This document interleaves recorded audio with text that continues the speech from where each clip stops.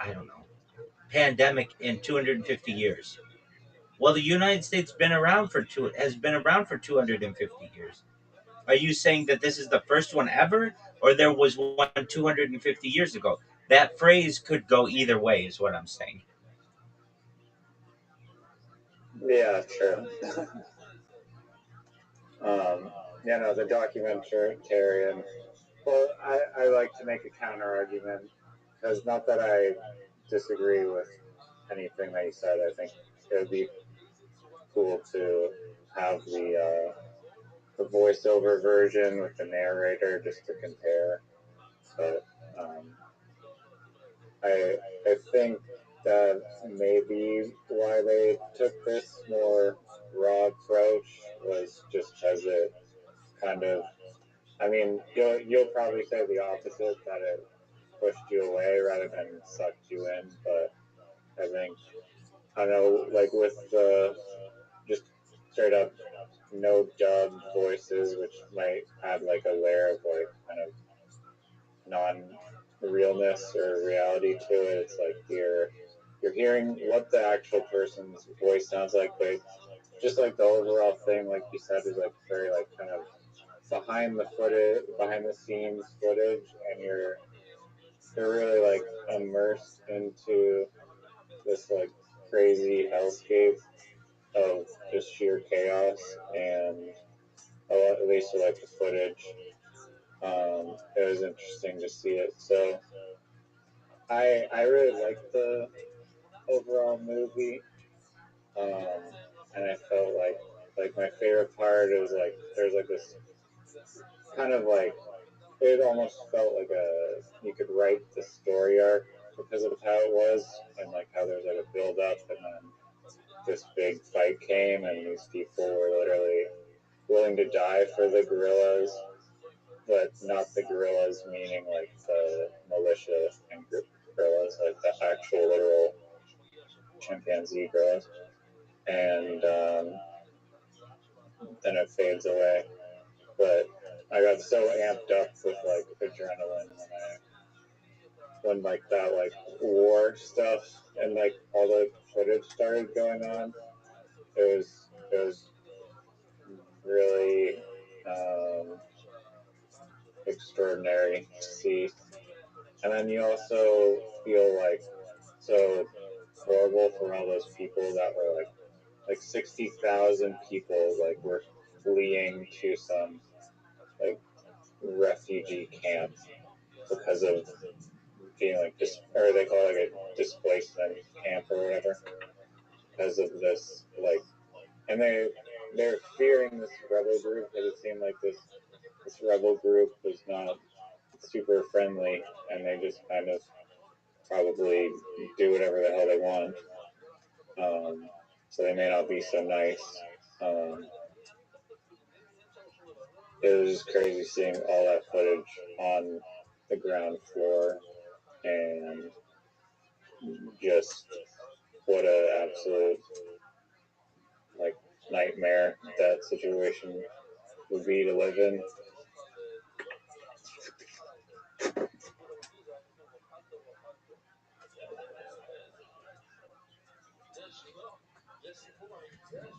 Um, Also, one thing that pissed me off is they never really explained how the fuck that like other fourth monkey died. Like his name was like Kabobo or something. yeah, in the And thing, what?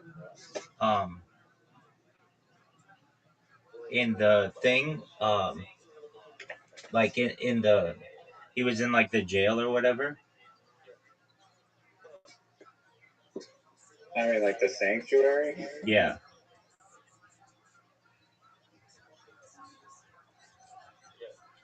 like when they were What? when the like M23 was invading or whatever, they had Kabobo in that little, you call it sanctuary. It, to me, looked like a jail. It had bars. It didn't have anything in there, and he was bored as fuck. That looks like jail.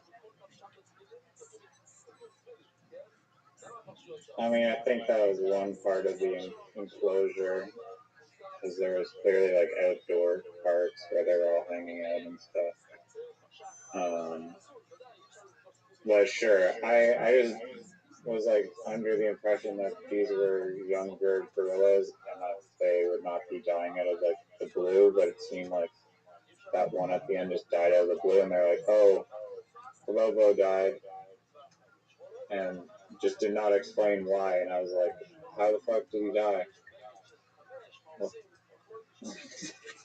you're not gonna explain any of this? Damn you, documentarian! Right. Too many unasked questions. Dude, we've got to watch my. It might be my favorite movie ever. It's perhaps my favorite documentary. Um, it's called Religulous, starring comedian Bill Maher, and I saw it in the theaters in 2008, and uh, people clapped when it was done. It was like they stood and clapped, and I understand why they did. It's just an amazing documentary on religions. He basically makes fun of all the religions and how nobody Yeah, really. I do his podcast sometimes, and I like Bill Maher.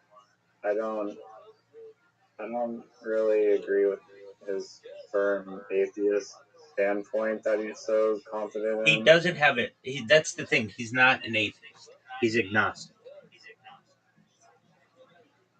I mean, he sounds pretty darn atheist, Well, but here's the thing. he, At the heart of anything, any religious person is truthfully agnostic, and any atheist is truthfully agnostic. The true answer is nobody knows.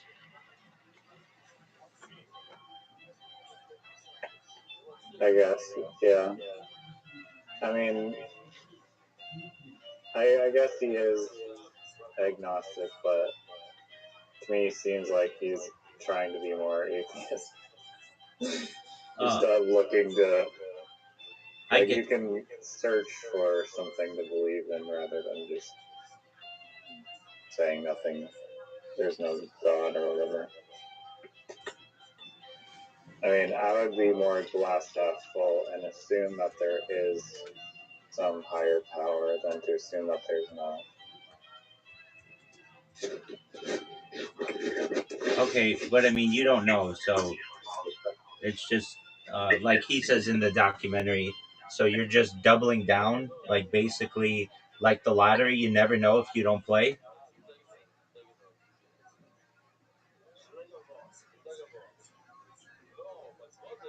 So, what does that mean? Like, referring to what? Like uh, you're just religious because you just want to hope that Oh, okay. something is exists in the end. Yeah, I mean, that's one way to look at it. I, I, I don't mind watching Bill Maher bash religions, but I don't, I don't think he's necessarily absolutely correct about everything. But of course, there's like all these. I've seen people on Bill Maher that are like debating him about religion, like Charlie Kirk, and then Charlie Kirk is even like, yeah, well, you're taking like the literal meaning and not actually doing like reading between the lines. Doug, what other meaning is there? Read between the lines. Yeah, but then that can break off into runaway thinking.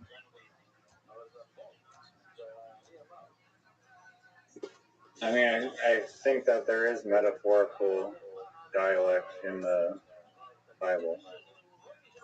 Okay, I mean, I get that. And who are we to interpret that?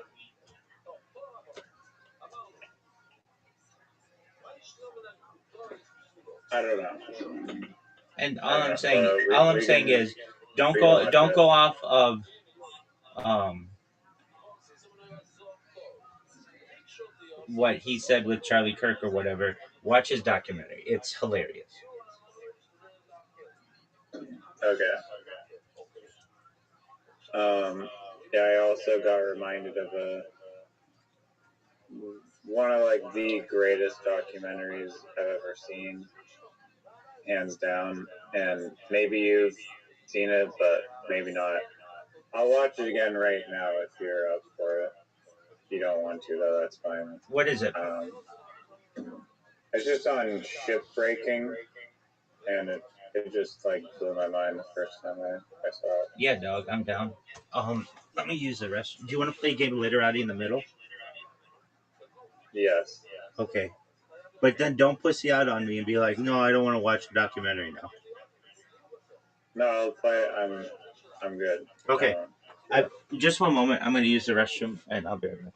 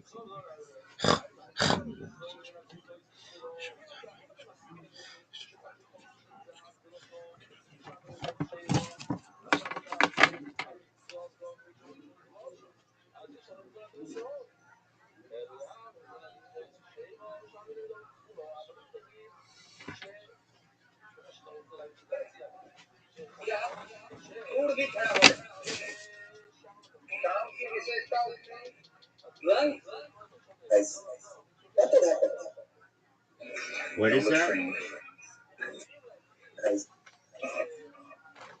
What are you talking about? Yo. Yeah, yeah.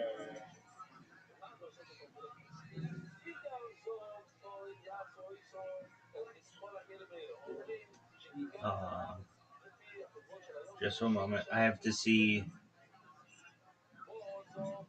how much time I have until I have to restart my streams. Got like an hour and 15 minutes. I noticed today on Pump that like you can follow people. Yeah. And have you made a bot that just like follows people on Pump? No, it's usually they like I noticed you can only follow 15 people a day. And like that's not like a lot of people. That's it. Yeah. Pump Fun was, in my opinion, uh,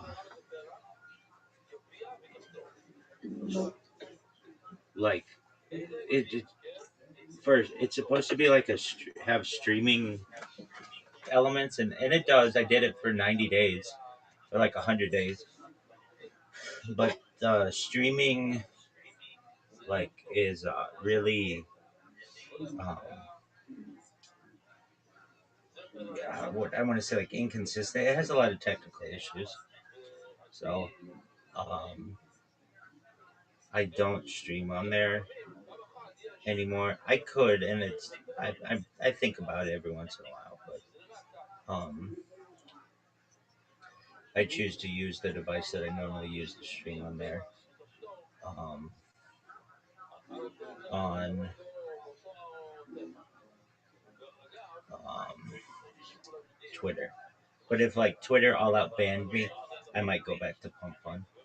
But yeah, they have just you can imagine like I'm not the first person to think of like, oh, I wonder if just build a follow bot on um, on Pump Fun.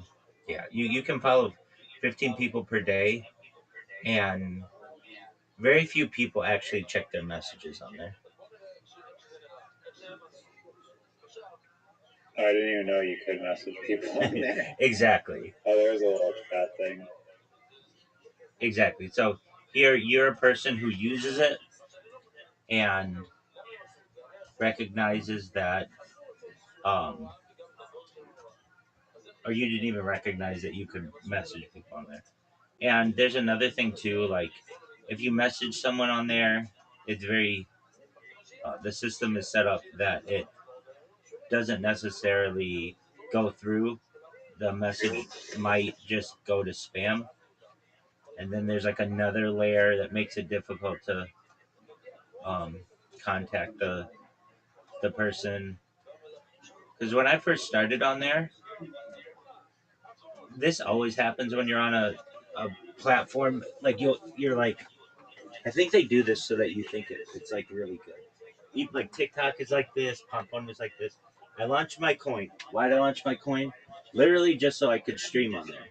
And I got like 35 people in my stream immediately, and they're all talking to me, and they're all real people. And I'm like, wow, this is a great platform. Like, I'm really popular here. Not knowing that they were just buying my coin and then gonna pump and dump it immediately. Um, because like, how would I know?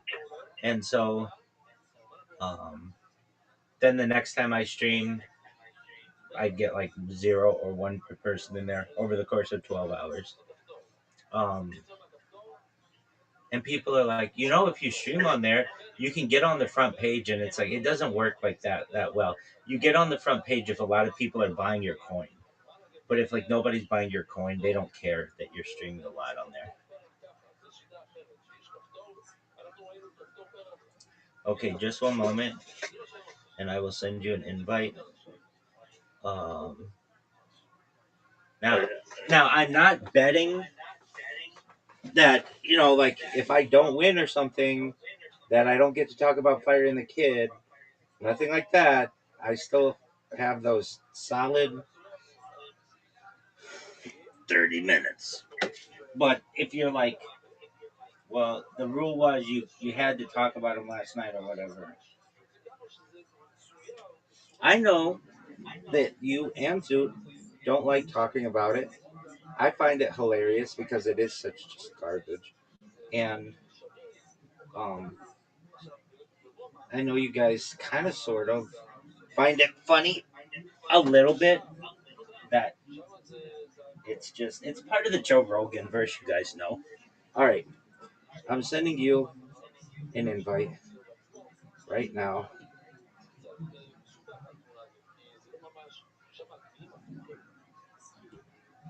Okay. Live I word have helper the break document ready to go. riser.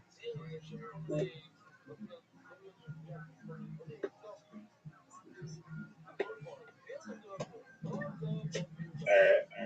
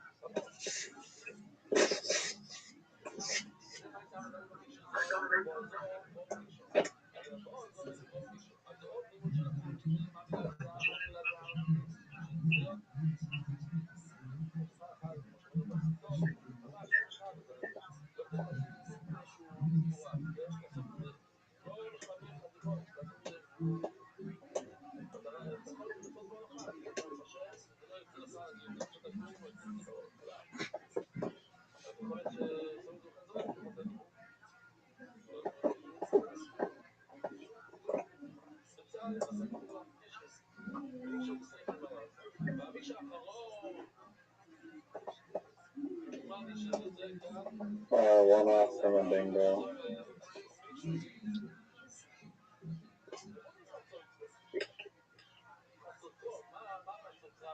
Or it's not a bingo. It's a what? Oh, it is. It is a bingo.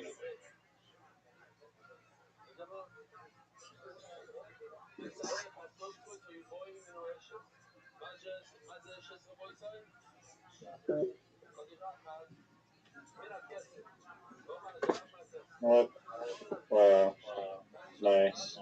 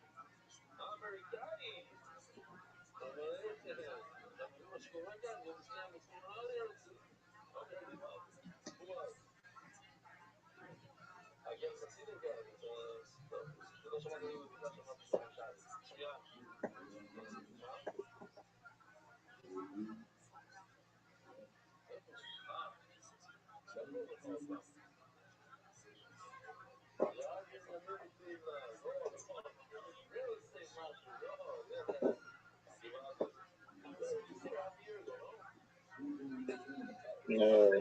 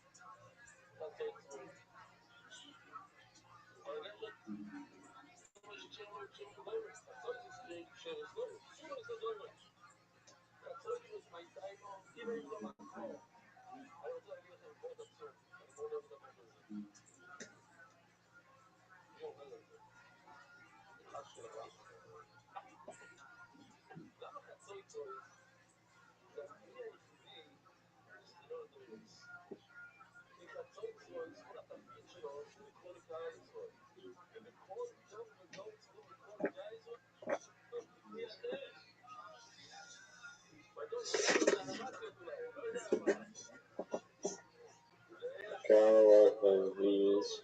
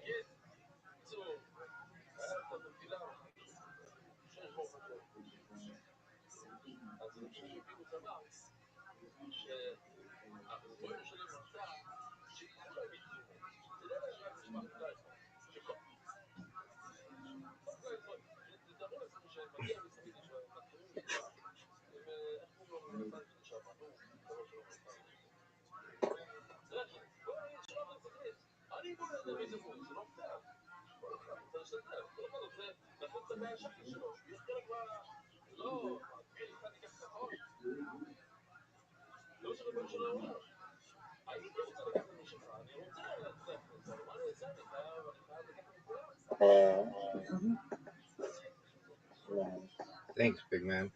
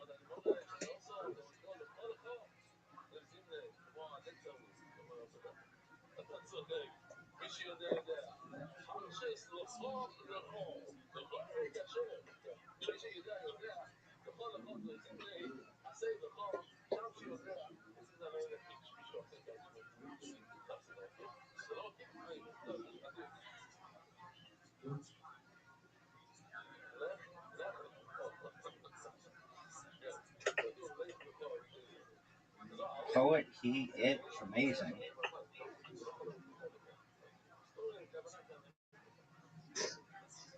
Oh yeah.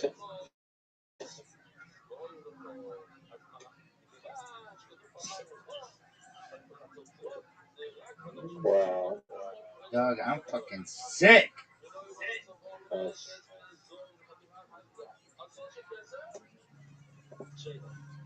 Zappy is a word. Fuck.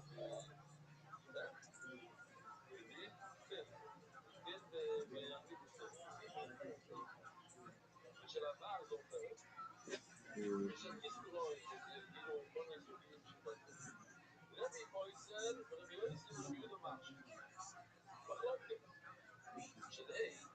That was good.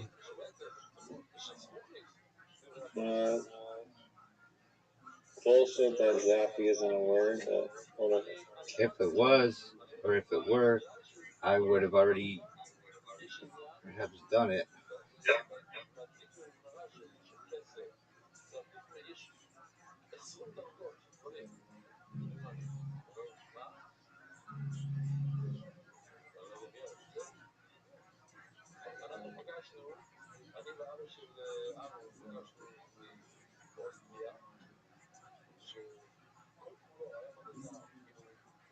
Oh, here comes a mess, folks. Wow. Wow. Are you proud of that? Baby, I'm a firework.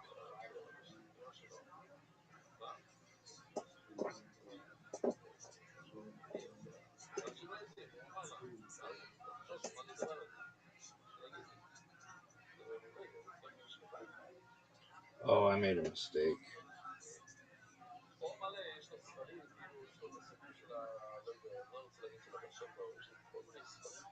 Wow.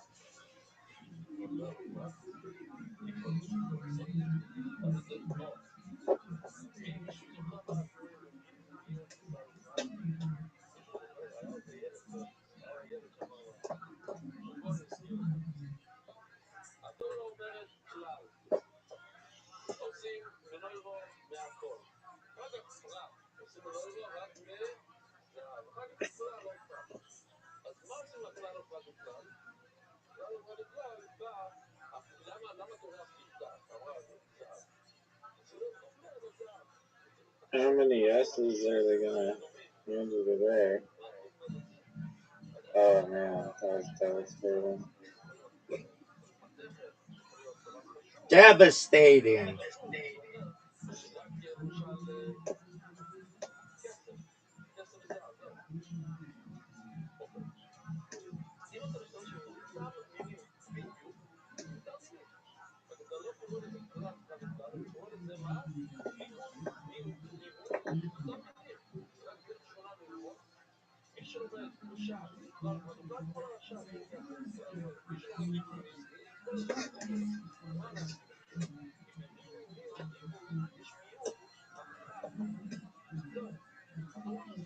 There you go, double Quee back in it. Oh, seriously? They gave you another X or S? Wow. Wow. Double quee. That's the only Oh, way dog. that you can defeat Double like three quee. X. Double Just quee. That was brilliant, dude. the double Quee. Yeah.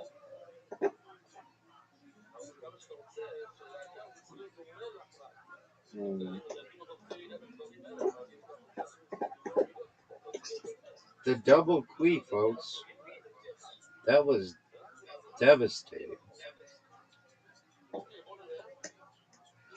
Double quee. Double quee.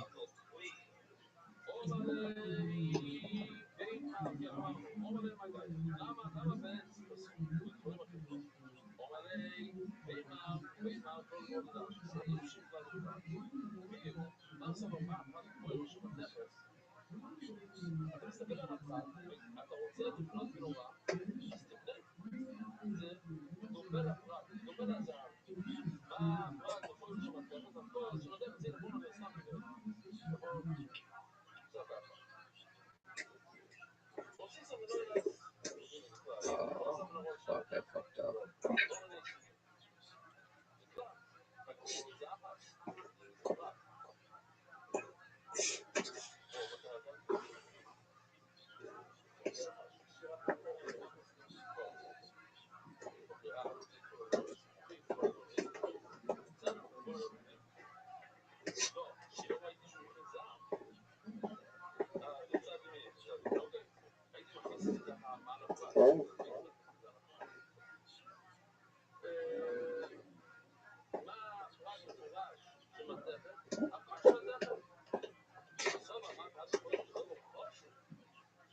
Good move. That's weird. That's funny. Oh.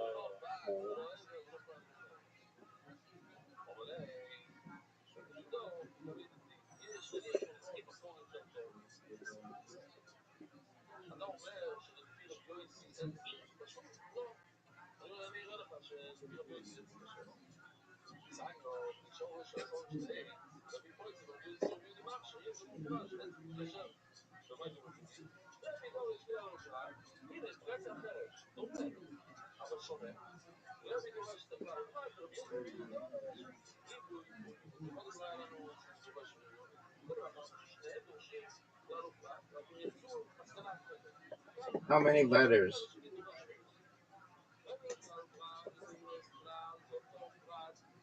16. Oh, still a game, son.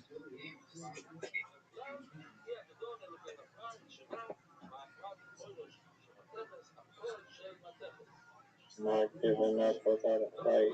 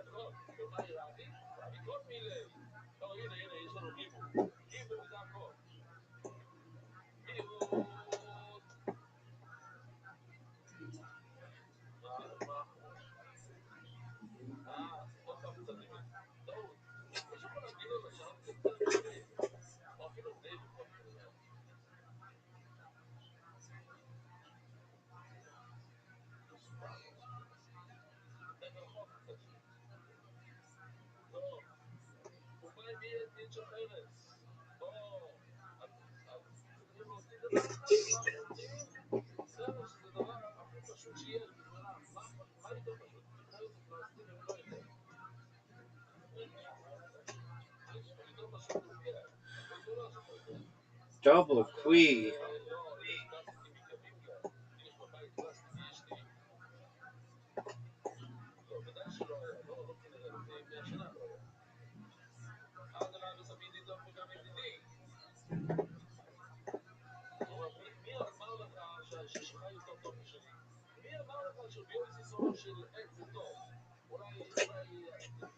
Double key.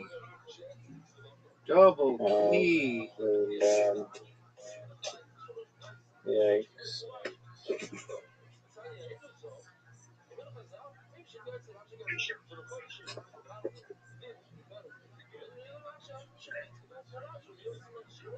That was a good move.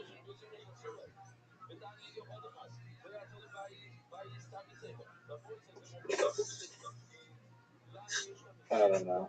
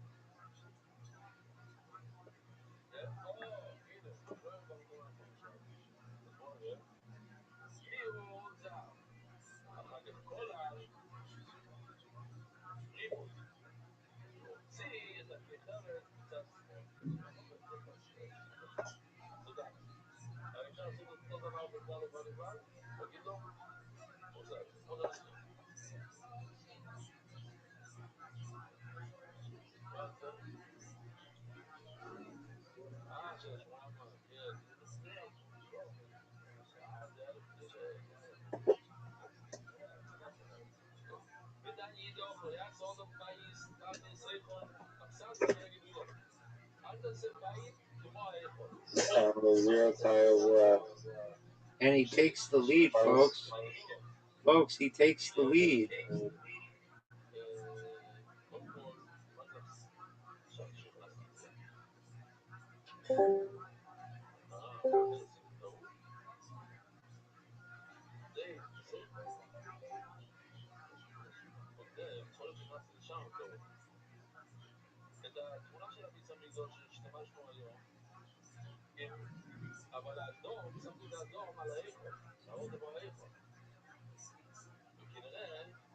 No, no, no, no, no, no. Running out of time. Running out of time. Through 5 points? 5 points? Wow.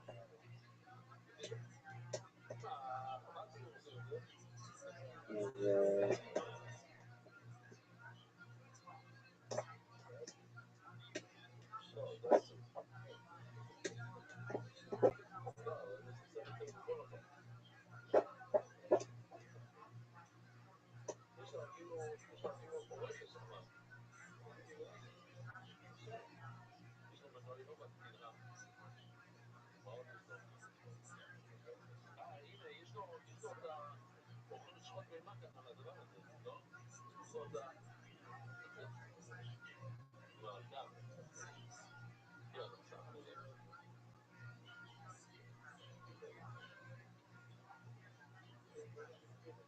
$12 points, Rat.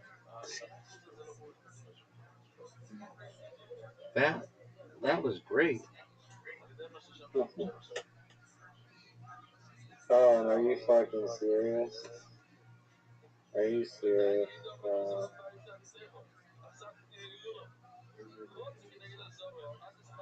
Oh no.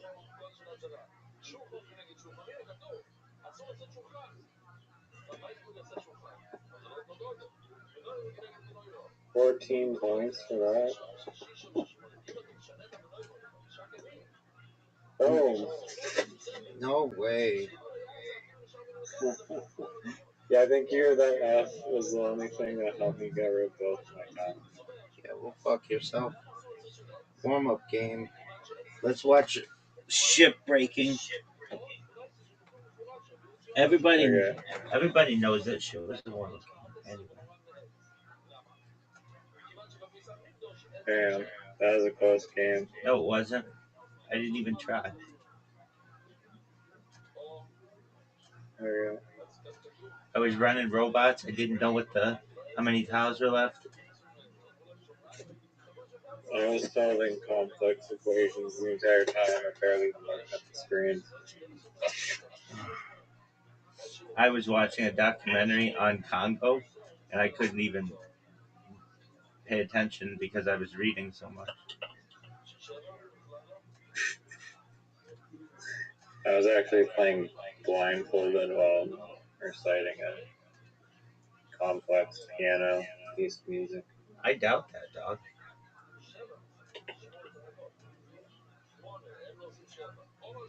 All right, I'm ready. Alright, starting. Ship breaking, bitch. This better not make me read. I don't think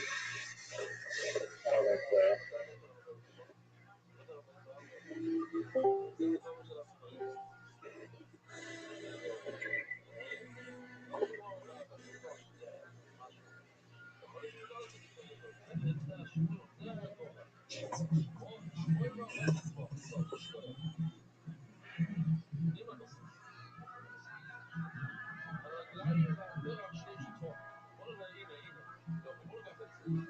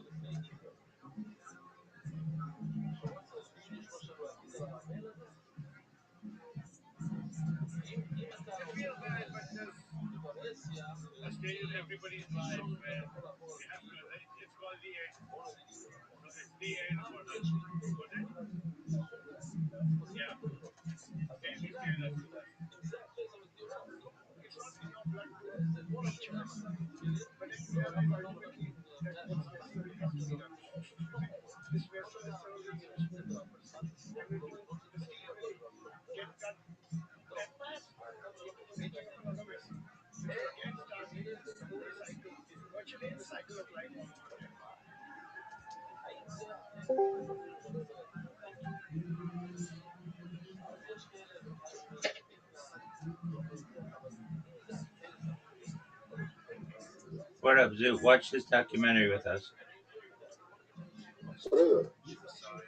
It's on shipbreaking, like breaking down of ships once they are no longer seaworthy.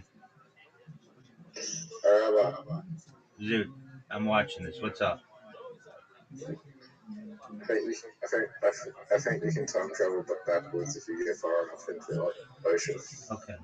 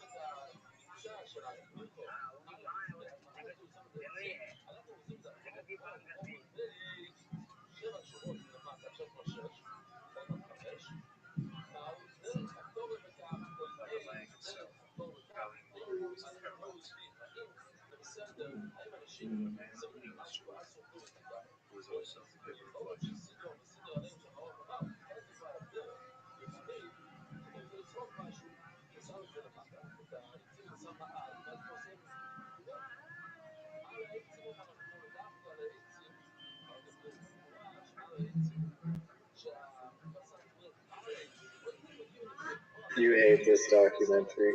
No, I don't. I like it a lot, actually. They're explaining it, so I don't have to fucking focus all my time on it. No, I'm fucking paying attention. They're at that shrine for the people who do the shipwreckers. In fact, it's called like Ali Ma or something like that. And I can tell you all about it. Like previously, this work was done in Canada and the United States, but then because of environmental shit, they do it in India. The reason why they do it in India is because, um, like, Okay, no, I believe you. But the reason why I can pay attention to it, and I know there was some um, subtitles. I wish it would have had black around it because it's hard to read on the guy in the yellow shirt. But um, like it's got a narrator, so I can like not have to watch all of it, but still know what the fuck's going on. I like it. Yeah, yeah, okay. I like it a lot actually. Way more than the other one. It's really good.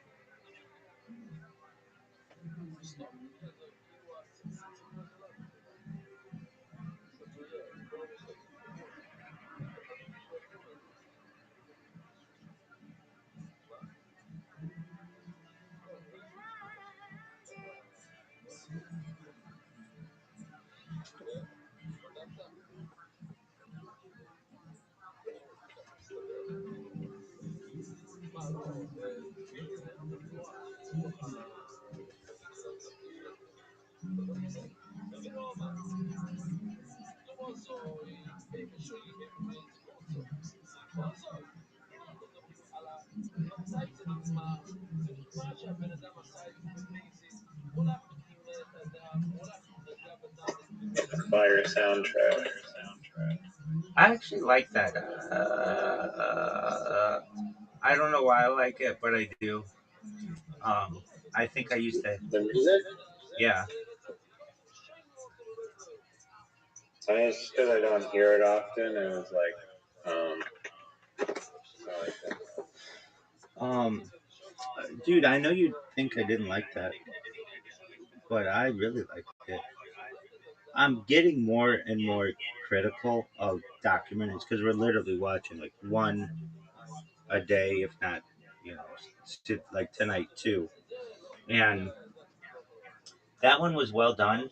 I am not a huge fan of at the end putting like an important message like the UN, like 116 countries have signed a thing for like environmental waste between countries. Like, tell me that. It's so if it's so fucking important, you don't have to just show it as a message. You can say it too. Again, it goes back to my like a Did you read the bottom of it? yeah that there's So no like they enforcement. signed, but it's not enforceable. Yeah, exactly. I wrote that down. Um, but if this is so important, why wouldn't you have your narrator say that? It's like these documentarians, like literally, like want to make their shit like so amazing that they're just always expecting you to be paying attention to it. And uh, again, like if you blink for a second, you might miss that. I mean, I didn't miss it, but like you could. There's nothing wrong with reading that to the audience saying 116 countries have signed the UN Basel Pact between environment, but they have no enforcement arm. That's fine. Say it to me. If it's so important, I shouldn't just have to read it and you as a documentarian expect me to see it. That should not be the case. If it is going to be on the screen in writing, there's an expectation that I have now, and it's like I don't feel that incredible of a request that it should be read aloud. Again, if not, I think that's maybe why it is in text is because it like emphasizes the importance of it. no, Maybe. no. I know they do. I know they do. You know what emphasizes the importance of something? Reading it and putting it in text. Then I'm paying attention to it. Oh, then I'm like, oh, wow. If you just put the writing, do you recognize that it removes the emphasis? Um, I mean, I think you can look at it both ways. I think it's like like a style like that for whatever reason is catchy. It is. Where And it's I shit. mean, it's better than like I'd rather have like 3 facts at the end that you read than like 5 minutes of them, like the goddamn jungle Congo one. I But understand. I get that. But if you're looking down at your phone or you blink or you just weren't paying attention for a second, you're going to miss like really important aspects of this. And if it's so important, read it. I know that these documentarians, it's an art and they like expect like their viewers to be totally engaged. But guess what? It's 2026 and I know this documentary maybe wasn't made like yesterday, but people are doing other things. I'm almost saying that the art of documentaries should change to the point where you could listen to it or watch it simultaneously and not miss anything. And that makes a lot of sense to me. Like, why wouldn't you make your art like that? Makes it even more art to me if you do that. Like, it makes it more valuable that it becomes an audio work and a video work. So what I'm saying is, don't focus. These guys like focus so much on the video aspect of it, and then they add writing to it without any kind of voice overlay. And it's like, if that's so important, then have somebody read it simultaneously. You know, there are some people who can't read in this world too, or they have bad vision or whatever. Like, It's Okay, well, I will say that I think. I mean, you said a point of like we should be able to listen to a documentary. I don't yeah, necessarily disagree, but I feel like if you're watching a documentary, um, like there's so much important like visual information that like gives you like just a completely different experience. Like that's why I was a little bit haggling you there because you're listening to it, but like the words are one thing, but like the visuals in that movie and like seeing like the actual conditions that these people live in was like haunting. And so you can't get that from like just listening. well, I mean, that's why I was watching too. I mean, I can tell you about, like moving the ships onto the sand and breaking these things apart, and the Did you see the slums? yeah, and they live in squalor, and there's no protection. I mean, like, I know that they said like the Supreme Court of India made things so like the conditions are better or whatever, but whatever that means, I'm thinking to myself, why does it take the Supreme Court of India, and why not their legislature? But nevertheless, yeah, I mean, I don't have to like, I get it. It's like I can multitask and still be able to pass a test on this documentary and what it's about. But I Not don't. the visual test, maybe depending on how much you watch. But yeah. Um, Also, there were some subtitles in this, but it was like a reasonable level of like 15%, but the majority was English. I agree. I agree. And not that many. The thing is, with the subtitles, I would put black around them.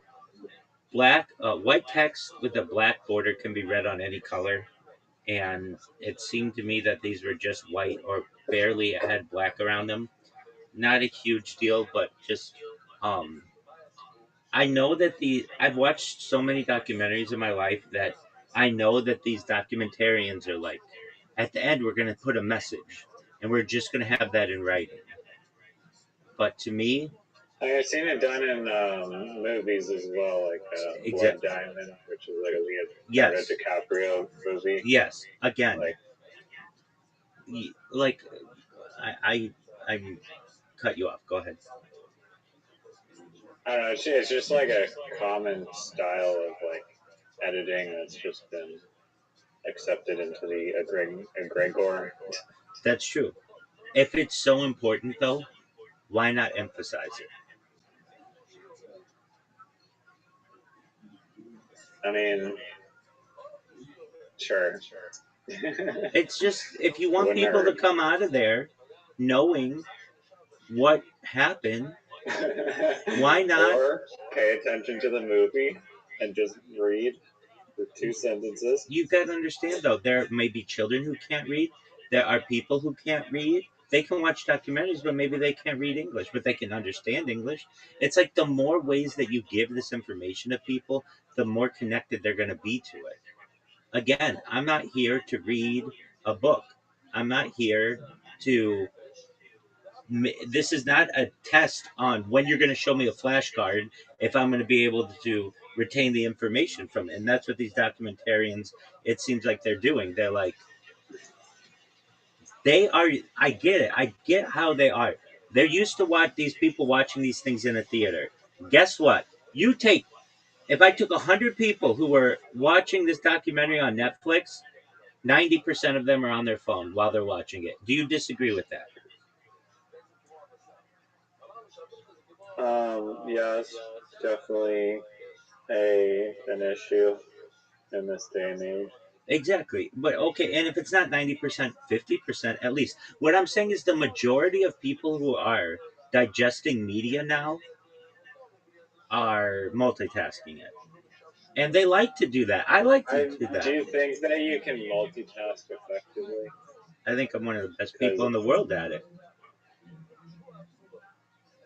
I'm watching a I mean, maybe that's documentary. true, but for me, like Wait, wait, wait, if wait, wait, I'm wait, wait, wait, like wait, wait, just wait, doing wait, wait, scrolling wait. on my Back the phone, truck up. everything Back turns the into like truck up. I'm not background listening to noise. anything that you say. until you tell me what you said because I didn't hear you. Can you repeat it, please? I was just saying, for me personally, like if No, I that's not am what you said. to, I said I'm one of the best multitaskers in the world. And what did you say? I don't remember the exact words I said. Well, that's why we've got this stream. But in all reality, I'm watching this with you. I'm watching it here on a small screen, and I was programming a really kicking ass robot and restarting my other streams, which, as you know, is quite an ordeal. I mean, it takes like 30 minutes. Um, but I still have a very good understanding of what happened. And they didn't show, to my knowledge, a map. Did they show a map? I know it happened in India, but I don't know where in India. Yeah, no, they didn't. They just announced what the town was named. I've Exactly. looked it up before. Exactly. But, like, why wouldn't you show a map? Well, I mean, if you're not going to pay attention and watch it, No. you won't be able to digest it. But for No. the If viewers they, that are paying attention and watching it, no, if then you were yeah, sitting then there that'll be and helpful. you paid attention 100%, even better than you did, and you've seen it multiple times, you still don't know where this is in India without having to look it up from a third party source. Yes, no, that's correct. So what I'm saying is like these are simple things. Documentarians, you're gonna watch this in the future and listen to what I'm saying. These are simple things that literally can take your documentary, which this one I would give like 6 or 7. It's good to an 8 or a 9, and um, that's all. I mean, they're simple things, but again, these documentarians are like so focused on people watching these things in a theater, and just that's not how people digest media anymore. Even with long form videos like movies, there are a lot of movie theaters that let you have your phone on now, not with sound, but you can be on your phone uh, while you're watching the movie because people like to text during a movie. Like that's a cool thing, and There's not a dick move for people behind you that are now like your bright ass screen is like you can't even light bulb you now. can't even see them. It literally is like their body is blocking it. It's not a dick move at all. You could have every single person in a theater with their phone on and they could be texting in their lap, and the people behind them won't be able to see them. Maybe to the side, but that's still not a big deal. Get over it. It's like a tiny inconvenience that if you're looking up at the screen, you really not, it shouldn't be bothersome to you. And I'm saying that this is what the movie industry, they're wondering why their industry is dying. The reason why their industry is dying is because they haven't gotten with the times. They expect everybody to be paying attention 100% of the time, and nobody is. And the visual effects that they could include in um, their art are just value. I mean, maps are big, and to me, if you're gonna have a map, I like maps. I mean, I always have, so maybe I'm a little biased, but Yeah, you're a cartographer. I am. I'm like the greatest cartographer in the history of the world. Um, but that makes it exciting. Like we're on an adventure, and they should recognize that people feel. I'm not the only one who feels that way. When I see a map of something, even if it's like in a fake movie, like The Hobbit or like something, like I'm into it. Like, oh, okay, this is where we're going, and this is where we've been through. I don't understand why these documentarians just expect me to know what Central Congo looks like. I don't. And also, I don't know where the fuck this is in India. I've never been there. I don't know anyone who has ever been there. So It's a massive place. show me a fucking map of where it is. That's not me asking for, and it's not like it's extra money. It's not like I'm saying in there, why don't you play a Rolling Stone song in the middle of your film? No, I'm not asking for something that's going to cost you money. I'm asking for like the bare minimum. And this Did the documentary, Antarctica documentary have a map? yes, it did, and I even said I love the map. It had, so it looks like you weren't paying attention. It had a bunch of maps. It had maps all over. They had maps of Elephant Island. They had maps of the George's Island, whatever that one was called. They had maps of them in Antarctica. They had maps of them in the going past the Falkland Islands and the Chile, and then Chile. Like they had maps all over. So it shows you weren't paying attention to that one, which I understand. It I was was multitasking. there. You go. You were multitasking. Um, but yeah, there were a lot of maps in that one. Uh, in fact, they had maps of Elephant Island. They had maps of um, whatever the fucking that one that they eventually got saved on. Same from that whaling island, South Georgia Island or whatever. They had a lot of maps, and I liked that. Now, was it that exciting? No, because it happened like 100 years ago. Well, to me, it's exciting. It's an exciting tale Ernest Shackleton. of survival, and you know what I'm talking about when I say I'm the Ernest Shackleton of the internet.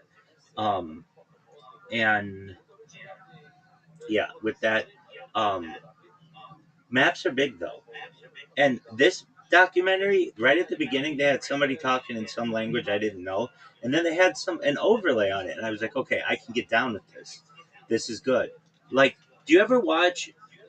Do you have 60 Minutes in Canada? I know what it is. Yeah, Okay, 60 it's like the Minutes. news thingy. Exactly. It's called a news magazine. So it's literally like, you know how you had old magazines like Time and Life and that kind of stuff?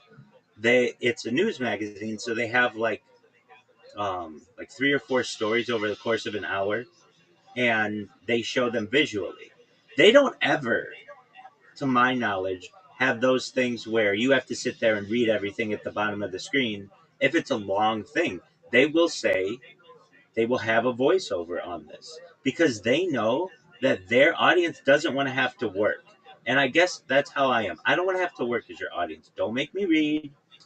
Don't make me uh, hear languages that I don't that are foreign to me for long periods of time. And the reason why is because I get bored when I if you speak French to me for more than 10 seconds, I'm just gonna shut off. I'm gonna be like, this is boring. I don't comprehend what you're saying. Same with Spanish. Uh, really, I can listen to some languages and get the gist of what they're saying, but there are other languages like Swahili, which I think is a really cool language, but I don't know it, and so don't show me like a 4 minute discussion of this guy with a camera in his pocket when I have no idea what you're talking about. Um, and that was just more of a critique of the other one. But this one had a positive ending to some extent. It was really interesting. I found it interesting that half of all the world ships find their eventual home in this random part of India, which I'd love to be able to tell you where it. Okay, what's the name of the city? I have to look it up. Okay, so I'll just look it up. City where ships. Shipbreaking City, India. Starts with an A. Yeah, I know that. Alang. Yeah. I know that. Um, Alang.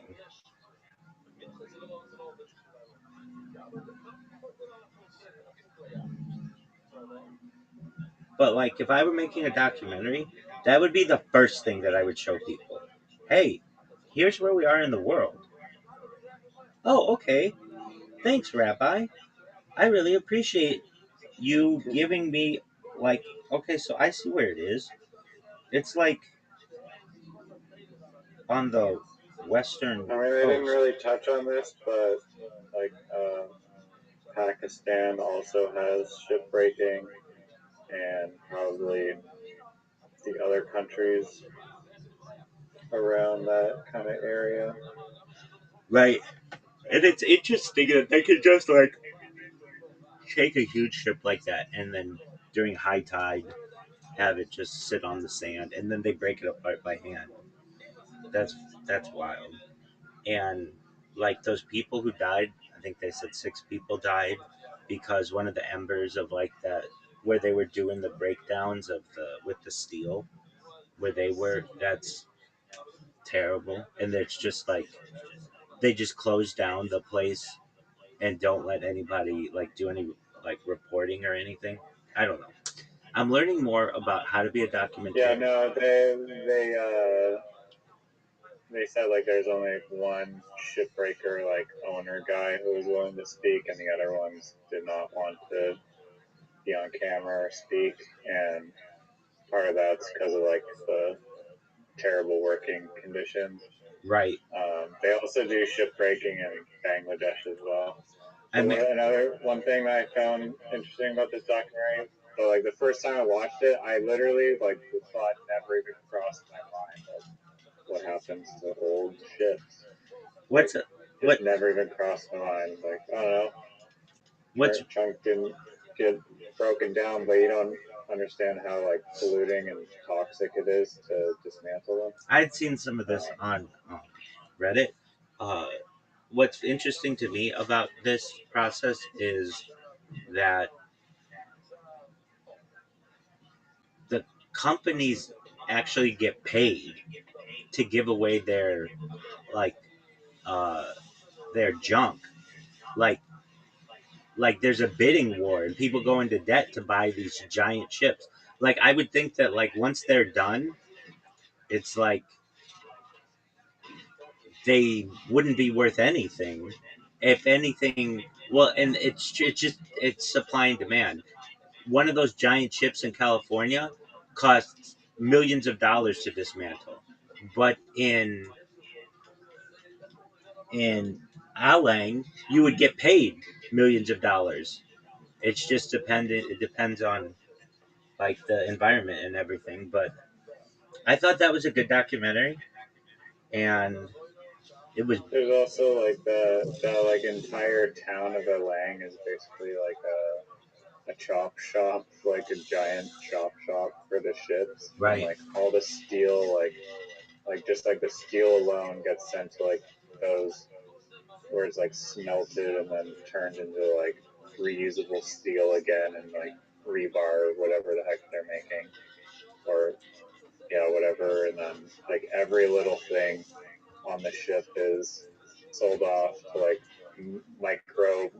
microcosm merchants in Alang, and then I've seen like videos of people going into like the shops, and there's like just like weird like telescopes and like all sorts of shit from like people's personal like cabins that's in these little shops. So you can find like these like interesting trinkets, but it literally like supports so many people's jobs, that industry. right, And I've heard that like some approaches to getting rid of ships is just to literally just sink them and like turn them into like a coral reef or something. right. And that's been done a few times. So I wonder how much more viability that whole shipbreaking thing has. Maybe we need more. They could just sink them.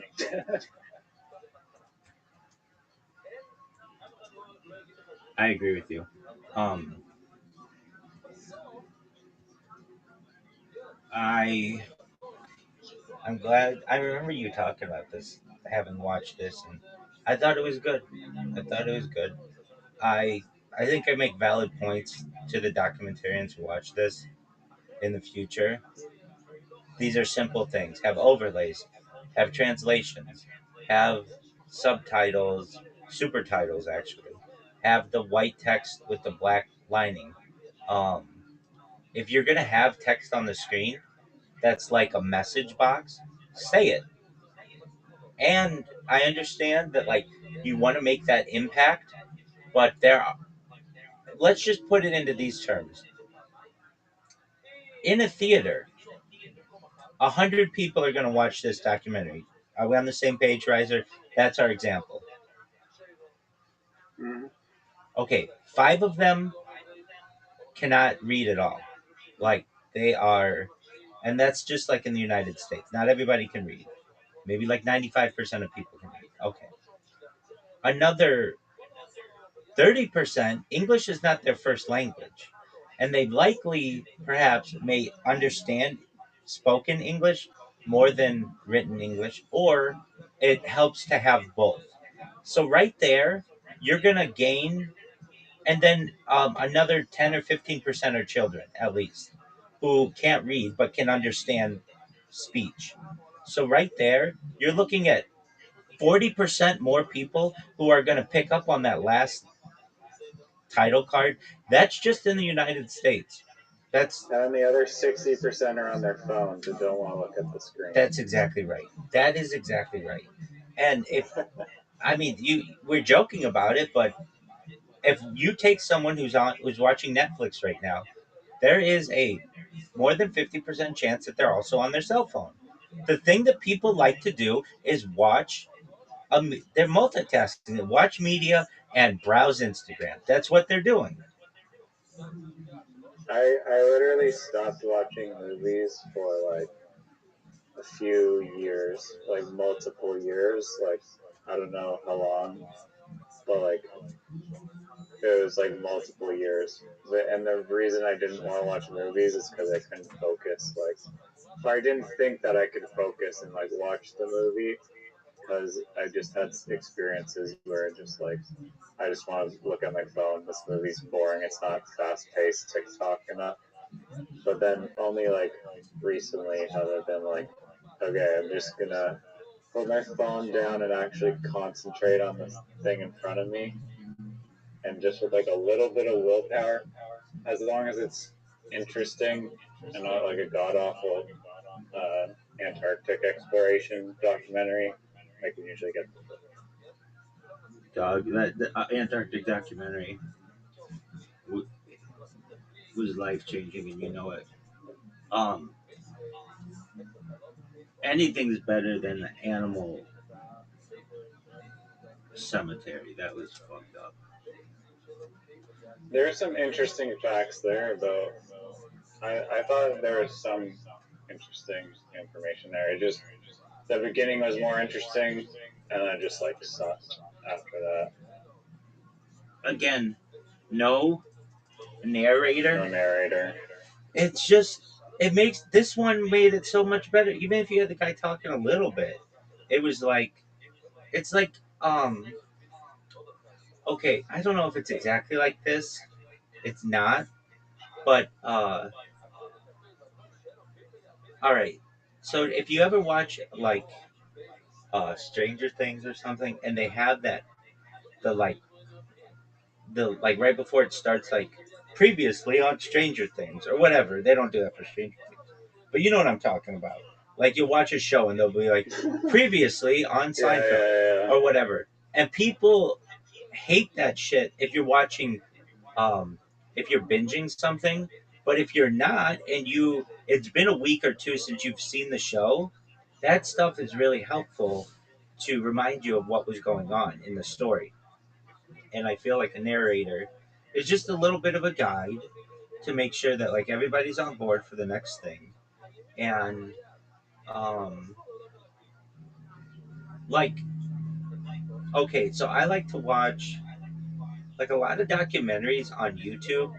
They're not that long. Like YouTube has figured out, or people have figured out that like 20 minutes is the sweet spot for documentaries on YouTube. If they get longer than that, people feel like people just click off of them.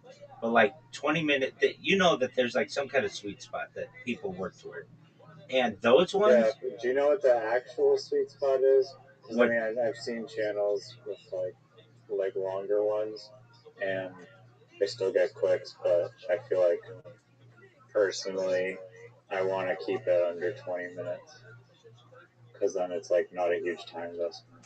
yeah, I can see that, and I'm the opposite. The longer your video is, the more I want to watch it. As long as it's not like one of mine that's 11 hours and 55 minutes. But if you've got like a 3 hour video, that's baller to me. That means I can turn this bitch on, listen to it, watch it occasionally, and not have to do anything for the next 3 hours. That's cool to me. That's why I like playlists so much. Um, but yeah, there's a sweet spot that these creators are getting to, and guess what? Their videos are highly narrated, highly to the point where they even use AI narrators. They don't just show fucking text. You know, none of those people who do YouTube would ever survive by just putting a text box at the end of their thing. You know that, right? That's a good point. Yeah. And the reason why is because they want to keep their audience engaged. They know their audience is also on their cell phone, and that's a big thing. Like the documentarians of the world, the people who do documentaries should learn from YouTubers that like you need to keep your audience engaged, and they're not always going to have their eyes, you know, on your screen. So just read to them whatever it is and review it. And those YouTubers also are talking like, I don't know, of a video, of a 20-minute video, they're talking like 19 minutes and 45 seconds of it. They're really talking for the majority of it. When one of these documentaries is like maybe 20% is talking, the other 80% is just looking at ships or looking at a primate or something. Um, and they're like not learning from each other. The documentarian should say, "Hey, the world has changed from the History Channel or the Discovery Channel. You can't make these like really long, boring documentaries anymore because people just don't want to watch that. They want to stay engaged. They want to be excited the whole time, and Do you that think far into like the future it'll be even more like fast paced yeah, than it is, or yeah. like Have how you can you have make you ever that seen? more fast paced? It'll just be like a Oh no strobe no no no light like no no seizure no alert. no. Oh, that reminds me of something. No, it'll be What up, Pilly? Um, I've heard this thrown around that YouTube is slowly over the course of a generation training people. What up, Pilly? They're training people. Hi, uh, Pilly. I can't understand what you're saying. Um, they're training people over the course of a generation or two to go from being fine with 60-minute videos, no commercials, to 45-minute videos with 15 minutes of commercials. Then another 10 years goes by and it's 30 minutes of video and 30 minutes of commercials. And then a generation from now, it'll be 15 minutes of video and 45 minutes of commercial. To the Where are the commercials on YouTube? dude, you've never, dude, they're super long and there's, I mean, I guess you'd use a pop-up They have blocker. sponsors, but you just like What are you click talking about? ads It's quickly because you're enough. using a pop-up blocker, dude. YouTube videos are notorious for being like every 2 minutes they have a new ad. I think that's like a. It depends how much you choose to bombard people, because I think you can choose that as like a publisher to be like I want. Because I've seen a video one time where it was like just a joke of like every like every minute there was like an ad or something and like 3 hour long playlist or something, and I was like, what the fuck? But I've never, yeah, most of the time I'm using an ad blocker, so I don't really look. But if they're really like that bad, that would be painful. Well, what I'm saying is eventually, a generation or two from now, it'd be 5 minutes of content to 55 minutes of commercials. Wouldn't they just like refuse to watch? No, you have no alternative. If everybody does that, you're forced to have it. I guess, yeah. But that's separate from like the actual pace of like the video itself. No, let's talk about that now. Um, if you've ever seen like this was very popular in the aughts, the knots, the like from the 00 to 2010. Um, if you ever watch like a Mountain Dew commercial, it would be really quick cuts, boom, boom, boom, action shots, X Games kind of shit. They wanted that young generation, and the faster the cuts they found, the more engaged people would be, because people had short attention spans. And in the future, I've seen like, well, you've seen it. Remember the $1 million advertising page?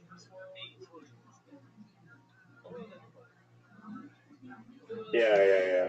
It's going to be like that. Like basically, you'd put a square in front of that. That would be the video, and then all around it, you would just have banner ads, and they'd be like flashing and all kinds of stuff. And um, that reminds me, the United States potentially having the epileptic seizure warning like the British have, or in Europe. So like we don't have that in the United States. The like warning before television that like something has like quick cuts and like flashing lights and stuff. But in the future, Is that actually like a thing? Like if you show someone just really flashy stuff and they have epileptic seizure, big time, like they could literally trigger a seizure like that? big time. Yeah, you can program people with that too. What do you mean? It's called subliminal advertising. So this was made illegal in the United States, but I believe in the 1950s in movie theaters, they would show the movie, and then behind it, they would show like popcorn, like a picture of popcorn or Coca Cola or something, just like how would I describe it? Like Like a a, watermark yeah, that exactly, like oh, like if like very translucent, and and then that would cause like 60% more people to want popcorn and Coca Cola during a movie, and the government stated that that was an illegal practice, but they worked other ways around it. Dude, they used to do this thing, which is fucked up. So the television used to, at least in the United States, I don't know about Canada, but I imagine it was somewhere, used to not be on 24 hours a day. It would be on from like yeah. 5 a.m.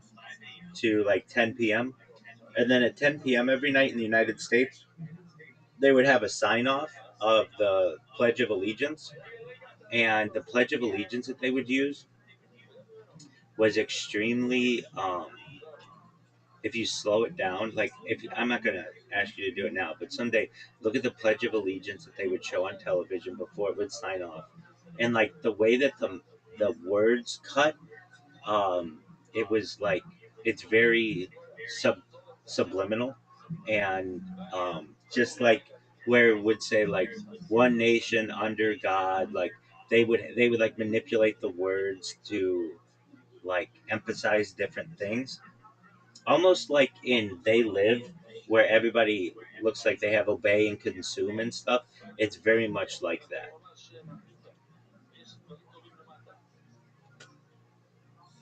and you can see it. It's freaky. In fact, you should look at it. Look at it right now. Go to YouTube, type in. Alright, I'll look at it with you. So it's YouTube, and then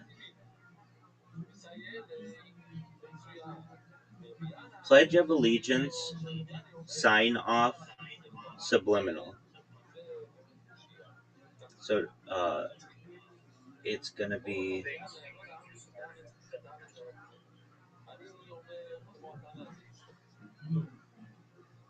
sign the Pledge of Allegiance. No, Pledge of Allegiance. No. Oh no, they're doing it in sign language. No. Um, subliminal 1950s maybe. Um, no. Let's see here.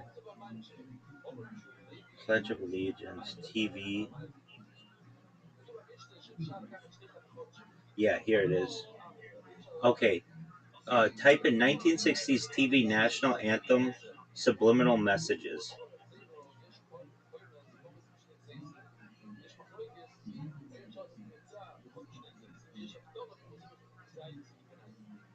Let me know when it's The only poor guy? What'd you say? Is the channel name the only poor guy, or what's the Yeah, channel? good question. Yeah, do that one. That's fine. 2.6K views. Yeah. Let me know when you're hitting yes. All right, There you go. here, just go. Just give me a countdown. 3, 2, 1, go.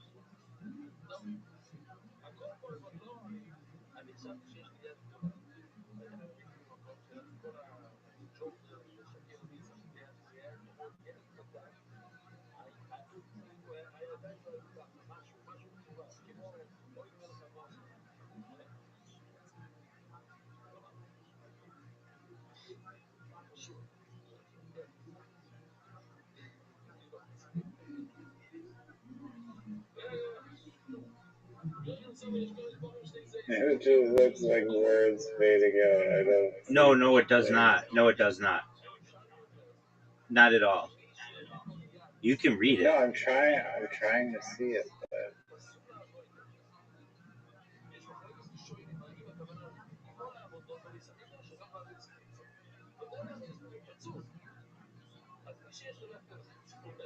It's like trust the government. Government God. It happens really quickly.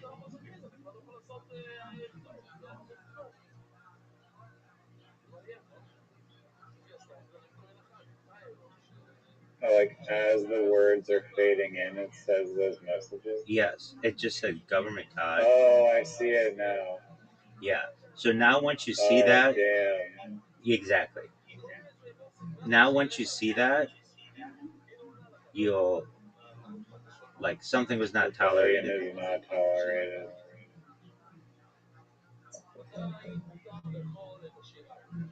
God is consume, God obey, is consume. watching. Consume, obey, consume, obey.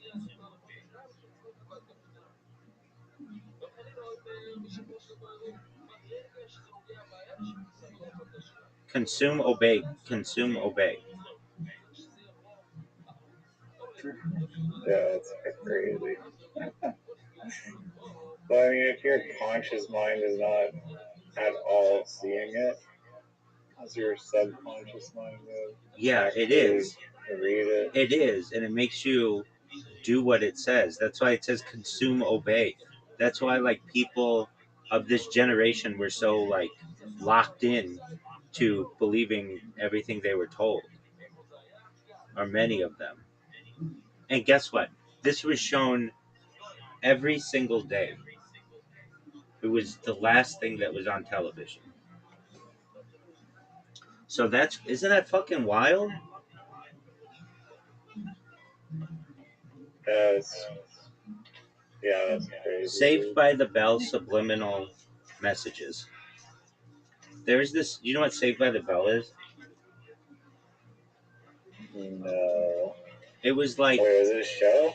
yeah, it was like Degrassi before Degrassi. It was like giant.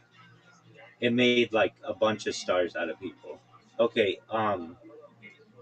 type in Saved by the Bell Subliminal messaging. into YouTube? Yes, sir.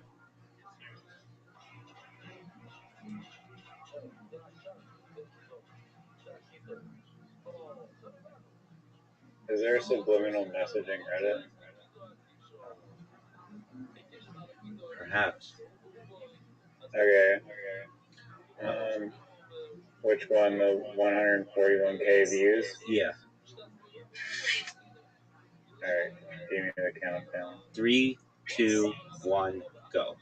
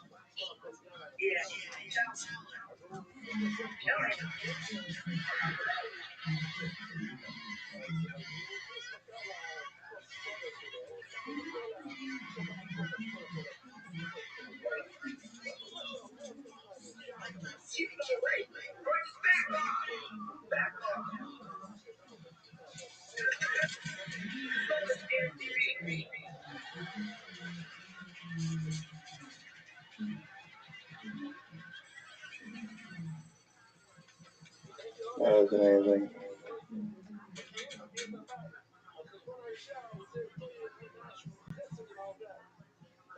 I don't know if it was amazing, but like they even talked about No, it. it was. That was like a well-written show, by the way. So good. Wow, I think that's cool that you think that.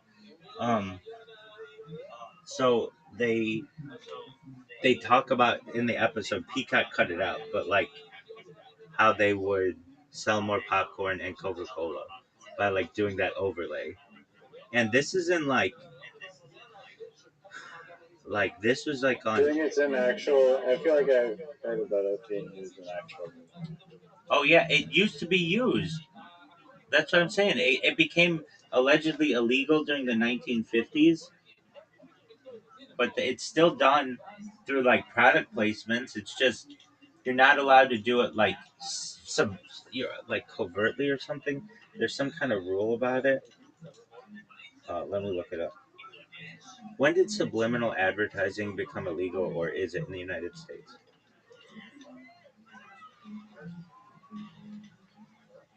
So, subliminal advertising is not explicitly banned by a specific federal statute in the United States, but it is effectively prohibited for broadcasters through regulatory policy and can be challenged as deceptive under consumer protection laws. The Federal Communications Commission issued a policy statement in 1974 that declared the use of subliminal perception techniques is contrary to public interest, meaning broadcast stations risk losing licenses if they use such methods, but that doesn't mean cable can't do it. This followed an earlier 1958 ban by the National Association of Broadcasters, a self regulatory industry group, and the 1955 FCC statement expressing concern over the practice. So while it's not illegal, it's frowned upon. But that, that like still means that it could be done.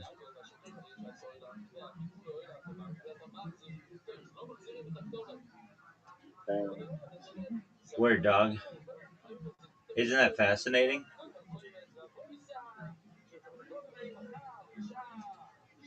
Yeah, no, I want to. I've got to now make a subliminals iceberg. So let's see what it comes up with. Oh yeah, do it and read it to me. Okay. That's a good idea.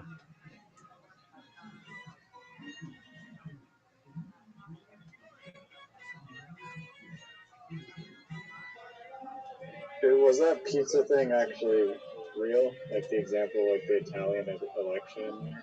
Uh, I don't know. Let me look it up. Was there ever an Italian president who put their ads in a pizza commercial or something, like is said in the Saved by the Bell subliminal messages episode?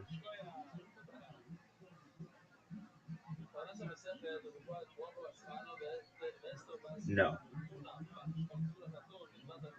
Yeah, I was gonna say that sounds way too cliche. But I mean, that seems like an interesting use case for it, is like influencing political stuff on a conscious level. I agree.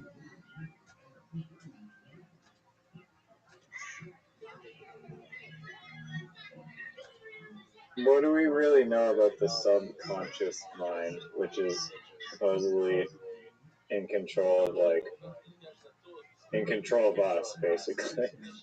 Yeah. Um, I mean, it's only been studied since Freud, really. Just strange to think about.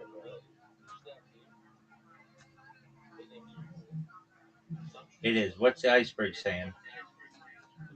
I'm just typing it in now.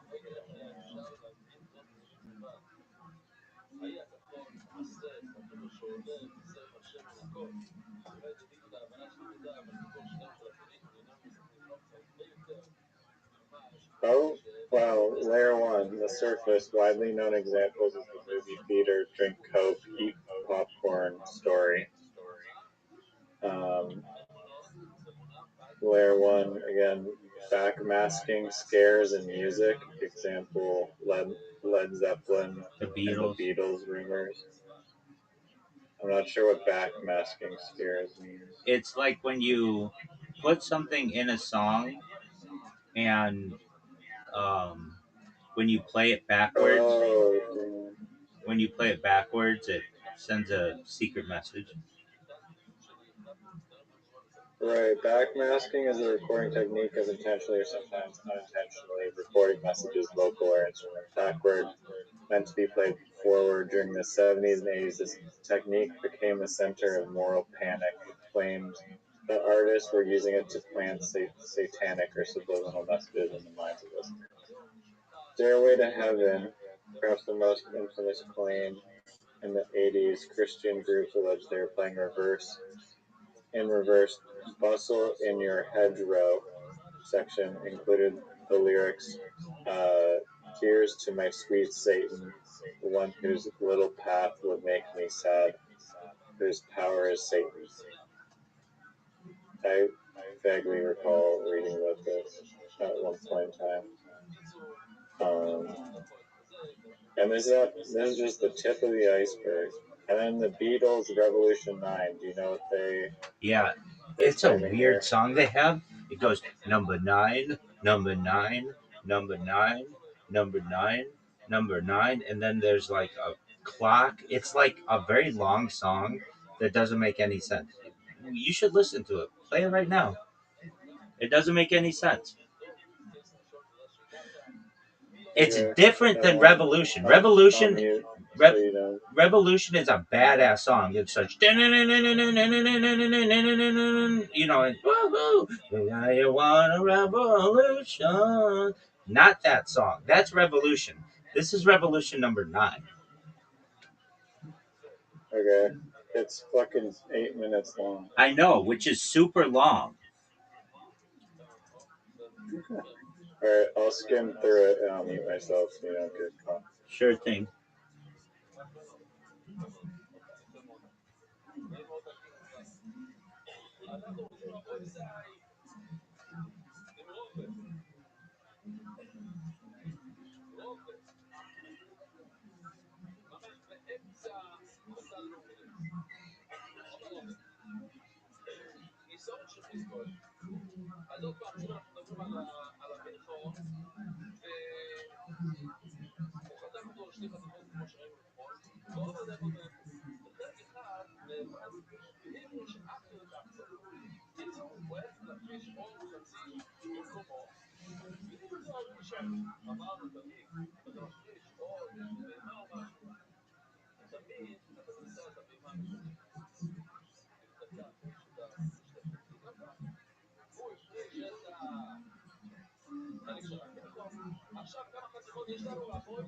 That intro is really strange.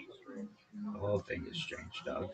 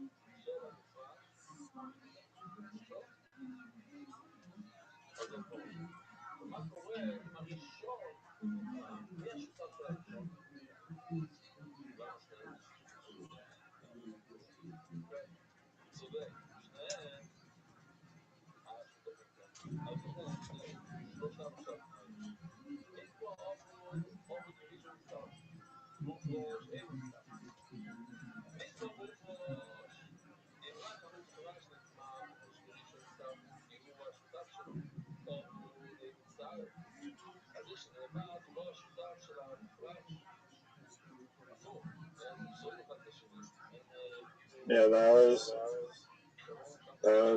like literal like acoustic audio schizophrenia. The weirdest Beatles song I've ever heard. I did not think that they would ever make a track like that. Where One of the Doug? comments is like, imagine this being someone's introduction to the Beatles after hearing like how amazing they are. Right. I knew a guy whose favorite song was that, or his favorite Beatles song was it, and I was like, oh, you mean Revolution? He's like, no, Revolution number 9. I'm like, I don't think I know that one. And we listened to it, and I'm like, how could you like this song? He's like, oh, it's so amazing because you don't know what's happening in it. And dude, we have to watch. If you really want to get into iceberg shit, we have to watch a documentary. I believe it's called The Walrus Was Paul. It's about the Paul McCartney death hoax and whether it really took place, and it's fucking fascinating. The Walrus is what? Paul? Paul, Paul, Paul. yeah, but don't watch it without me. We should add that to the list. Like, if I get a pick tomorrow, that's what we should do, because it'll explain all this weird shit that happened with the Beatles and why they did what they did, why they broke up when they did, why they never toured after this accident that Paul McCartney had. Ghislaine Why Max do I not? Ghislaine Maxwell's Why do Ghislaine Maxwell's dad's influence on the Beatles was giant. He was basically their handler. They wrote a song about him called Maxwell Silver Hammer. Well, don't spoil it all. But yeah, I'm down to watch it. He- I don't see the name The Walrus is Paul and Paul McCartney documentary. Nothing showed up. yeah, dog, because you're not gonna find it. I'm the iceberg. I'm the iceberg below the iceberg, baby. I'm like people just call me Sounds ice. like some weird, like, obscure piece of medium. Yeah, kind of. There are two of them. but it's fucking fascinating to the point where Okay. if you had to ask me, I don't think they're the same guy. That's just I'm entitled to my opinion. The the fucking uh, mind police aren't getting me. Um, there's a lot of evidence, freaky evidence to the whole point.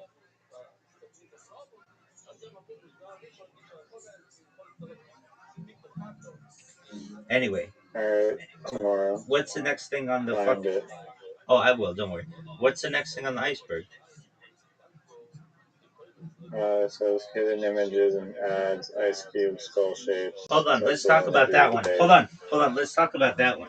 Sports teams have this big time, and like just the there is a thing. I forget that it's a shape. Just so long. Let me look it up. What is the subliminal shape of like a penis going into a vagina? It's like an ancient shape. It has a name. I forget the name. Um,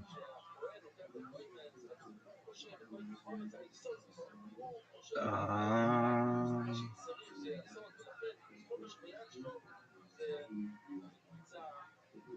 it's like the it's in sports logos and stuff. It's just like it makes people feel complete.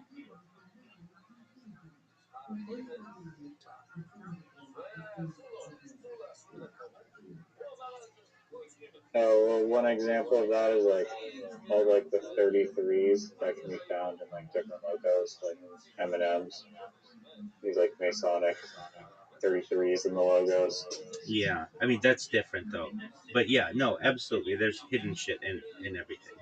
Um, uh, Oh, yeah, I guess it's hidden image and like logo, but yeah. yeah, exactly. Okay, so go on to the next one. Cartoon Disney hidden adult jokes claims, Oh yeah, that's a but big one. says that they're often Dude, misinterpretations. fuck that, man. Those are real. And they fucking say sex, and the guy who marries the Little Mermaid, he gets a boner, and um, Really? oh fuck yeah, man! It was on 60 Minutes. Yeah, Dang. it was. I remember watching it. Look at the front of the Little Mermaid box. It's a penis. Little Mermaid box. Yeah, there's a huge gold penis. Um, Type in VHS box. Little Mermaid, oh, Little Mermaid VHS box.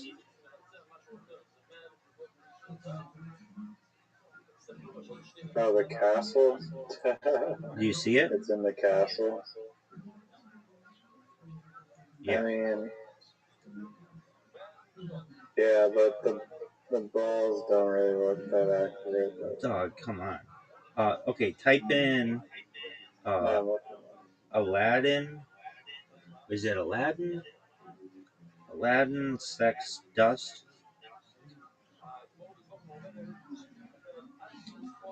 Is it Aladdin? No, it's Lion King. Lion King sex dust. Yeah. Type in Lion King sex dust.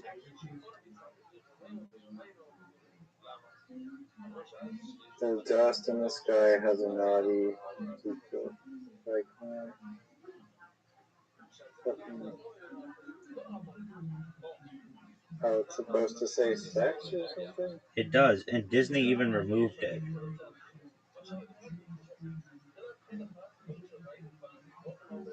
I'm not seeing it very clearly at all. Go to Maybe like go it's to Brave. super abstract. Go to Brave. I'm looking at it. It's like the tiger is like on the rock, like lying down. Yeah, it obviously says sex.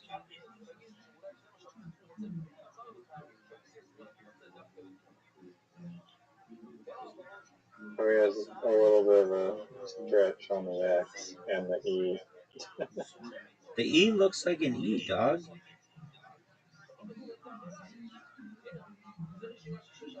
Okay, yeah, no, I can see it now a little bit better. The first image I was looking at was looking there. All right, type So in, like one frame, yeah, it says that. dude. They show Jessica Rabbit's vagina in Who Framed Roger Rabbit. Jessica Rabbit vagina. It happens really quickly, and that's how they get away with it. Um, oh wow. Fuck this. Jessica I don't Rabbit. know if you're gonna find. There's so much cosplay. Still Jessica Rabbit vagina still. Um, Jessica Rabbit. Yeah, I see it. Yeah, Oh, do you see it? yeah, yeah.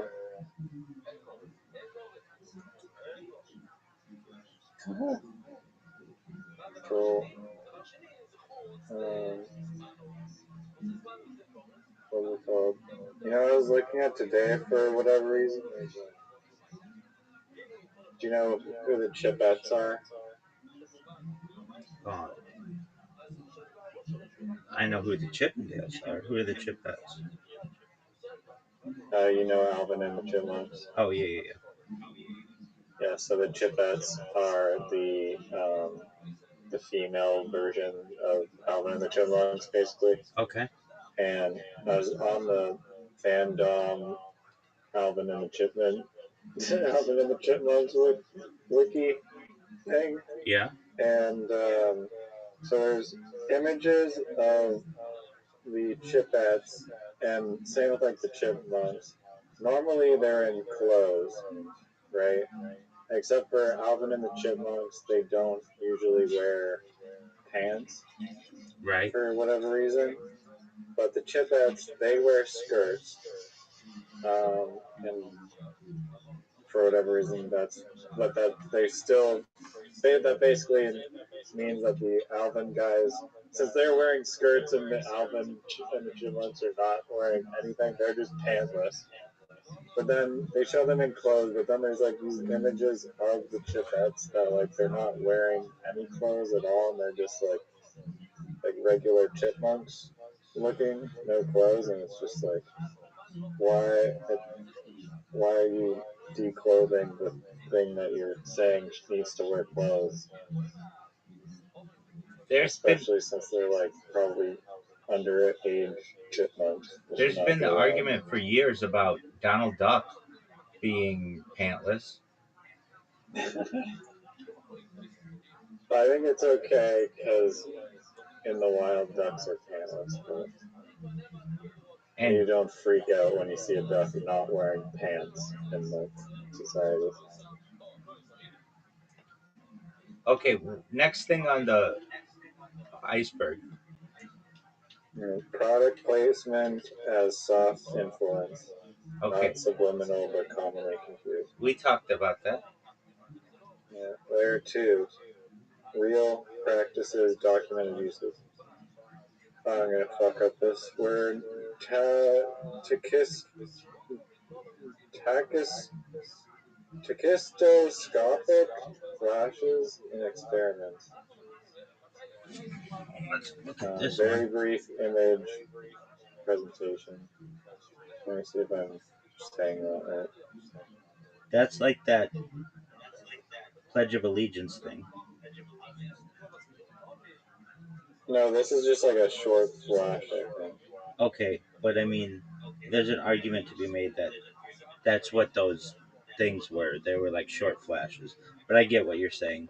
Uh, Michael Scott uses this in The Office when he's trying to get this woman to um, let me look it up. The Office sex presentation. I forget that one woman. Um, PowerPoint.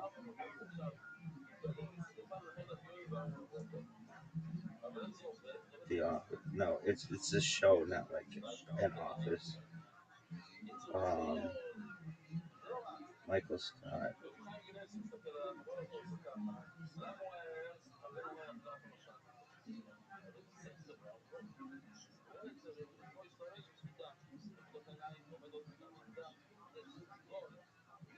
What's that woman's name?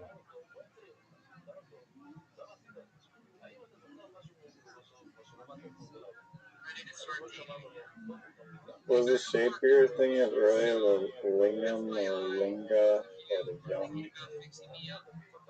What'd you say? Was that shape earlier that you're thinking of? Oh, it might be a ankh No, as that's well. different. Like it's like it looks like a cross, but with like a circle on top, Yeah, I mean, okay, or if you like a that's like teardrop shape on top. that's an Egyptian one. Go to on YouTube to Scott to handle, and then go to minute mark um, like 3:30.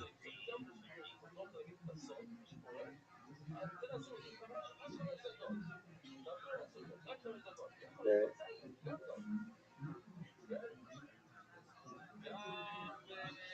You ready for the countdown? Yeah. 3, 2, 1, go.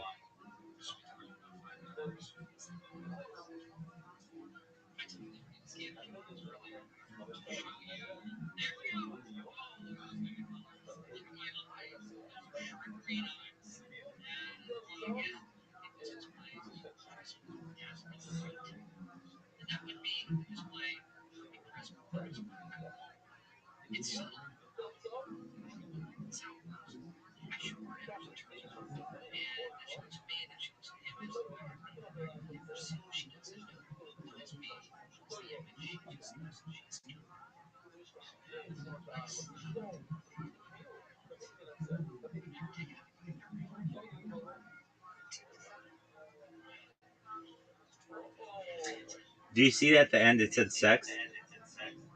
Yeah. That's what we're talking about. Yeah. Yeah. Good example. Baby, I'm the king of this shit. King of subliminal I'm the messaging. king of subliminal I mean, messages. I'm the can king. you do it at a? I mean, I guess you definitely can with like smells and like pheromones, but like seducing a female. Dude, I used Can it. you do it verbally? Uh, yeah, you can. I've done it with sound in a jingle. Um, for that tech startup, we put a heartbeats in the background of it just to emulate like the sound of a heartbeat is a universally um, causative sound. It's very subconscious. Like it goes back to the womb of hearing our mother's heart. And I know. I'm good at that's this what I shit, was man. guessing. What'd you say? That's what I was gonna guess. Like Yeah, from like a. I'm good at this shit. I remember. I'm like, whatever we do, we have to have this in the background at this meeting, and they're like, why? And I'm like, because this is a universally appreciated sound for like being in the womb of your mother, and they're like, damn, you're getting deep with this. I'm like, fuck yeah. But also, like the station that we were airing on, we were airing on a bunch of stations, but the one that owns the company that owns it's known as iHeart Media, and their sound effect is a heartbeat, and so we're just like utilizing what they already utilize. Right. Yeah. Any other tips for getting women to be attracted to you via Yeah, I've got tons of subliminal them, dog. programming? I'm a pickup artist. Rule number one about subliminal programming: don't Yeah, mention that you're using subliminal programming. no, you can. You absolutely can. You can go up to a woman and say, I'm a pickup artist, and I'm going to show you some techniques. You share the techniques with her. It builds trust. And once you build trust with a woman, she's much more likely to want to give you her number. But there are all kinds of things. We're not going to go into them now, but there are false time constraints. There's your posture, eye contact. There's uh, kino, which is when you touch the person, solid. Uh, it's Oh yeah. The touch is probably more subliminal. Yeah, but there's like a thing. It's like there are all kinds of things you can do. You can say to a woman, "I bet I can touch." Well, let's see here. It's I bet you I can touch you in a place that is the least intimidating to a woman, and she'll be like, "Oh yeah," and you put your hand on her. You can if you touch women on her forearm. And you see, I just did it, and you're not intimidated, and it builds this connection between you. Because like any woman, she may not let you touch her. It's almost like a anti-style type of thing. I've used it to get a lot of numbers, dude. Yeah, definitely. Dog, my body count. No, it's because you're going for the like least, yeah, intimidating touch, I guess, and you're being forthright about it. Absolutely. Look, I lose track at the amount of chicks I've boned at 42. It works, baby. Have you seen the movie Focus with Will Smith and Margot Robbie? No. Okay, it's like, well, there's a scene in it. It's right at the beginning of the movie where there's like a football game, and so there's like this rich Asian guy who's in like the booth of the game, and then Will Smith goes up to him. I think they trick him into like winning a bet first to like boost his confidence or something, and then he goes up and he's like, "Okay, fine, you took my like 500K. I'll we can double down right now, and you can pick any number from any of the football players on the field, and if I get it right, like the one in whatever 88 chance that I have, then I win, and if you get it right, then you just doubled your money. Deal?" And so the guy picks like number like 47, and then Will Smith goes like 47, and the Chinese guy's like, "Damn it, I lost the bet."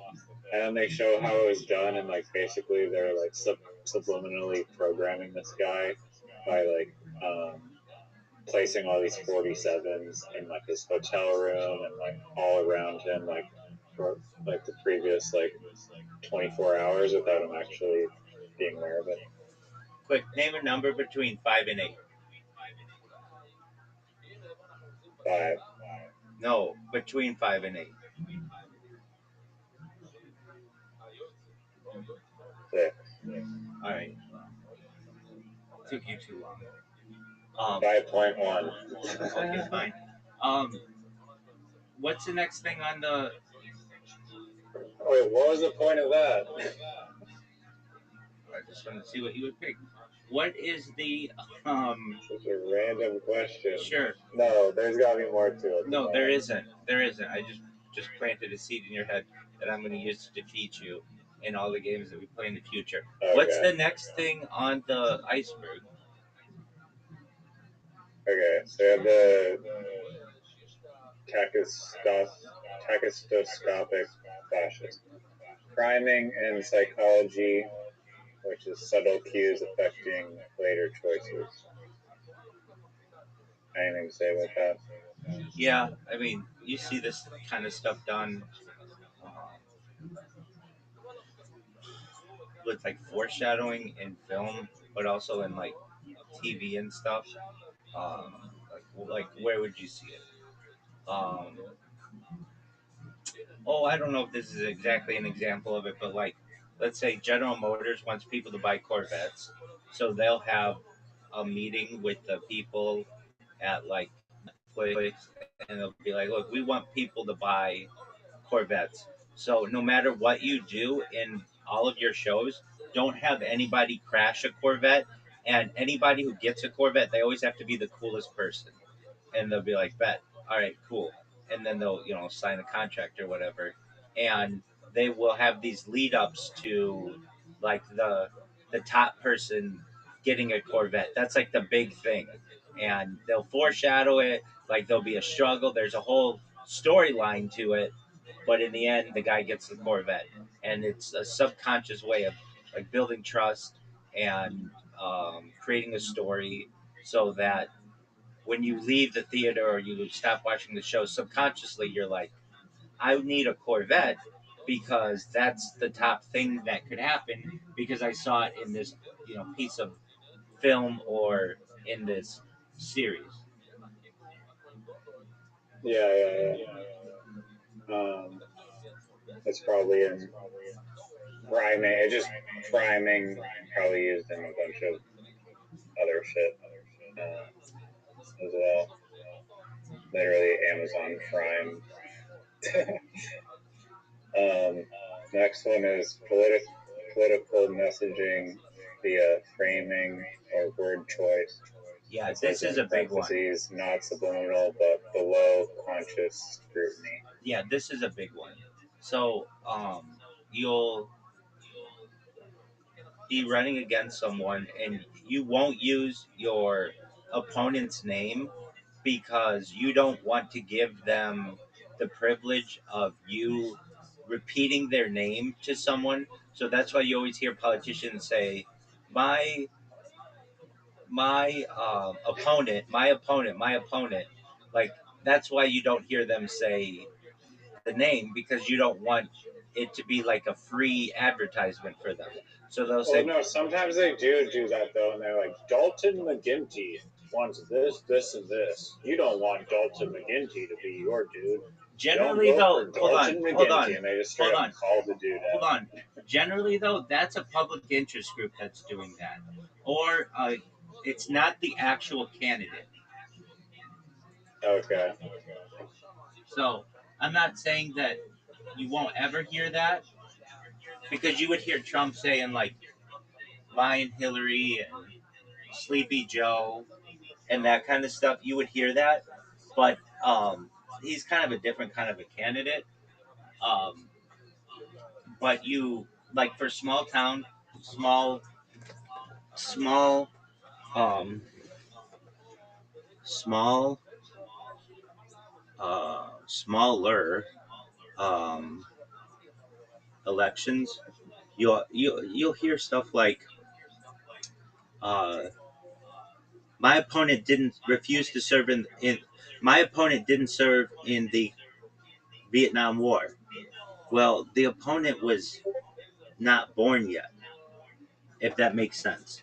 But it doesn't matter. It just makes them sound bad because they didn't serve in the Vietnam War. But it's like they were born in 1985.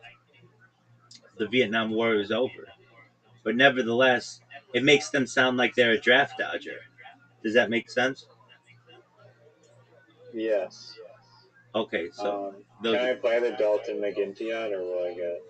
Is it not allowed to be played? sure. But Okay, it's like 30 seconds. But how is this not like defamation? Like we'll listen to it. We can't afford Dalton McGuinty. Some things will cost more. We can't afford his HST, his skyrocketing hydro rates, or his underhanded income tax. We can't afford 550,000 people out of work in Ontario. Some things will cost more. Dalton McGuinty, higher taxes, lost jobs. Tim Huda, lower taxes, new jobs. Ontario can't afford 4 more years of Dalton McGuinty. Jesus, like the heavy bass or whatever that's playing is crazy. yeah, It's also so funny that they literally snipped like one little sentence. Like he didn't even finish his sentence. Like half of a sentence this guy said. I literally cut it off and just used that. yeah. I And mean, then I don't know just who keep Dalton. hammering the message. I don't know Like who we Dalton can't McGuinty afford is, Dalton McGuinty. but he Like sounds like he sounds shitty because of that image. yeah, I mean, to me it makes the other people like look bad that they're going trying that hard to make him look so bad and evil. But the Where it's like thing you can is, just say it normally. You can just normally talk without the burn. many times those aren't done by the candidate themselves. So the candidate can say, "I had nothing to do with this. It's a special interest group."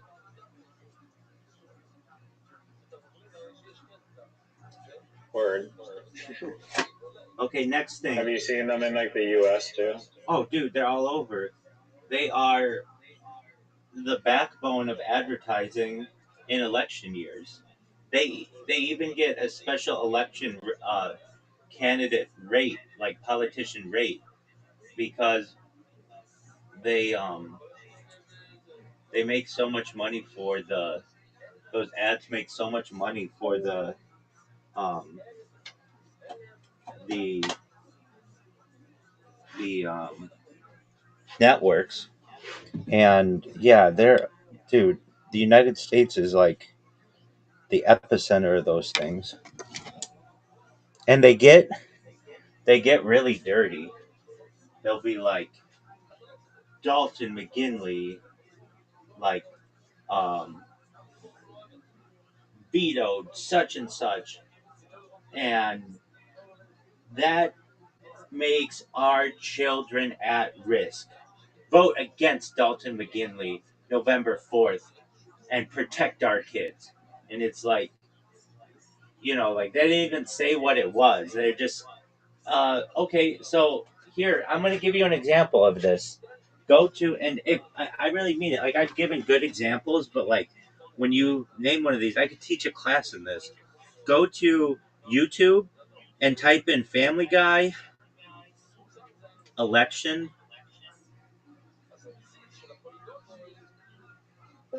Okay. Lois Family Guy mayoral debate. It's Yeah, the TBS clip. yes, sir. Okay, I'm gonna give you a countdown. You ready? You have to mute. No.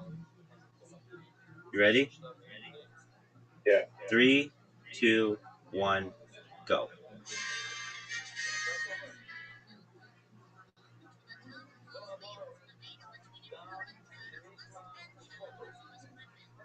I love family.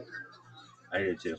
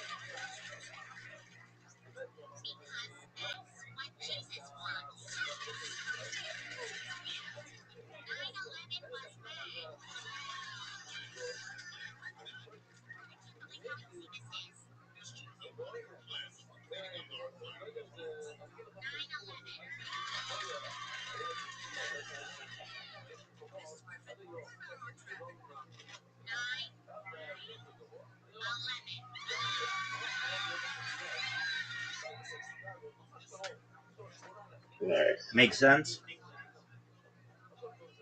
Yeah. All right, what's the next thing? We kind of talked about this already, but audio masking, affirmation tracks, mix under music and noise. Word dog. And then there's interface nudges, color, timing, placement, shaping behavior. Layer 3, 60s, 70s TV audio oddities. Late night Wait, what was broadcast that? What tones was that? slash 60s, 70s, what? uh, TV slash audio oddities, Okay. or late night broadcast tones images/visuals used for tests Yeah, that's the thing. parentheses misread as messages.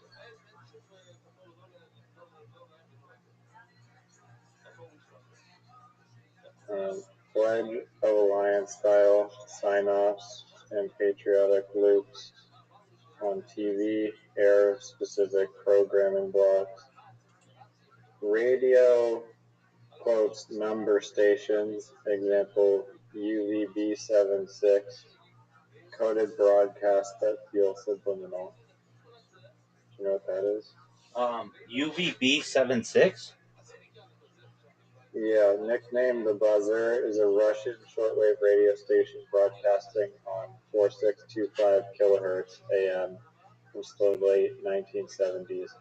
Its monotonous buzzing tone, occasionally interrupted by coded Russian voice messages, has made it one of the world's most mysterious active radio signals. The station is widely believed to be linked to Russian military communications. Yeah. There's arguments to be made that this is done with masking as well. Like the guy who killed John Lennon, um, Mark David Chapman, outside the Dakota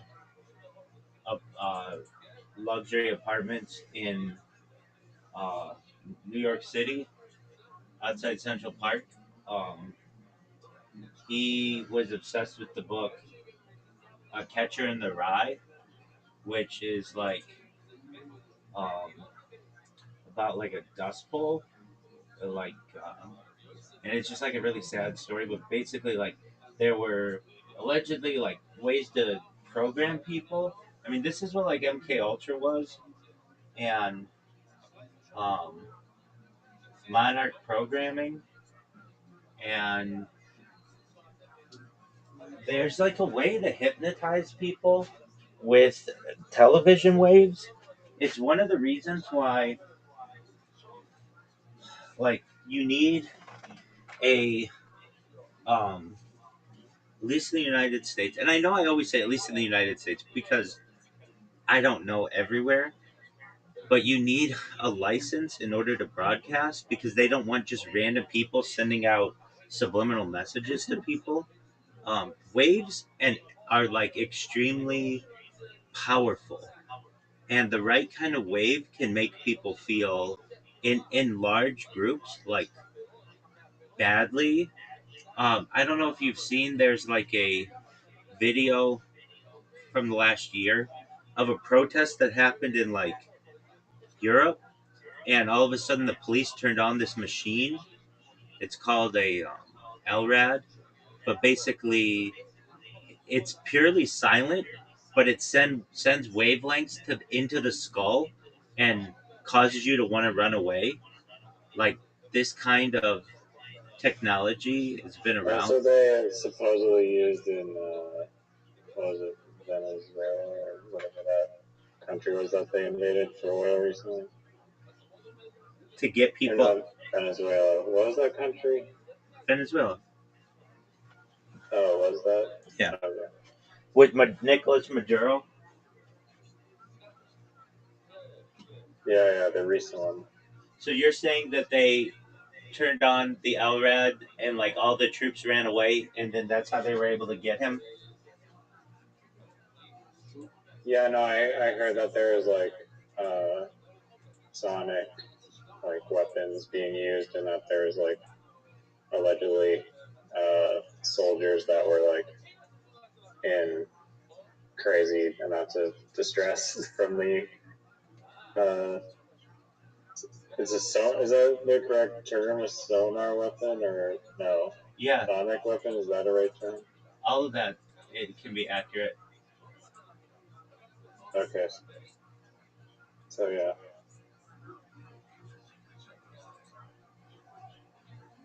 But keep talking about the TV programming. So like our brains run on wavelengths, and we observe wavelengths, and they figured out like the television was around in like the 1920s, but it wasn't made mainstream until they had worked out all the kinks in it, and then brought it to like the mainstream in like the early 1950s. And even then, not everybody had a television. It was still like a big deal if you were the first house on the block to have a television. But basically, this thing would be emitting these waves all the time, and allegedly, you can program people. Oh yeah, I heard about this.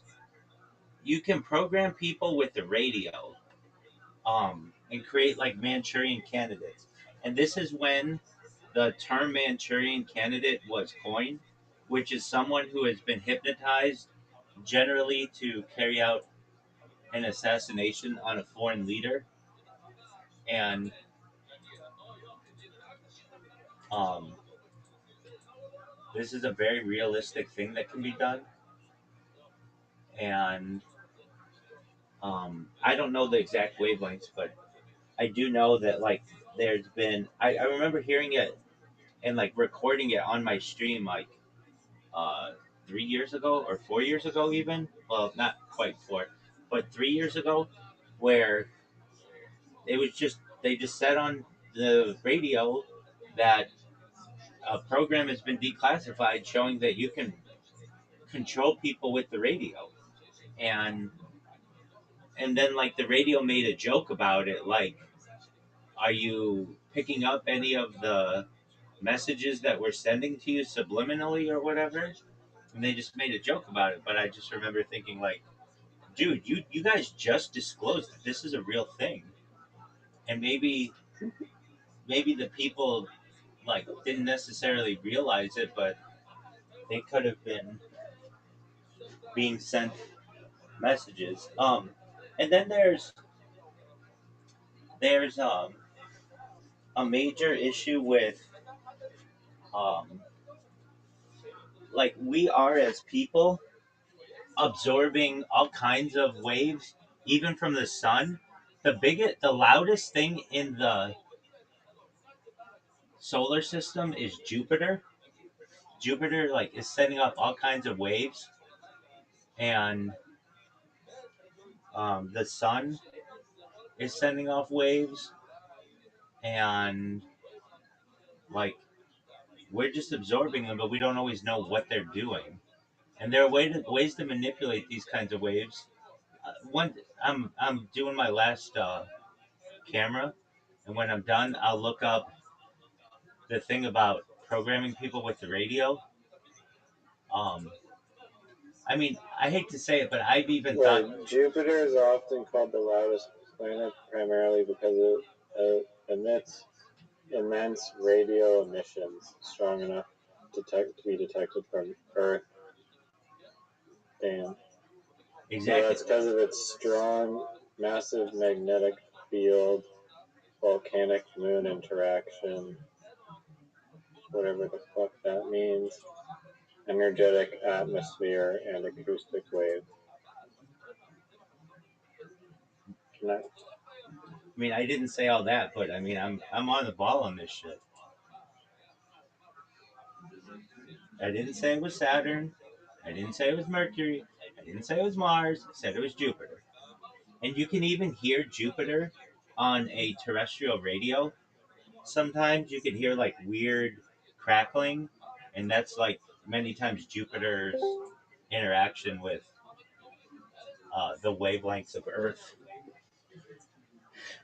And then there's HARP, the high auroral um, research program that is now owned by the University of Anchorage, but at one time was used to perhaps cause earthquakes around the world. What up, Zoot? How you living, Zoot? Are you ready to lose? Did you know if I fell into a black hole, I might get to see the universe end before you? That's tight, dog. Zoo, I have a question for you. Everyone else on Earth would die, and I would get to see the end of the universe. Are you excited for that? I mean, technically, I live like a billion years longer than you. So yeah. All right. But wouldn't your girly like also die? Sorry? Wouldn't your girlfriend who you masturbate to on Skype also die?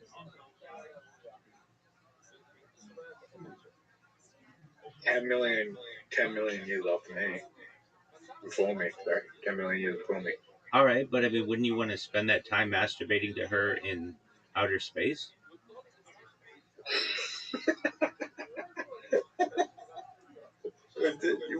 We don't know if the black hole takes you to another universe. That's true. Maybe it takes you to her black hole.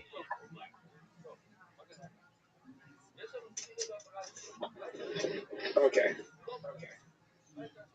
What game we playing? That's up to Riser. Can we play I bullshit? have a question for you. If you answer this question, maybe. So let's assume you unlock time travel, right? And you're a time traveler. You come back to the past, which could be now or some other point. You don't have your time machine to point to. You don't have any like futuristic clothing or objects to point to. How do you prove to those people in the past that you are indeed a time traveler?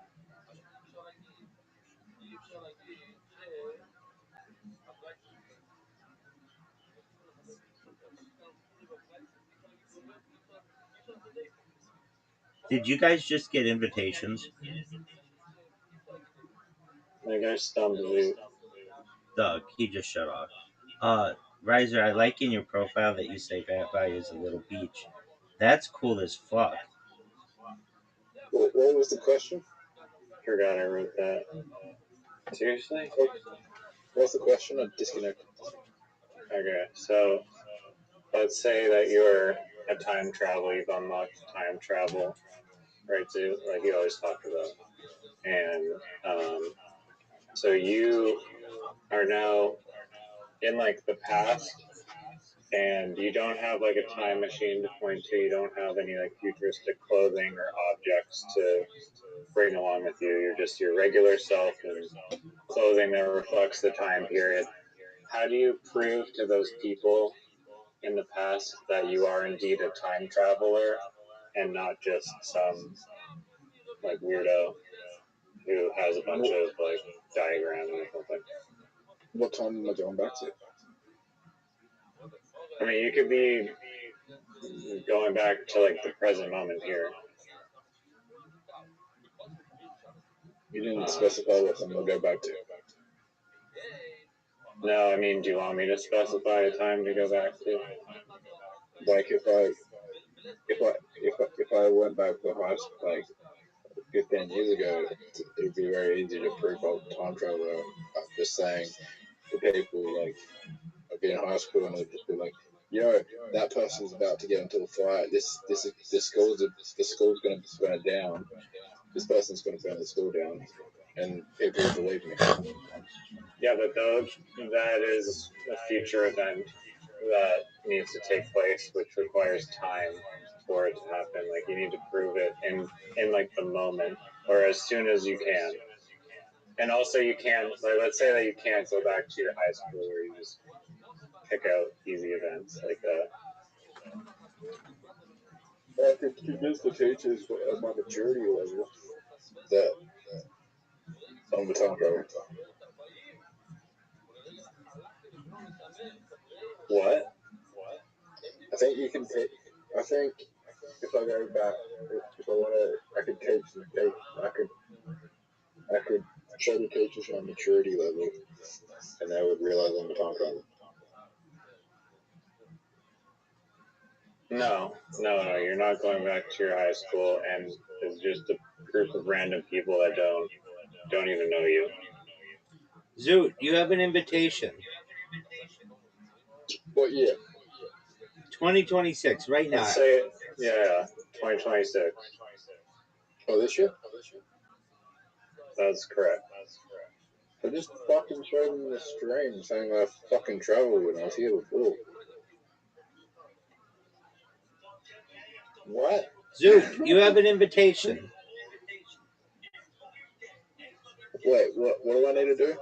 You need to accept the invitation. Accept the invite, and then prove to everyone that you're a time traveler. I don't think this stream would capture you being a time traveler. Zoot, you have an invitation. Dude, nobody wants to play with you if you're like this. Oh, he's in the game. I joined the other game. Okay. It was Riley that didn't set the invitation, not me. No, that's fine. There are multiple invitations. There are. Fuck, that was a good shot. I don't know. It was okay. Oh, what the fuck, dude? Damn.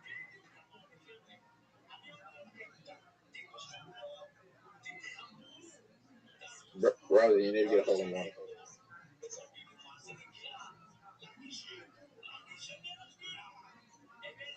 I almost helped you, see. Rabbi, if she hit my ball, it'll be the best shot ever. Oh, that's going. That Rabbi's ball is going so far out of here. It's not even funny. I almost feel bad.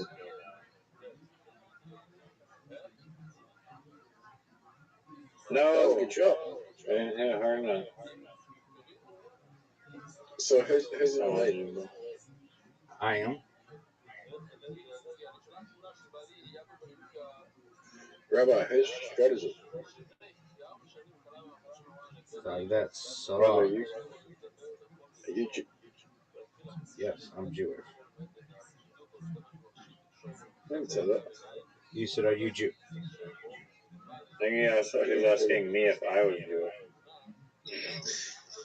No, I said, are you happy with that shot? That's not what you said. The word happy does not You- start Jew. Yeah. Oh, perfect fuck shot. you. Perfect shot. Zoot, make it.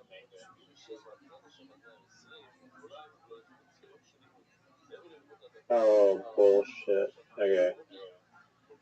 Zoot, make this shot. Bounce it off the inside of that brick. Get and out of then here. Back Zoot off the isn't other doing brick and then Zoot isn't doing any of that. Zoot's not even taking the shot. Zoot's too busy jerking himself off raw, dog. Yeah. No way. Bounce Get it off, out of rip it here. off that Get brick, and out of then here. You have to rip it Get off the out of brick. here. Okay. It's way too slow. Oh, nice. Oh, that wasn't good.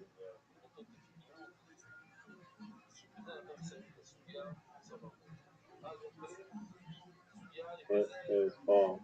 Hit. Wow, Rabbi got crazy fortunate. Still not good enough for a perfect game, but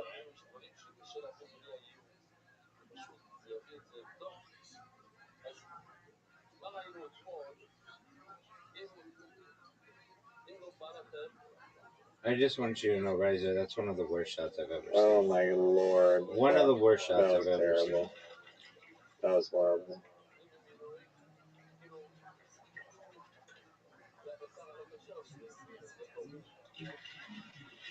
Dude, way too hard. Don't even follow my footsteps, dude. It's not a good shot.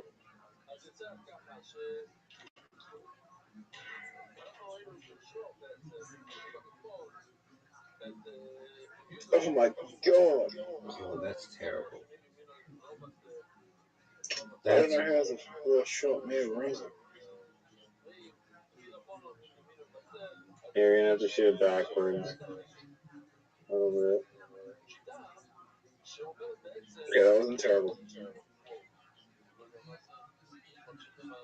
Who's in the worst position, me or Razor? Riser. Definitely me now. Actually, maybe I can get in. Who's in the worst position, me or Razor? Rabbi. Considering I'm in the hole? Okay, that wasn't bad. No! Get him, Zoot. Too hard. here. Too hard. Bullshit. No bullshit. So like Roger and I are top rappers in the league. I don't practice. That hole never comes up ever. Literally like a 1 in 1,000 hole.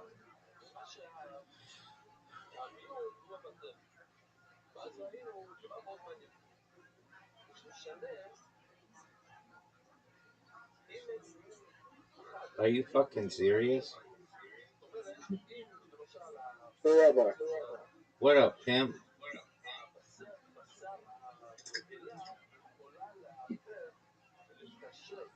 Riser, go fuck yourself, dude.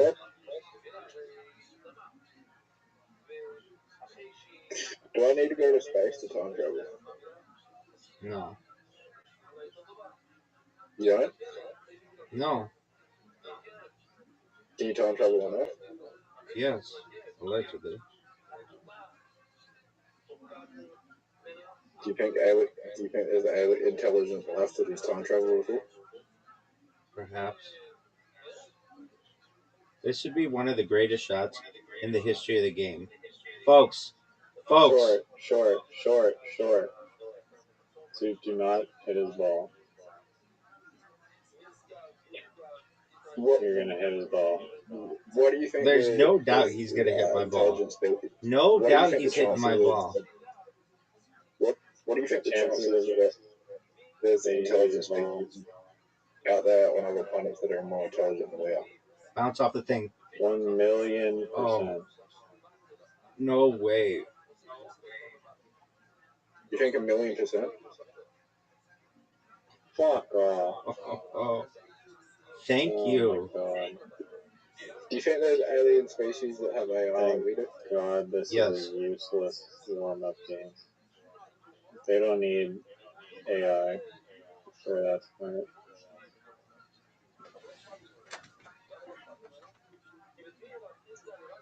Have you ever met an alien? Perhaps. Yeah. Are you an alien? Perhaps. Yeah, that is a perhaps.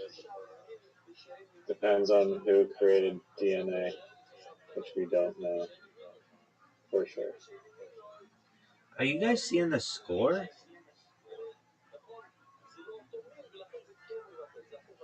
I don't look at warm-up game scores. I don't look at real games that matter scores. Riser, your record in quote-unquote warm-up games has to be abysmal. Dude.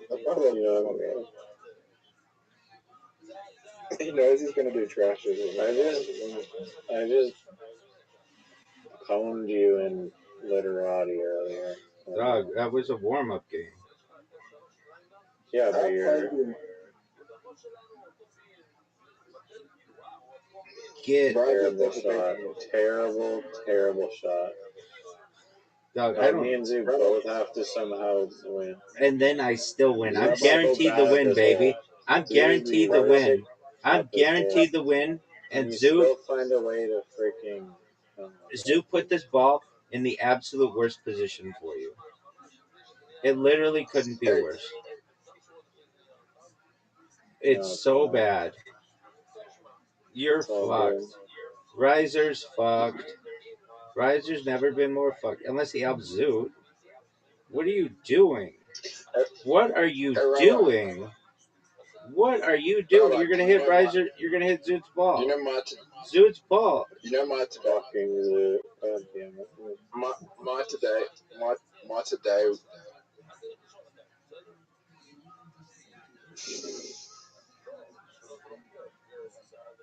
Zoot needs the greatest shot of his career right here. He's not even trying. No, he's not. He's not even trying. He's in the chickens. Maybe he is trying, but he's just terrible. Might as well not be trying. I beat Rabbi in Dice Party today, but it was yesterday. Oh, stay. Perfect shot. Fuck. Okay, I just need to water bump Rabbi several times, and it'll be okay. I think I know how to time travel. Zoot could make this if he does that. So you couldn't even prove that you're a time traveler to people. I think I know how to time travel now. Are you gonna water bump me? Good job. Yeah. Good job. Good No, job. I'm water bumping Zoot now for his terrible performance. You can't water bump him from there. Oh, make it. Yeah. That would have been Time- sick. So Zoot, in physics, make it. physics, time travel is future is possible, but not the past. In physics. Zoot, I don't hit think the that's barn. true. Let's see if there's a secret hole at the barn. Hit the barn. Why I'll do would it I too. do that? Go aim at the barn Why would I do that? to see if there's a secret hole there. You said there's a secret hole there. There could be. There very well could be. That's a hard. That, in my opinion, is a more difficult place. Boys, I just destroyed both of you. And you can collude all you want.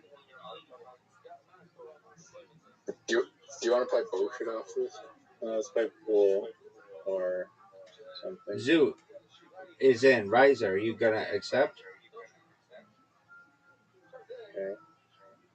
I can beat you with my eyes closed. I love when he just. In Makes- what?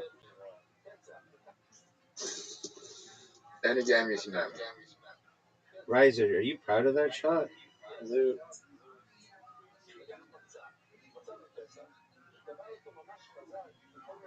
Riser, are you proud of your shot?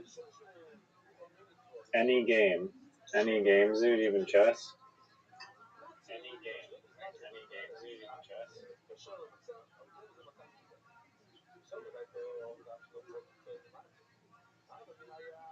Go, Zoot. I mean, chess is a terrible game to play with your eyes closed. Not if you're Magnus Carlsen, which you are. You're his stunt double. Do you think Magnus Carlsen could beat me with eyes closed? Bagley. And if so, yes.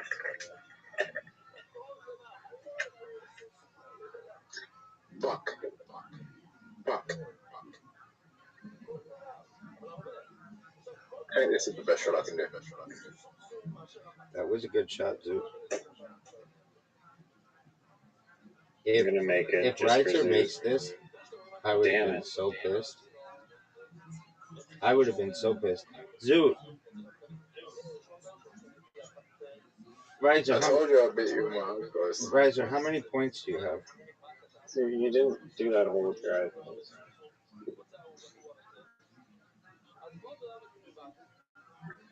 Rabbi. Yeah, baby. Amazing trash talk from there, Rabbi. 10 out of 10. I taught you that shot, by the way. You didn't teach me shit. And that's not I even the taught good you way that. to do You it. copied my shot. That's not even the good way to Trust do me. it. The good way to Before do I- it is the opposite Before I corner. taught you that shot, you were doing some like ricochet off that one. And Right, get through. Riser, you want to know how to do it? I taught you that shot. That's not how you do Yeah. it. That's not how you do it. You go bottom right and then go through the left shoot, and then it gets into the corner and rolls down and gives you a shot at the hole in two. Like, what the fuck are you saying? No, This? not that one. The other one. I think The other corner. Bottom right. no. But- This is the good one. No, that's not it. That's a terrible shot. Oh yeah. Just like that. But like you Like, wanna. almost. I think it's like impossible to catch the ramp. No, it's not. It's definitely not. But No, look. if I went the other way, I'd hit the triangle and go in the water. You're trying to deceive me. No, So, thanks. I was not. I was being honest. Oh, Zoot in the I don't water. think so. Water everywhere.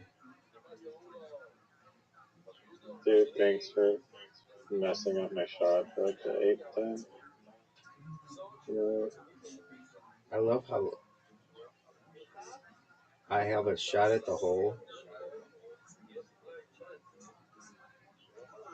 Get it, baby. Garbage. Dude has zero chance of making in this shot. Get in his way. Collusion. Are you Zoot? What the fuck is your why? Get in the hole. Get into the hole. Zoot, make it. Fuck. Stop. He went from two. He went from having the lead to tied for last in one shot. Fuck. And You know I'm the best at this, huh? I have one of the best shots in the history of the game right here, boys. One of the best shots. Give it to me, baby. Is this a hole where you can get a hole in one? No. I think you can get a hole in one if you have help. Maybe. Okay, but do you see how good my shot is? This is the easiest tee shot in the entire game.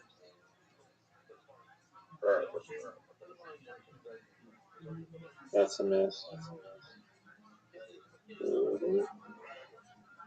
Hit my ball. And now Zoot's gonna mess up my shot. Or at least try to. Get a good shot and I'll get you a hole in one. Collusion. Yep. Zoot messing up my shot. Yep.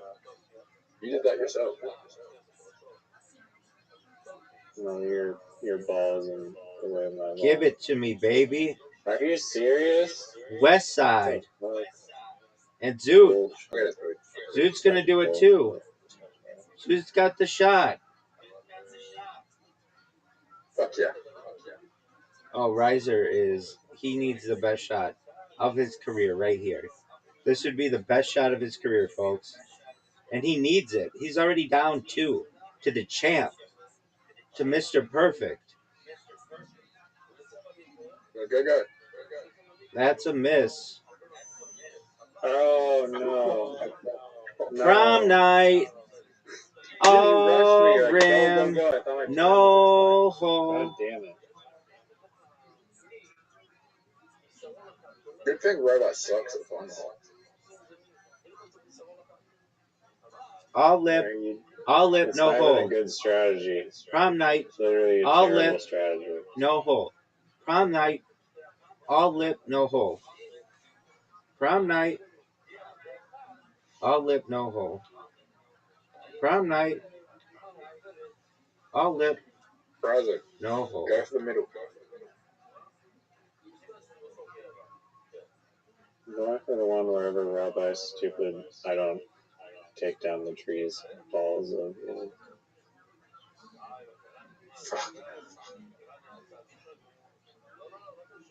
Rabbi doesn't help anyone.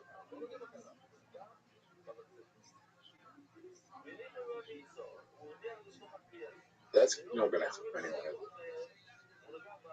Take out the tree right next to Rabbi's ball. That helps everyone. Good thinking.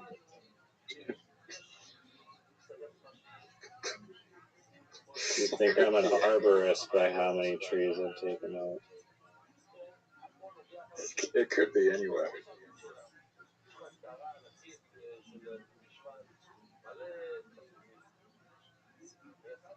Fuck. Do find the take holes? Out those ones. The ones on the right. Do find the holes take ever have? On the right. Do find the holes? Take out the ones on the right. Do find the holes ever have multiple holes? No.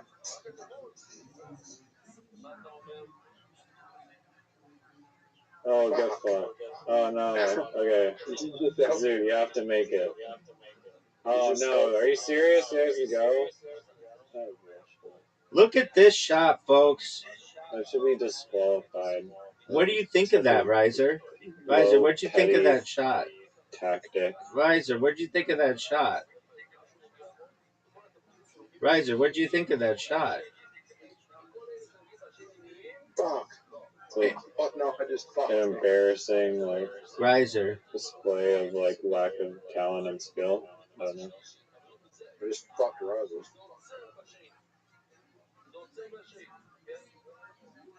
Alright, we have to ruin his perfect game, dude. it's That way over, he can't folks. break. This is my I mean, he sucks at it. this is my worst hole. Collusion. That's subliminal messaging.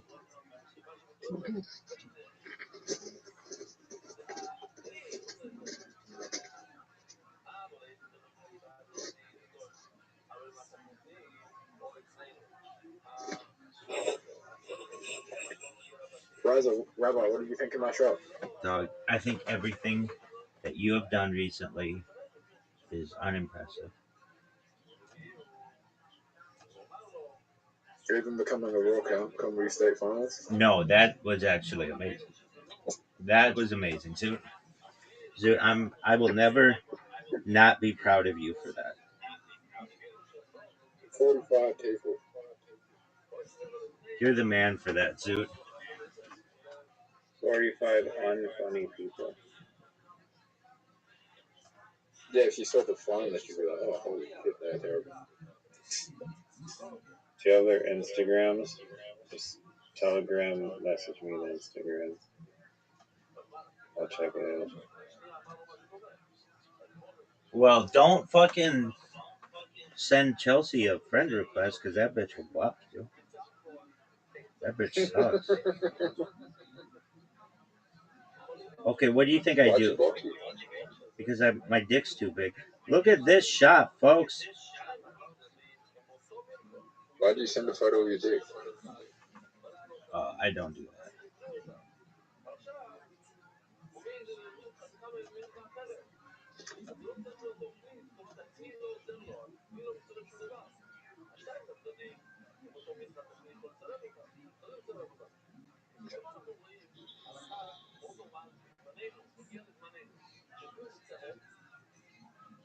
Rabbi, why haven't you gone viral yet?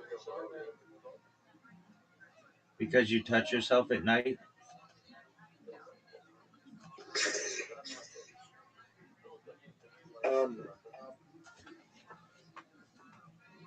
He needs to go on one podcast every single day, not every single week, every single day. Dude, When's your next podcast, Rabbi? What'd you say, big man? I think the majority of people around the world touch themselves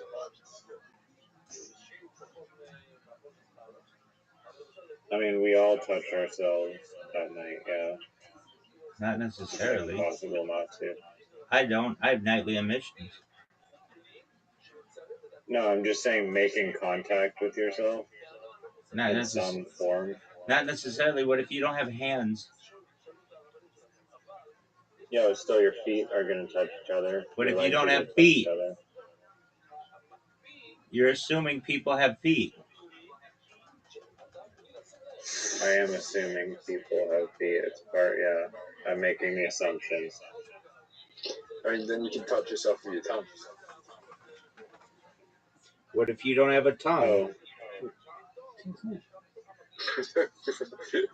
What kind of fucking fucked up life is that? No arms, no feet, no tongue. How are they surviving? they could still, like, oh, maybe that one work. I hate this hole. This is the S-hole. Oh, no perfect game. Ooh. So if someone had no arms, no legs, and no tongue, how would they touch themselves? I mean, teeth, making contact with teeth. Their eyes blinking, like their eyelids I make was just going to contact. say that too. Okay, Yeah. well, but I didn't hear you say it. I didn't hear Your you say it. fingernail touching your underside of your thumb. They have no arms or legs. What? How do they have fingernails? He didn't say they don't have hands. He said no arms. How do you have hands with no arms. Synthetic in between arm to your biological hand. Good point. Gentlemen, this is not a warm up Let's game. play bullshit. This is not a cool down game. This is a championship level game. And I dominated. Let's play bullshit.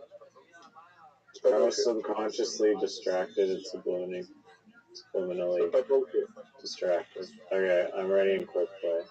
Bullshit. Are you ready, Zoot?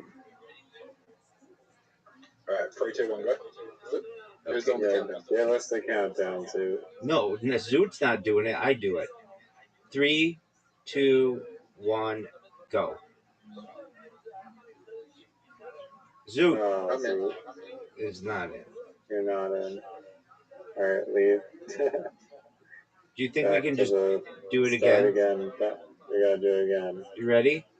You gotta let Zoot say it though. Zoot said it actually works. Zoot, are you back in the lobby? Yeah. Cool. Alright, Give us ready? Last off. 3, 2, 1, go. Oh I'm my in my god. brother. Alright, we have to go back to the lobby again. Fuck's sake, Rabbi. We're just ruining people's bullshit games again. Okay, back to the lobby. Do you think people do this as well? Yeah. Rabbi, ready? Is 3, everyone ready? 2. No, I'm saying it. Let brother say. 3, 2, 1, go. Fuck. Please wait a full minute before joining. How is there this many people playing this stupid fucking game? All right, Zoot, say it. Oh, don't you have to wait a minute? Just do it. Fuck, I've got a lot of bullshit games going. So do I. Right. Raza, are you ready? Yeah. Raza. Okay, I'll go. 3, 2, 1, go. Oh my god. How the fuck is this fucking... Are you guys in the same game? Yeah. Well, I was okay. Let's do it again. Who is this Asian woman? Scale is 0 to 10.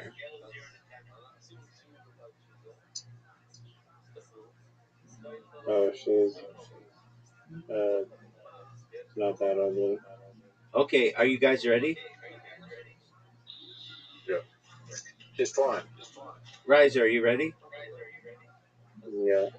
3, 2, 1, go. There we go. I did it. We did I got it. All right, this is my last Ow. game because it's late as fuck. I blame 'Cause I got the shittest team. Riser because Riser is 2 hours late. I'm in another country. I blame fucking Zoo. Shows up in the middle of the night. I have a feeling Rabbi's bullshitting, but I'm not going to call it this early. I like how this We guy's. only waste our bullets on right.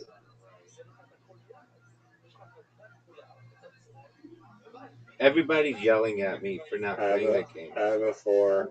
Dude, everybody, I have like so many messages coming in of people who are yelling at me for not playing.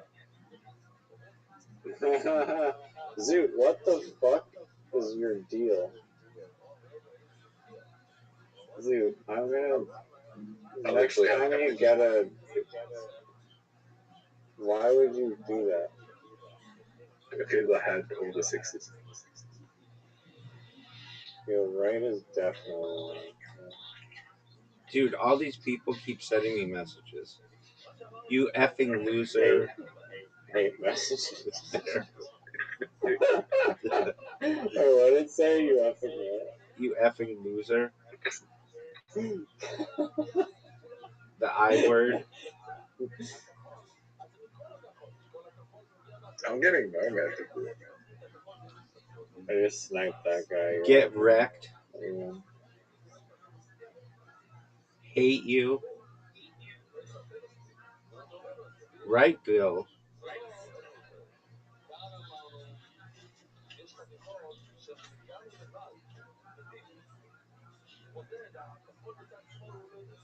Wait, right, Gil sending you hate messages? He's already in this group.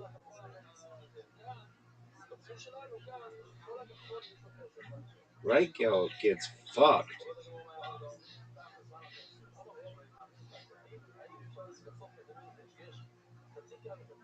Right, Gil needs to play faster.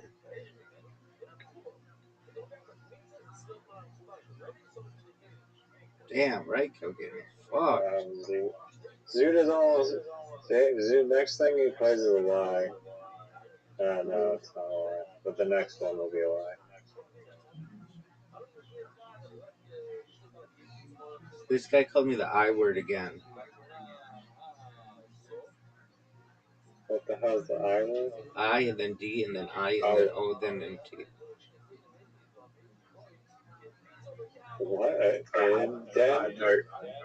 had no choice. Idiot? Okay. And then Ray goes says Wick. I don't know what that means.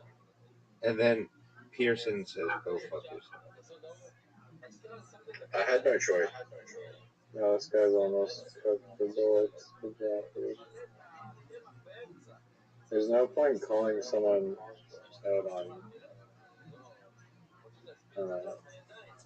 Zoot's definitely lying there, but that's fine.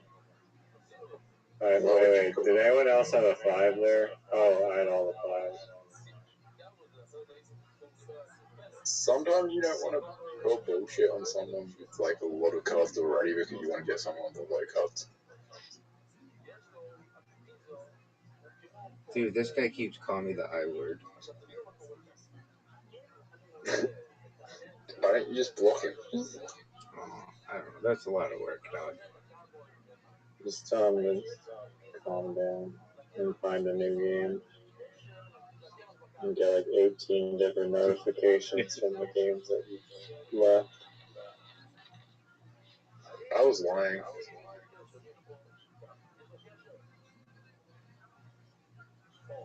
I have a feeling. This fucking there. Why were you Probably has all the queens.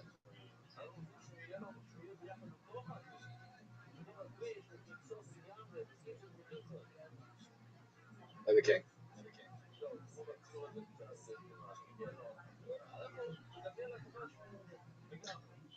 Alright, Rabbi, I'm gonna put bullshit on you Why? because I have every single king.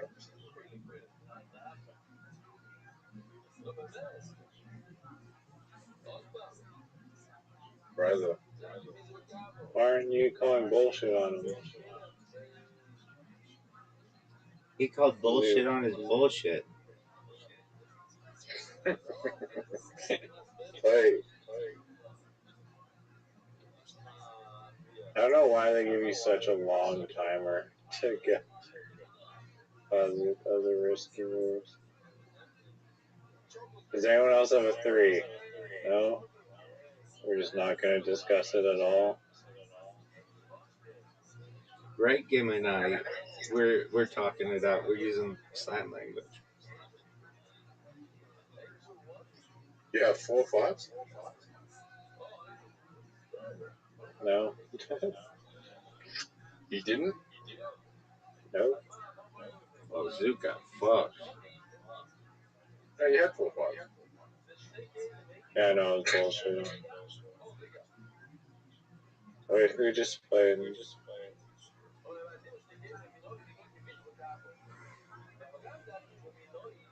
Okay. Can this game go on forever? Maybe not with limited bullshits. But without limited bullshits, perhaps.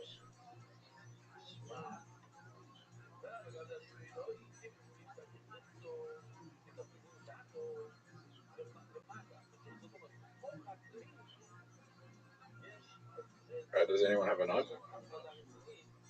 I do. I have 1-9.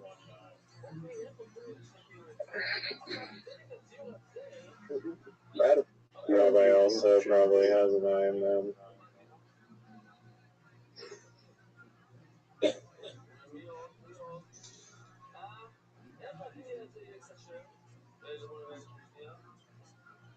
I have a feeling you're lying, Brad.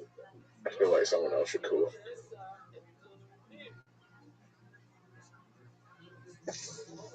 Every single thing.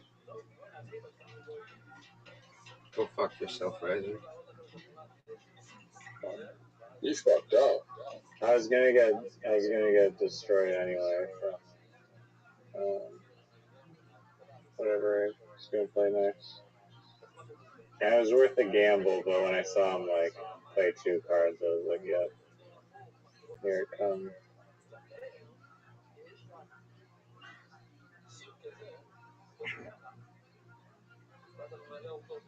What am I playing? 6?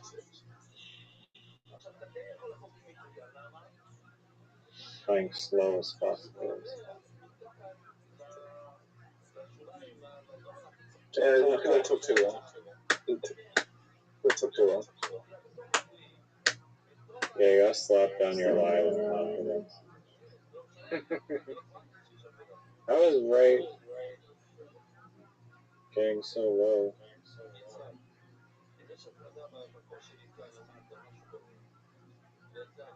How's it getting so low? Yeah, he doesn't. Oh, Rabbi. Wait, we didn't call Rabbi on his bluff? Oh my god, dude. Why did he play the card so quick? I was gonna call out Zoo.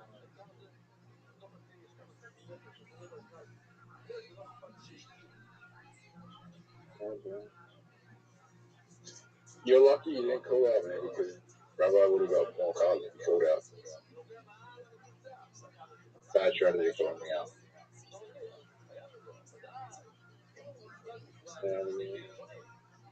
Raza.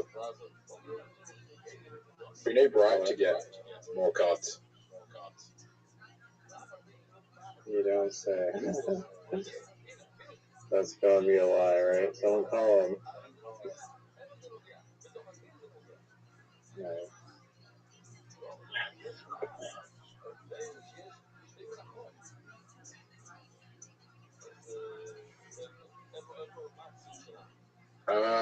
Does anyone have a 2?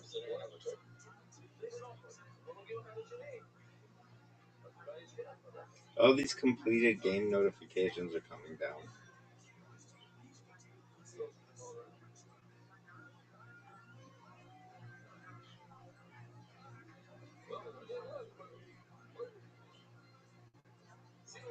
This game really takes a long time. Not as long as Monopoly, though. Even though I haven't played Monopoly in forever.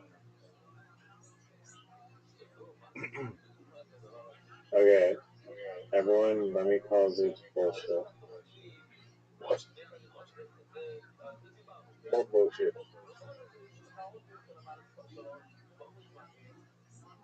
Okay, good job. I knew if you play, you were going to call me bullshit anyway, so. Well, now you wasted a bullet. I'm already tapping the screen waiting for the bullshit button to arrive. Go for it, broke with 4 cards. Yep.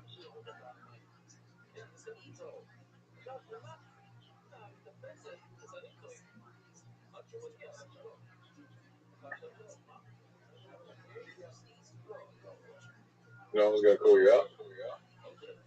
I have the names, buddy. I mean, I didn't play them all, but I had them. Why do I have to have cards?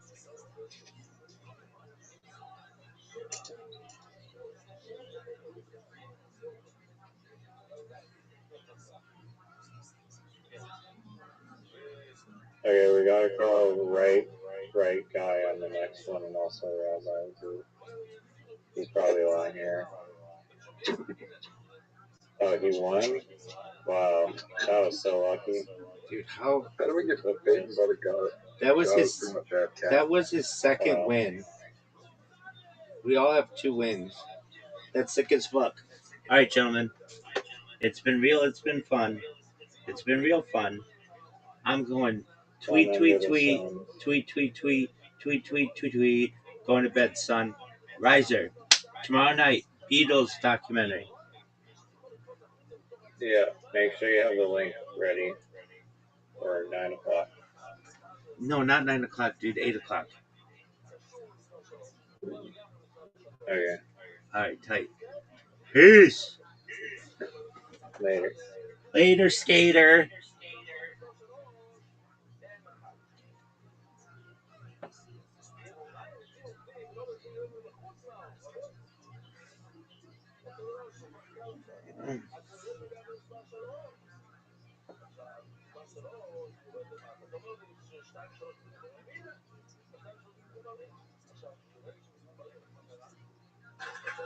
All right, Billy, you killed it. So fun.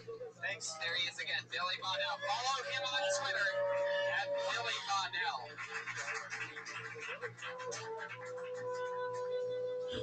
Let's do it. Let's close it out strong, shall we? We a comedian who does a brand new minute every single week in a position that is not pulled out of the bucket.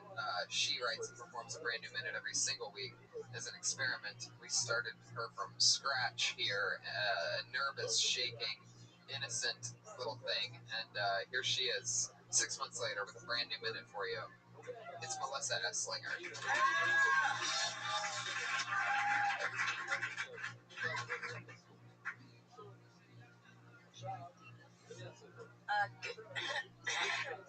I smoked a lot of cigarettes this weekend and today.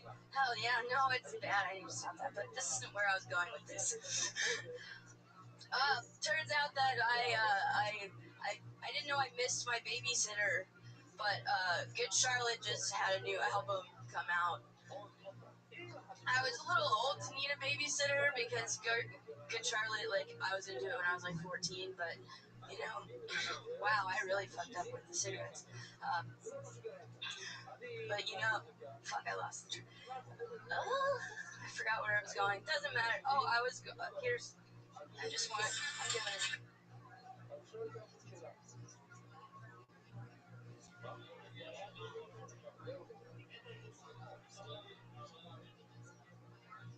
I'm giving it.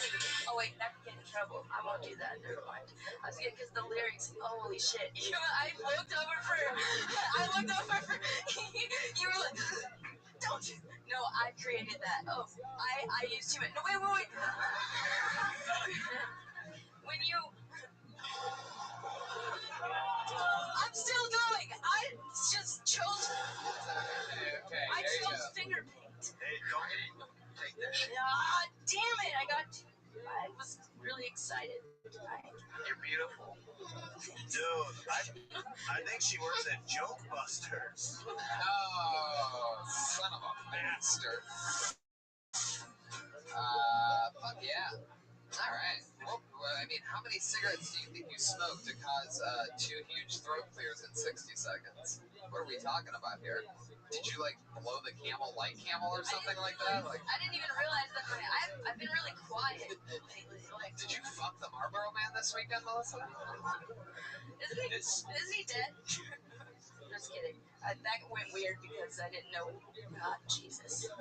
This feels like a good time to plug Billy Bonnell. He makes the last comedian makes hilarious videos with Greg Santos from Moss Bay Horror. So check them out. Yeah, definitely hilarious sketch. I wanted to plug it. Fuck yeah, Billy Bonnell. Yeah. Fuck yeah. So yeah, Melissa, you didn't really talk about anything. Man, let's just take a second to absorb here for a little bit. Alright, I was gonna say, do you want me to read exactly what I... Nope. Let's just... I was gonna do that. Still nothing, huh? No, hey, wait. Okay. What? She's adorable. It is, right? But she can't contain it. She doesn't know why it works.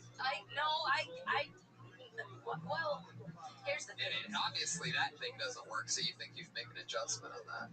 I am. Wait, what the fuck are we talking about? I don't know. It's all... So it's a Billy Bonnell sketch group. Oh, yeah. But it's not funny anymore if I try to tell my jokes because now I like. Yeah, you had that whole 60 seconds thing. That's sort of that. Sort of that whole thing. Yeah. Fuck yeah, Melissa Esslinger with another new minute. There she goes. Melissa, a star. Good shit.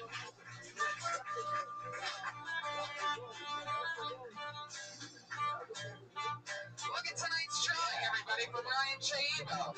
Yeah. Fuck yeah. That's unfucking believable. Oh, look at Jeremiah's feeling. That is mind-blowing. Lips. Fuck yeah, Ryan J. Ebelt's prints are RyanJEbelt.com. You can find the official Kill Tony poster there. You can also find it on the front patio after this show. Ryan J. Ebelt sells it himself right out of a fucking tube. We're all on the front patio after this. Meet us all. Say hi. Pat Reagan, Jeremiah Watkins, or Reagan and Watkins. And Cunt Liquors. The Eric Andre Show premieres August 5th on Adult Swim. Yeah. And go search Pat Reagan, Eric Andre Show to see some awesome clips from past seasons. Yeah. So Joel Jimenez is on Twitter. Joel Jimenez at Mostly Sorry. Yeah. Jeremiah Watkins is at Jeremiah Stand Up, and then Roast Battle is coming out at the end of this month on Comedy Central, people. That's true. And a fun fact about Comedy Central's Roast Battle, not only is Jamar a huge part of that, the wave, ladies and gentlemen. Hey, what's going on? But also, I'm going to announce to you Kill Tony people right now that I'm one of the 16 contenders in the Roast Battle for Comedy. Yeah. So, that's a big deal. Gonna go to Montreal and win that thing quite easily. Kirk, what do you got coming up? Anything crazy? At Kirk Fox, one of my favorite people on Twitter, and as is Jamar Neighbors. Literally, I'm not just saying that. Two of my favorite Twitters right here. Always fun to be here, Tony. Thank you, Kirk. You're the best. Jamar, anything else? Nah, man, it was fantastic. I'll be at the Roast Battle. Yeah. And, yeah, I'm actually battling on Tuesday. Oh, really? Here? Yeah. Tomorrow? Yeah. Tomorrow night, Jamar Neighbors fighting for his life at Roast Battle.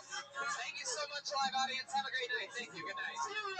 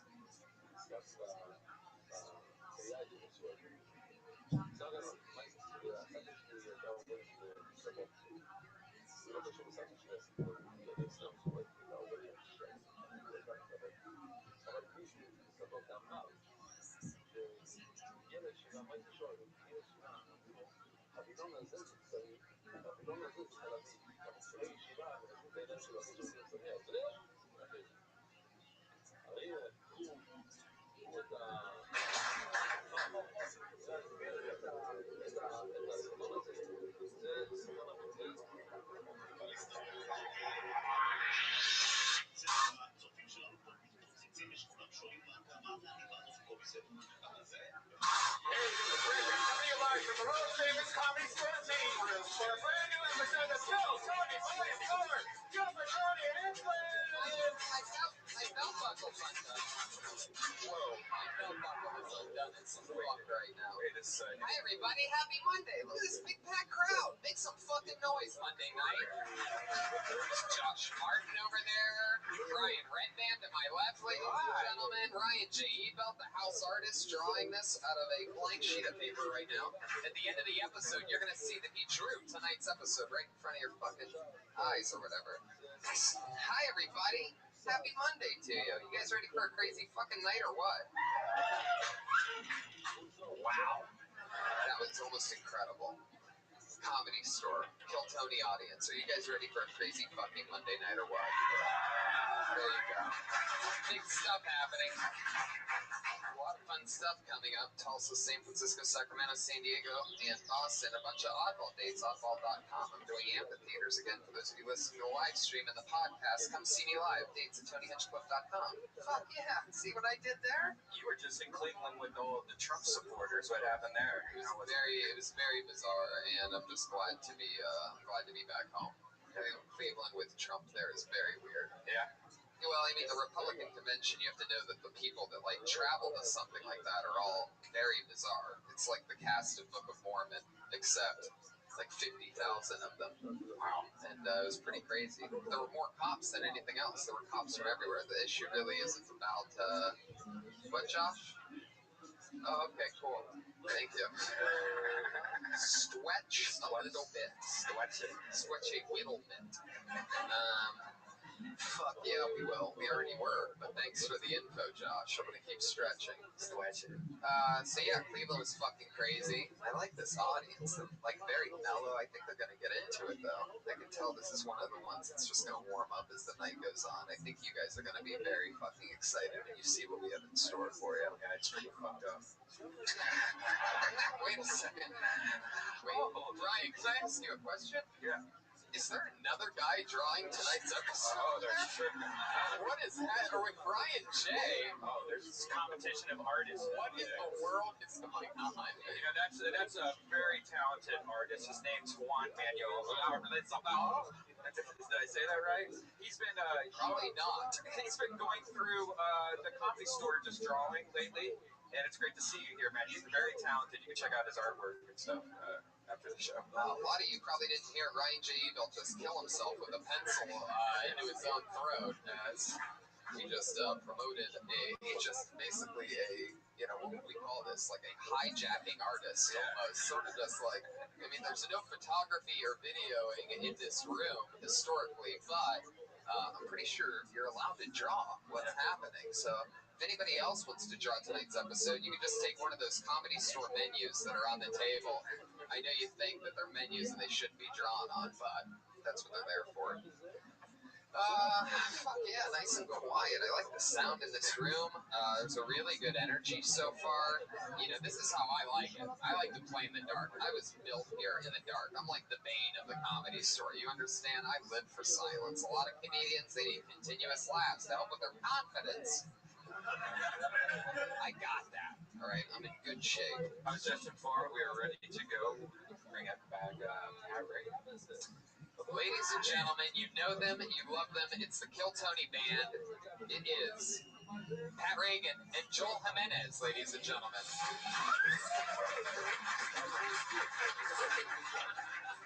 Oh my God, the fog machine. Wow. Wow. That's awesome. What?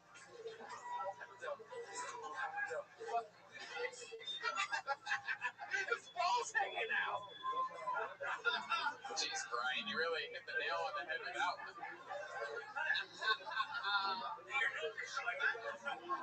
Wow, I love this.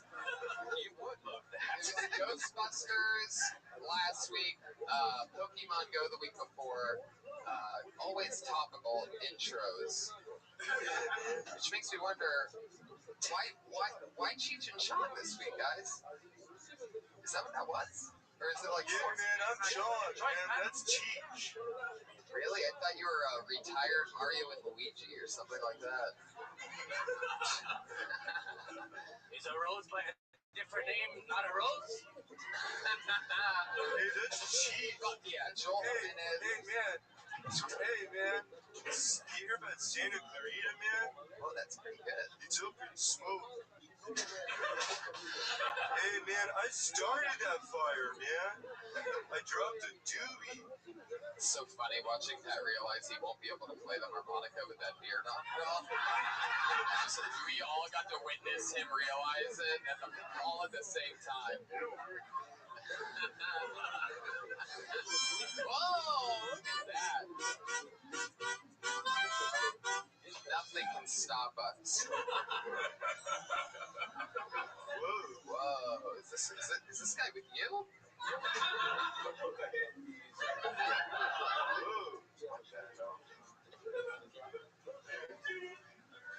Oh, whatever's happening right now, it's the worst. Do you know this? Is he with you guys?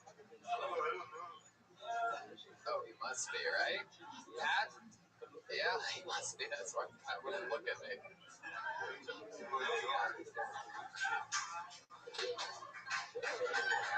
He's with you, right?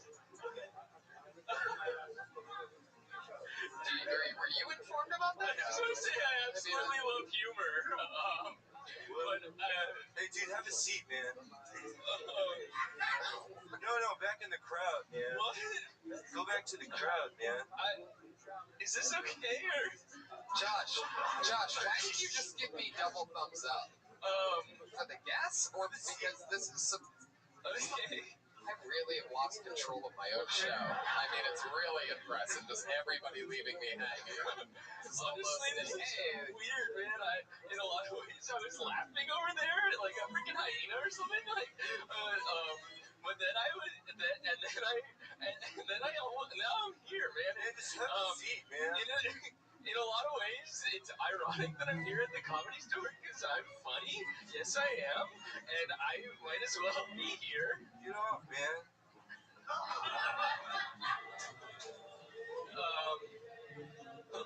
Hello? Is it okay? Would you play an instrument? Actually, yes, I do have a bell. Ring-a-ling-a-ling or something. Ding dong, the witch is dead, which way, or something like that. I have, What is going on? Do you know about this? No. Hip hip hooray! With you? I have it. No, man. Is he really not with you?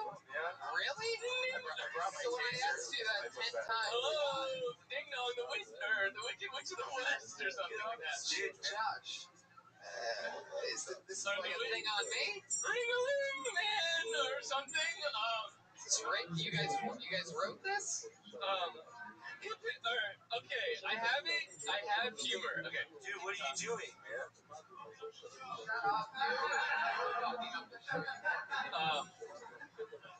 Yeah, man, or something. I'm so high, man. How much longer is it? I'm so high, How man. much longer is your guys' skit? Hey, Just have a seat, man. Dude, can you sit down and join you, man? I'm not there, man. What are you doing? Why do you keep crouching when I say have a seat? Good. This is older. Hip hip hooray! Halloween is here, and it's not the ghoulies, ghosties, or goblins I fear. what do you say? Hip hip hooray! Halloween is here, but it's not the ghoulies, ghosties, or goblins I fear. Hey, man. It's the 10 pounds of sweet treats that come straight to my rear, or whatever. Man, less is more. What are you doing? Stand up. What's your name, dude? Alright, might as well. My name is Jay. Hello. I apologize for that weird entrance. Yes, I admit that was awkward, and in my head I was saying, that awkward moment when Jay comes up on the stage and it's weird or whatever. But I'm overall happy to help or something. Just do whatever, man. You're fine. Just stop talking. Pat, how much longer is this thing? What's the end? Really don't know, man. Do you know him? I don't know. I know him, yeah. Oh, okay. So this is the thing. Thanks, man. Finally, someone gets my back. I feel as though I'm at a freaking fish out of water here. Did you tell him how the show works, Pat, at all? man. Does he know what's going on tonight? Yeah, man. He said he wanted to get up and join the band, and I said, don't do that. And then he came up on stage and did this. Oh, gotcha. Ring-a-ding-a-ling. How well do you know him, Pat? I mean, I've been camping with him a couple of times. Jake, why don't you have a seat, man, so we can like. When working with creative risk takers goes wrong, ladies and gentlemen, welcome to What is wrong, man? I'm happy to be You here. have a microphone. That's what's wrong. Who are you? What is happening? I'm happy to help. Put the mic back in the mic stand. Good, man. Stand up. Stand up. Oh my god. Whatever, I take direction well. This is mind blowing to me. So I get my taser, my backpack. That'd be fun to tase this guy. Has he been here before? He's really Do I funny. know him? He's actually, if you give him a chance, he's really positive and Yeah, We've given him like 7.5 yeah. minutes. here it goes. Alright. Here goes something. Is he about to try to be funny right now? Of course, I like to go to restaurants all around town, buddy. All around town. And the other day, I was at a group with a group of comedians, and of course, even though I'm on stage all the time, I'm still trying to get a laugh. And of course, I'm at a restaurant by UCB, Franklin, known as Burns. And I say to the guy, or I say, and we're going around the table, and we're saying, of course, what kind of bird am I? What kind of bird am I? Jay, you gotta stop, man. You gotta stop. You gotta stop that story and just stop talking, man. Yeah. Go sit somewhere else. Another room or something. Grab your beer. Grab your beer. Pat, tell him what to do. Jay, grab your beer, grab your bell, sit down next to me, mellow out. Put the mic back in the mic stand. Pat, who is this guy that's hijacked the first 10 minutes of the show? Are you gonna get control of it, or? Here, man, take some of these.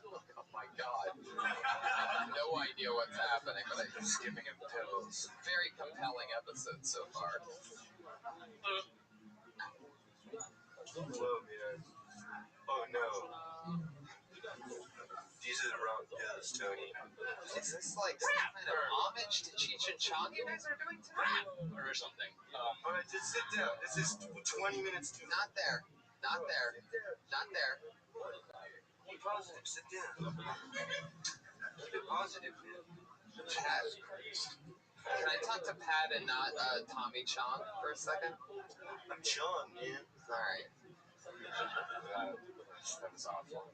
Yeah, that was probably the worst thing ever. I mean, really.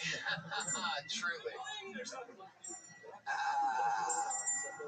It's just a simple tell.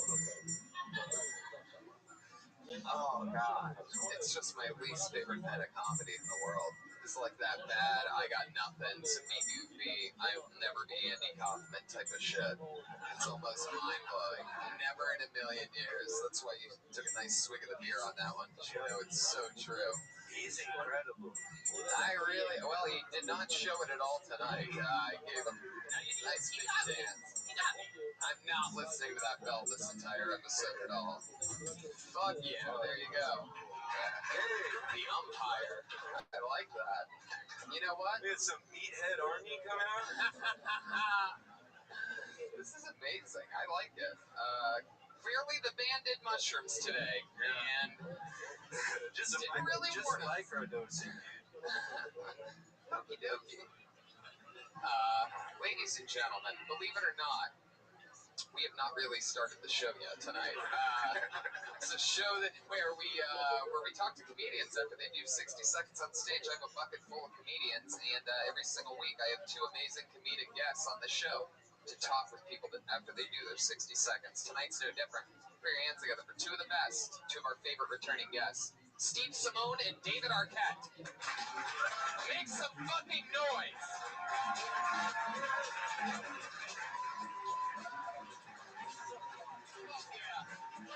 The best! David Arquette is back! Welcome, guys. How are you? Awesome. You just missed some crazy shit, or maybe you didn't. Oh yeah, we heard it. He killed. Commitment. He literally killed Tony. I almost killed myself. True commitment at its finest, because none of it worked. It's good. It depends on your freaking definition, man. Oh shit, really good one there. You made up for it on that one. I wonder what the real you is like. I don't know, man. Maybe you'll find out one day. Probably not. Where's the horse of trick? Where's the horse of trick? Well, you're supposed to have that without asking out loud. Fuck yeah. David Arquette, you are back. You're one of the most epic guests on this show. Thank you. Always fun. Last time you did an amazing magic trick. Yes, I have no idea. I don't recall. It was very impressive. This is the first time I haven't been drunk in this room. Sprite. Yeah. It's bright in here. When I first met you, I roasted you in this room. You hosted the roast of the Iron Sheet, and I lit you up big time. Was it fun? It was really. So was that. I told you I love you in the Scream movies where you're Deputy Dewey. How about you, Deputy, do not try to ever do comedy again? Something like that. That's a good call. And then I said the only time I screamed during that movie was when I was yelling to get my money back.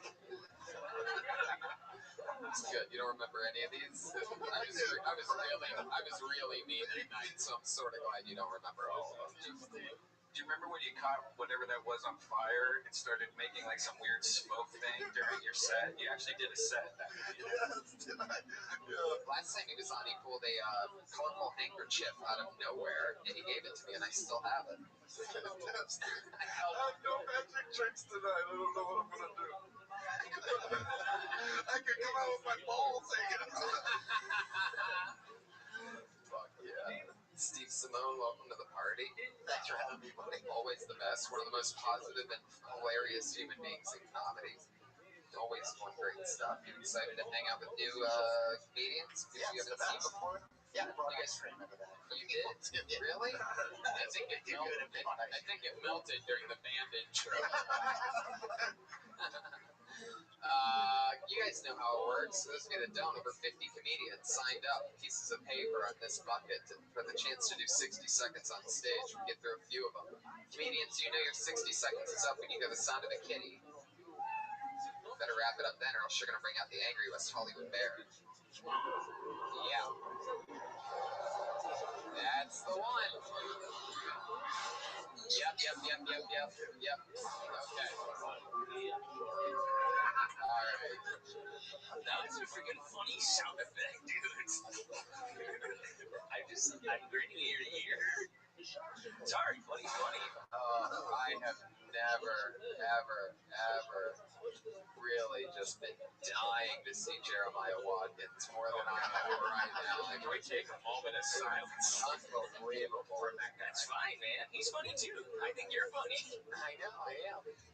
I just said you're funny. Wow, I love that. Does that work for you in the East, like Los Feliz and Silver Lake, that voice thing? Yeah. People love that. I wear skinny jeans and I'm a freaking hipster mocha chocolate grandes or something. I drink them all. Yeah. I'm so much of the hipster on Silver Lake. Wow, that's impressive. Normally they're not hacky, but like that's Yeah, I guess I am a bit of a hack. But I am funny. or autistic, one of the two. Wow. Pat, let's slide that a little more to the left, shall we? Like all the way. Fuck yeah, I like it. All right, this is an exciting one tonight.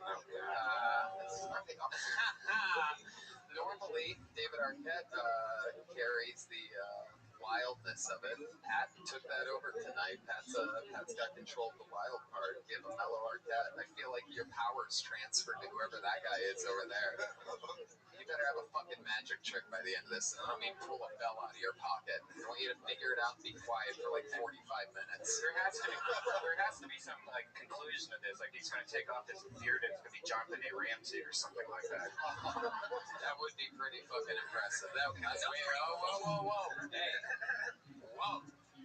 Hey, man, I saw this guy kill in the Flappers YouTube room. The Flappers YouTuber? Man, he was laughing hysterically. and the audience just joined in to a single joke. Wow, that's so cool. Funny's funny.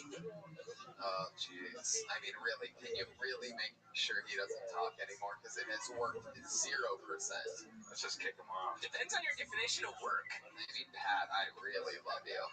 You know how much I love you. This one's bad. It all depends on your definition, but hey, I'll take it, man. Yeah? Oh, yeah, it does depend on my definition. It definitely does. I'll take the feedback, but Talking. You gotta stop talking. Pat, you cannot let him talk every time he wants to. He's totally not funny.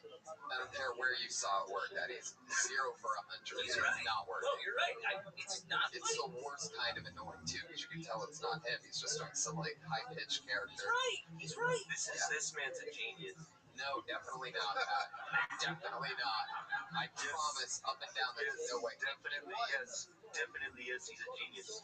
Yeah. Because he couldn't do any worse. I can't figure out what he could do to be more unlikable and just It absolutely. all depends on your definition, man. Yeah. Yikes.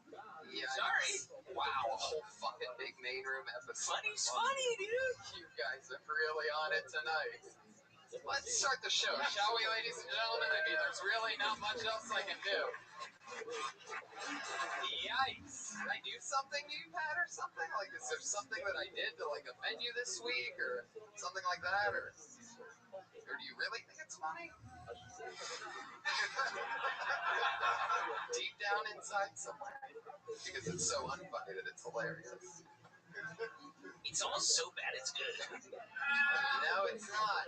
Nobody thinks that it's almost so bad it's good. That's why I'm sort of making a big deal about it. You know what, Tony? I'll say this. People are afraid of things they don't understand. No, I understand it. I've analyzed it. You understand And it. I think it's bad. I like how the lights completely cut off now. It's fine to have the opinion. Pat can talk, but I'm totally fine with that opinion. Oh, God, I feel like I'm over my friend's house and their parents are fighting. I don't know what to do. I think it's time for dinner. unbelievable. I mean, I'm going to take off my belt and slap him like he's my son. Unbelievable. I'll just kill his mic the whole time, so if Pat wants to talk, just tell him. Look who got a promotion. Yeah. Joel Jimenez. Thank you, Joel. Okay, let's start the show. Let's see what happens. Comedians, you get an uninterrupted 60 seconds when you hear your name called, and then we talk to them about anything in the world afterwards. Get to learn more about them, find out who they are. I already pulled a name out of the bucket. Your first comedian doing an uninterrupted 60 seconds tonight goes by the name of Channing Apodaca.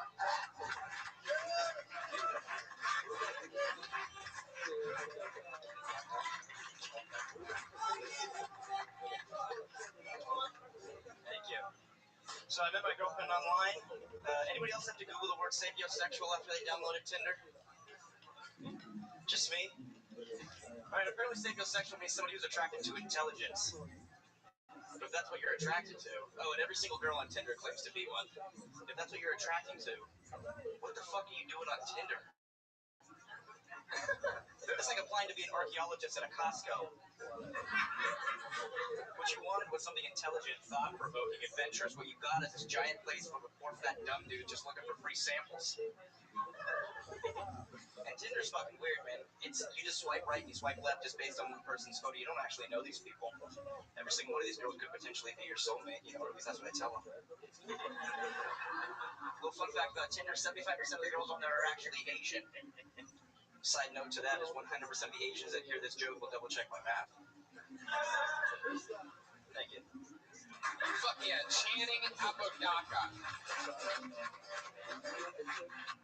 Pretty new stand-up, huh? How long you been on it? Going on 2 years. Where you from? Lancaster. Pastor. Antelope Valley. That's about an hour away, yeah. What do you do for work?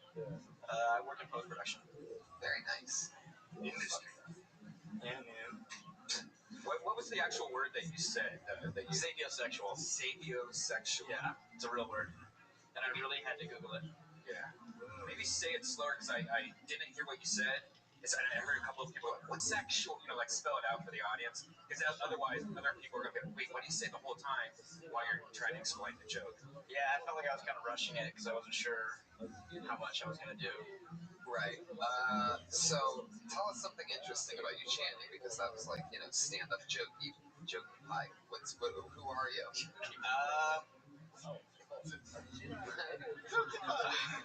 Just a jokey pie guy. Funny. I'm a pretty normal dude from Southern California, like born and raised. What do you like to do for fun? Really into hockey, which is like odd coming from SoCal, but yeah. Like roller hockey? Ice hockey. Ice hockey? Yeah. Where you do that is you go find some ice rinks and do that? Yeah, there's a good amount of rinks out here. So you can like ice skate backwards? Yeah. Wow. Requirement, par for the course. That's fun. Yeah. You ever like go on dates with girls to the skating rink and you're like, check out? I asked my high school girlfriend out by taking her to an ice rink, and I put a little note in her glove and said, "Will you be my girlfriend?" And I put it on her hand. There we go. I like that. Oh yes. I love that. So did she like that? Yeah, she said yeah. And then we dated for like 6 months and broke up. How'd you break up with her? She went to no nurture. It was no nurture. Get the fuck out.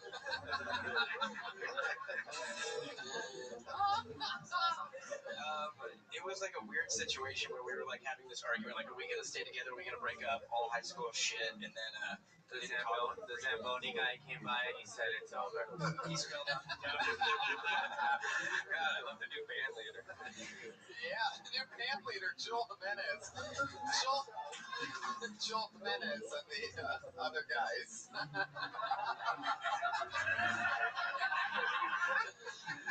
Oh shit! What a fun one.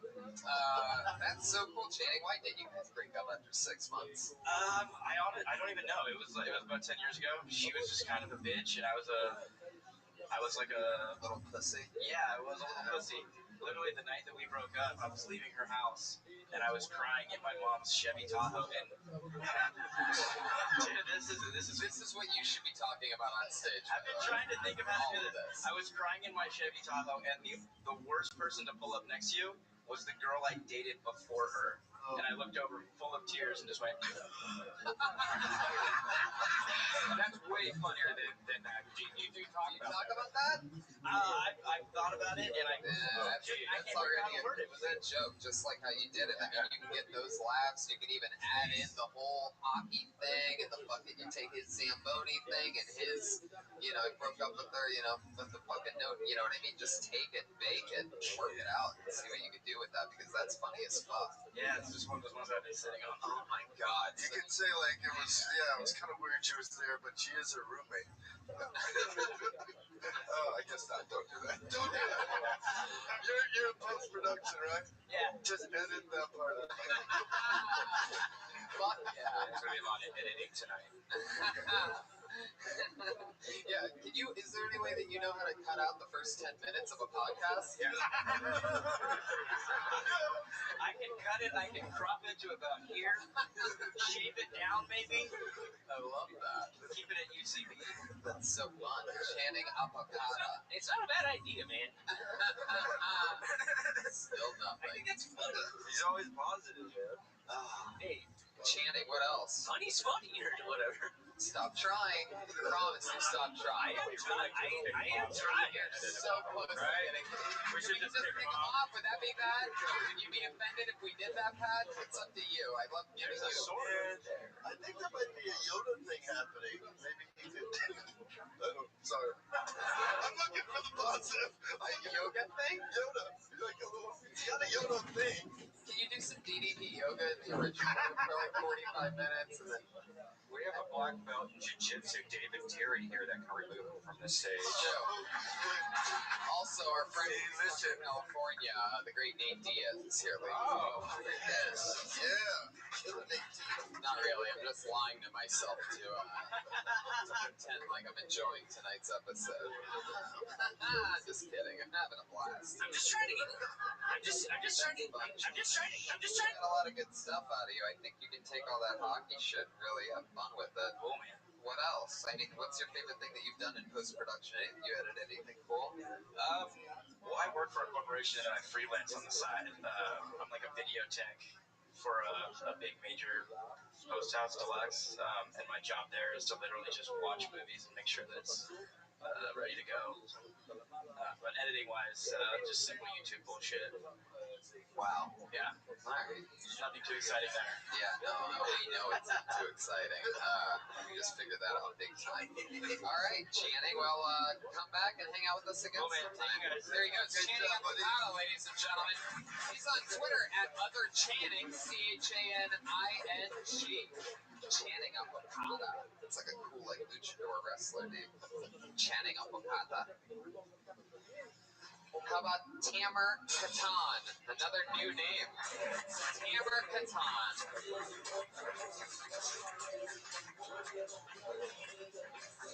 Fuck yeah. Tamer Katan missing his spot. Wow. Of all the people to not show up, why did I got his back. I could use some time, or I got it. Pulled another name out of the bucket. Put your hands together for Diego Atanasio. Here he comes.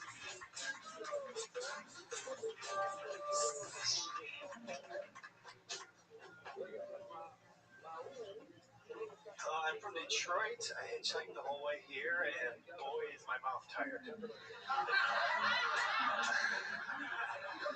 Thanks for getting that joke. One time, 5 minutes after that, someone in the corner was like, blowjobs.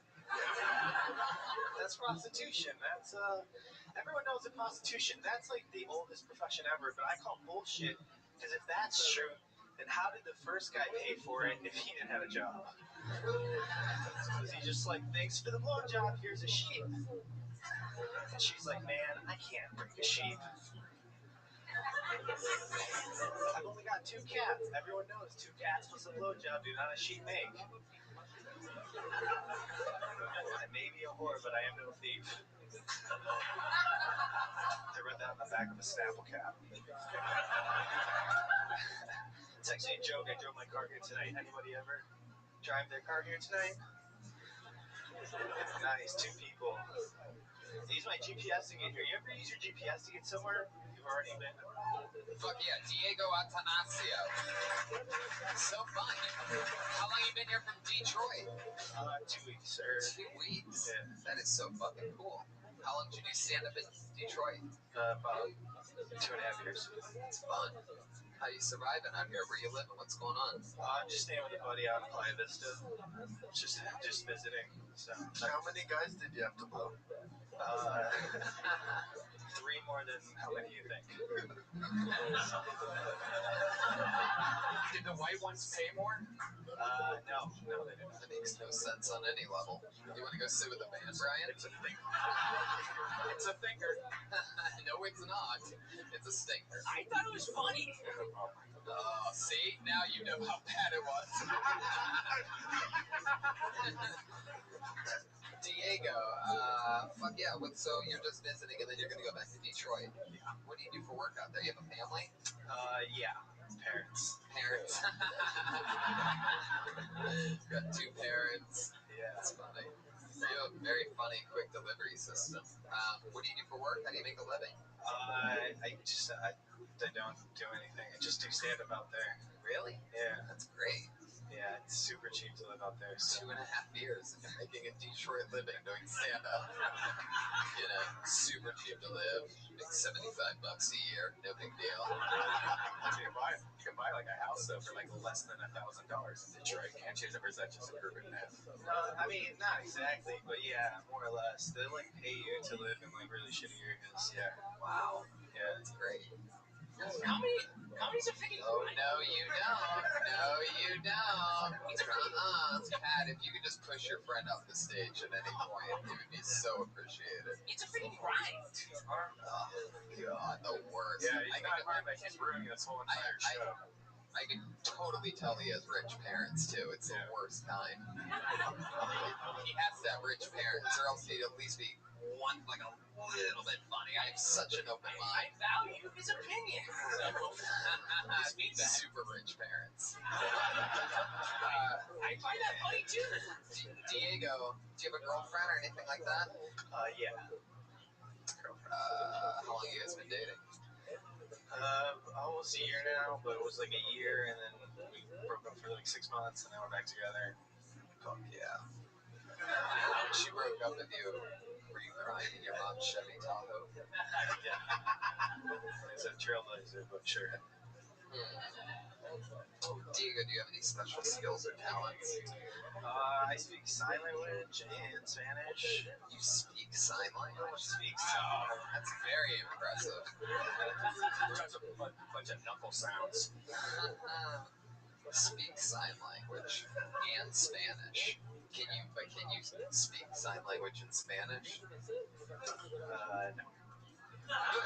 Is it the same? Do they have different? No, they have American Sign Language, what we use in North America. They have that in Canada, here in Mexico, and every other country has their own sign language. Even in the UK, even in England, they have a completely different sign language. So it's like regional based. The same. Except the one universal language, like emojis or something. Right.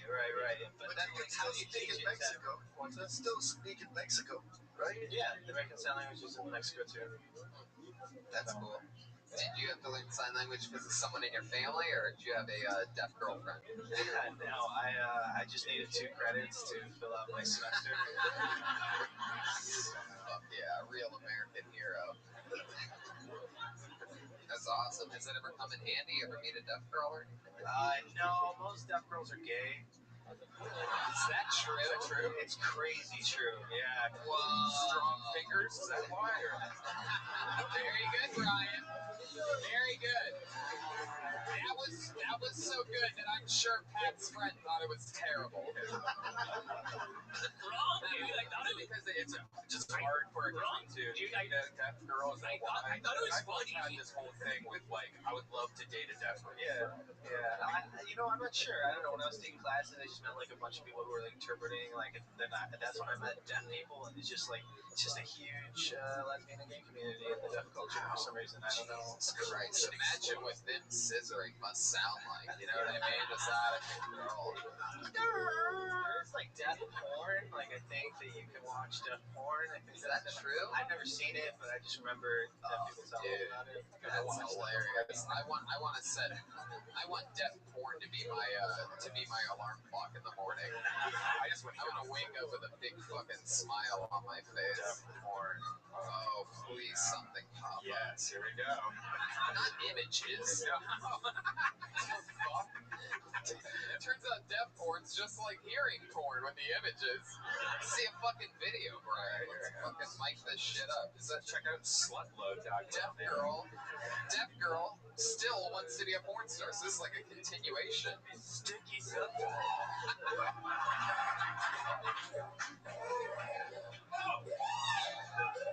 Oh shit! She's not a lesbian. My God. All right.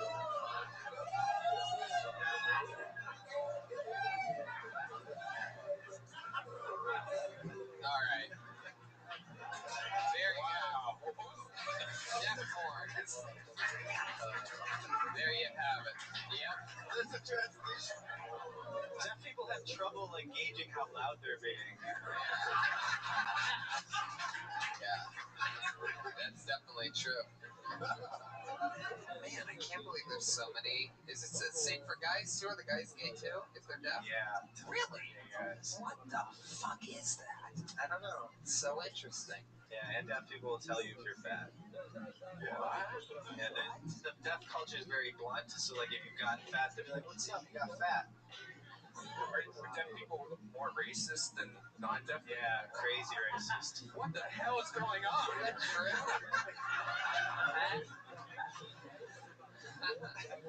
Yeah, you'd think they'd be more sensitive. They're not at all. They're really They're a racist. bunch of assholes. I guess if you can't, hear anything, you're probably gonna be more than a dick. So what are you going back to Detroit for? What's the big thing? Do you love it out there? No, I just don't have any money.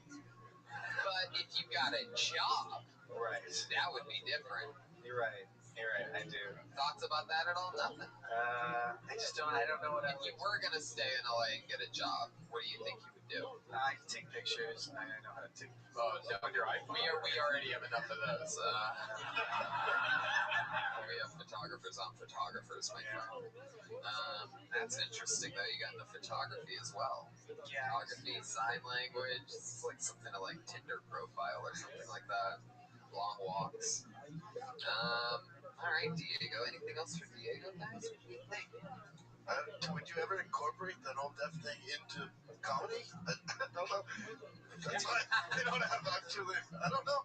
No, that's not. But they talk about it. That's pretty interesting. Do you talk And about then sign a No, little. I don't have any. Yeah, that's definitely a gold line there. You can be the first signing comedian. That's not true. There's definitely a. Yeah, They actually, Not bad. Jeff Dunham, they actually, I've done comedy before where they have a sign language person on the side of the stage because there's somebody deaf in the audience. So they hire somebody just to go on stage and do the whole act for them. And it's the most weird thing to be on stage while it's happening. It kind of throws you off, but it's really funny when if you're a dirty comic watching like all the things they're doing with their hands and their butt. And then you got a deaf person laughing 30 seconds too late. There's like a delay. That's so weird. But yeah, they're like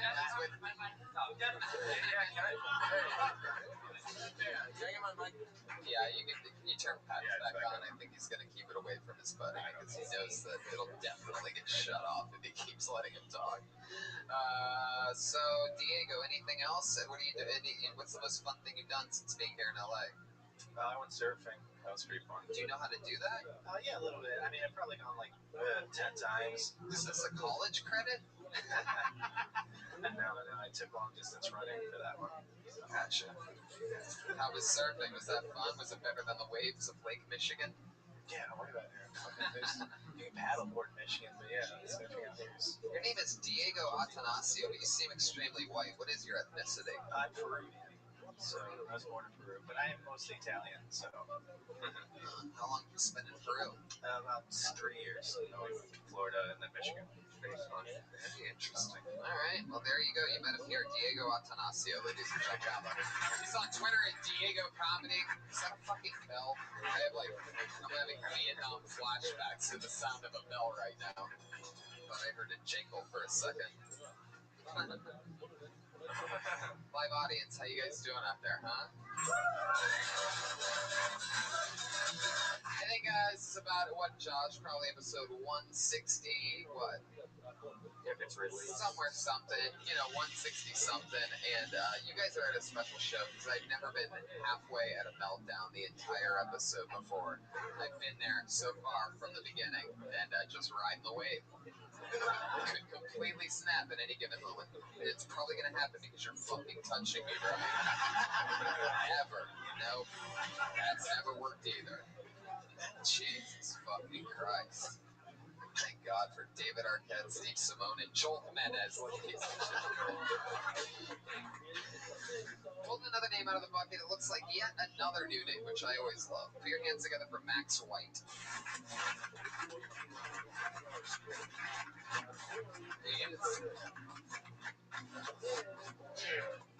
I grew up in the 1980s, and it's weird. Back then, my dad was a drinker, right? Like, drinker's fun. Like, you invite a drinker to a party, okay?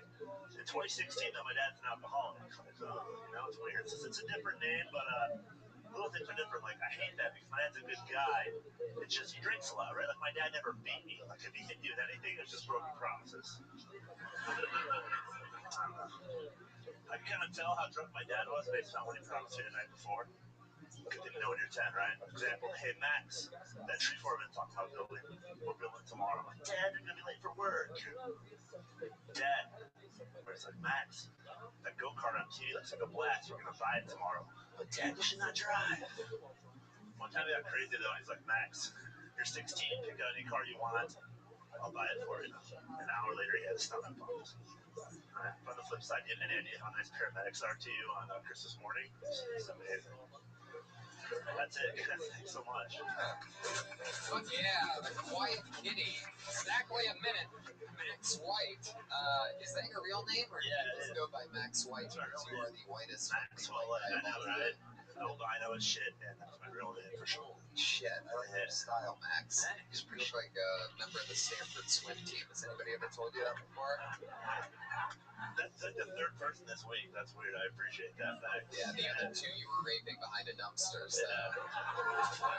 Sucks. They took my skill. I'm bummed. I have nothing to offer the public anymore. Max, where are you from? I'm from Michigan. Actually, I live in New York now. From where? Michigan, originally. Oh, wow. There you go. A lot of Michiganders. Yeah, for sure. And now you live in? New York. Yeah. That's fun. How long have you been doing stand-up? A year. Yeah. What do you do for work in New York? I work in skateboarding, so yeah. You work in skateboarding? Yeah, actually I own a store, so I did actually, but not anymore, so like as of this week. Wait a second, are you just Tony Hawk in disguise? If I go into any ghetto neighborhood, I'm definitely Tony Hawk, though. Kids will yell at me to do a kickflip, and they'll call me Tony Hawk and then take my wallet. See? Hey, what's going on? Awkward! It's awesome. Is that fucking, what is that, bird food? What is happening? I think that guy's ecstasy just fell out. It reminds me Oh, wait. of Birds, the restaurant. Nerds just fall out of their pill bottle? Oh my god. Whoa. I was hoping he was actually going to die at any given moment. I was hoping they were real. That would be funny and weird. Oh, it would be. That's why everybody laughed, you fucking idiot. Max, let's keep it on you, Max.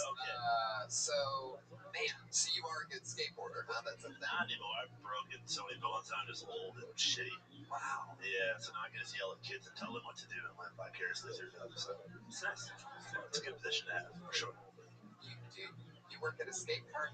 No, I own a skateboard shop. Wow. Joel Jimenez here, amazing band leader. He actually works at a skate park. Did you know that? No, I didn't. What skate park? I don't want to talk about it, but I was laid off at the end of June. Oh, wow. You get caught rollerblading or what happened? Hoverboarding, but back to you. Okay. Back to you. I love it. Our senior percussion correspondent tossing it back to us, Joel Jimenez. Gotta keep it moving. Back to you at the Kill Tony studio. That's interesting.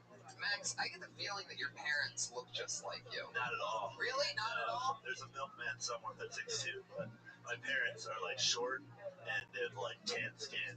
They're not albino and they have dark hair. It's crazy. Oh. Yeah. They're still in Michigan? No. My dad lives in China actually, and my mom is in Florida. They got the fuck away from each other. Yeah, they did. Yeah. That's about as far away from one as you can get. I know. Yeah, it might have something to do with me in the middle, but I'm not too sure. Yeah. Had something to do with what? With me in the middle. I don't know if they wanted to get away from me, so I'm not sure. You were in the middle. Oh. Yeah, geography speaking. Gotcha. Max White in the middle. Yeah. So they left you, and what? Did you ever get to go see your dad in China? Yeah, I've been over there quite a few times. Yeah. What's that like? It's different. Like taking a thing you're used to in the United States and kind of turned upside down. Yeah. You were in China. Did you ever meet anyone named Max Yellow? Sorry, what was that? A kid that got hung too much as a kid's talking. What? No, it was What? It was Pat. What? What'd you say, Pat? He was like, it turned it, everything's upside down. Yeah, like in China, your friend would be funny.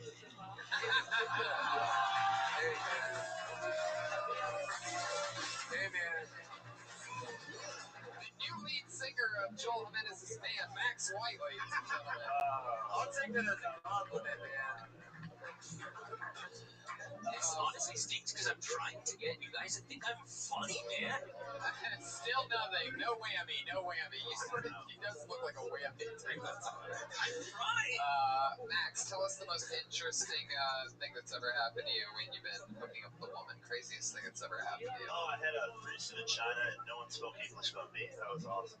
Whoa. Yeah. So how did that go down? What was the most awkward with your part? dad? Money. Yeah. I borrowed money from dad and then just went to a place. Wow. No, just kidding. I didn't borrow money, but I definitely went to the place. Yeah. Was it cheap? Yeah, it's like Olive Garden, full meal. You get you whatever you want there. Red Man's hype. Look at him. Nice. When you say Olive Garden, does that mean they shoved a breadstick up your ass? Yeah, for sure. It's from the creamy Alfredo sauce that's probably leaking from her gross vagina. Did you toss their never-ending salads? You paid for that extra. It's a good Olive Garden joke. Good Free Olive Garden joke. This is worth the trip to LA right now. So it's like a reasonable meal for cheap. Absolutely, yeah. Like $20. I think Brian still thinks you got food in this threesome. Yeah. $20 at Olive Garden. That's all you're spending. Come on, you're better than that. Did you wear protection or did you? Yeah, they definitely come out the mouth. They get bumped because they're not. I'm not shit. I'm like average size. I don't have a big dick. I'm just totally normal. But from what they're used to, they're very bummed when you're like, come on, let's go. Or because their parents don't even know. I'm not really sure. I didn't ask. I was there for the tourism. I don't really care about their feelings. That's fun. Where do you perform? That's so funny. So you get up a lot in New York? You went hard at it? I do, yeah. I'm trying to do like 4 times a night at least. For sure. Max White, guys. What do you think about Max? What's your take on Max? Love that. I mean, I thought it was great that you tried to make your stuff personal. And there was jokes in there too. I just noticed that like when you came out of the gate, it appeared to me that you expected the first joke to land a little bit harder, and I felt that threw off your timing for the rest of your set. So don't care. Okay, that's all you said. Should be great. No, sure, thanks. It was dark. I mean, you're talking about some dark shit. It was like, oh, Dad. Why, Dad? Oh, maybe I was thinking about my best. Sorry. Max White. David Arquette just called me dark. Sorry, keep going. This is amazing. True. I'm so proud right now. Max White, you are by far my favorite comedian that has a name like a clan leader.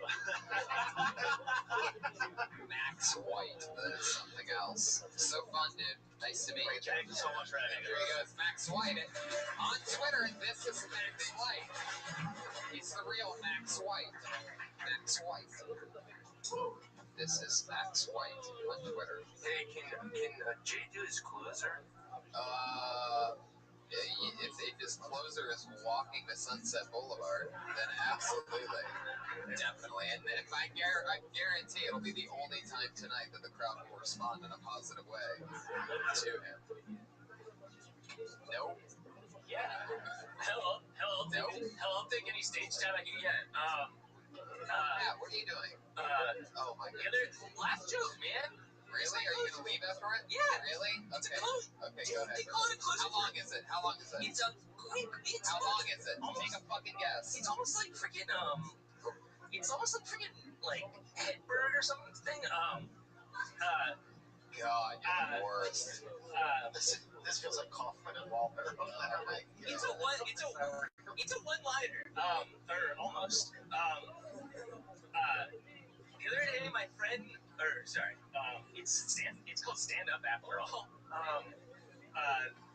The other day, my friend was mysteriously seeing demons, and then I said, hey man, better days are just around the corner.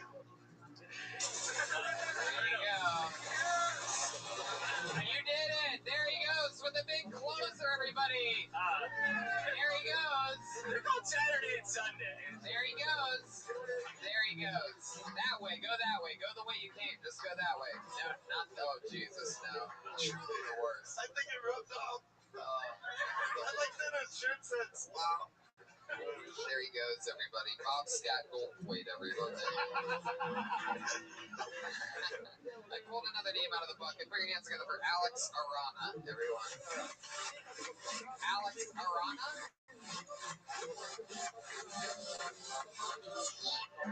There was a part where I got really scared because I thought it might be him. I mean, like, hell yeah! That would have been awesome. I'm actually Alex Arana. Never got a chance to tell you. Anyway, I just want you to think I'm funny.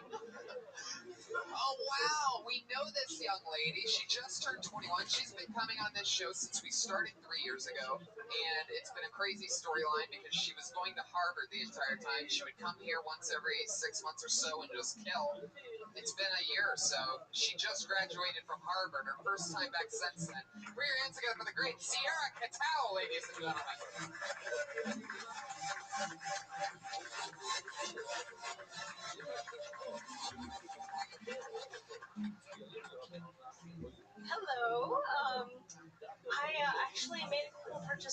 roommates the other day, and we went on Craigslist because we like Little Danger. And it was actually pretty cool. It was a couch. And turns out if you play your cards right on Craigslist, like you can get the seller to also deliver it for you.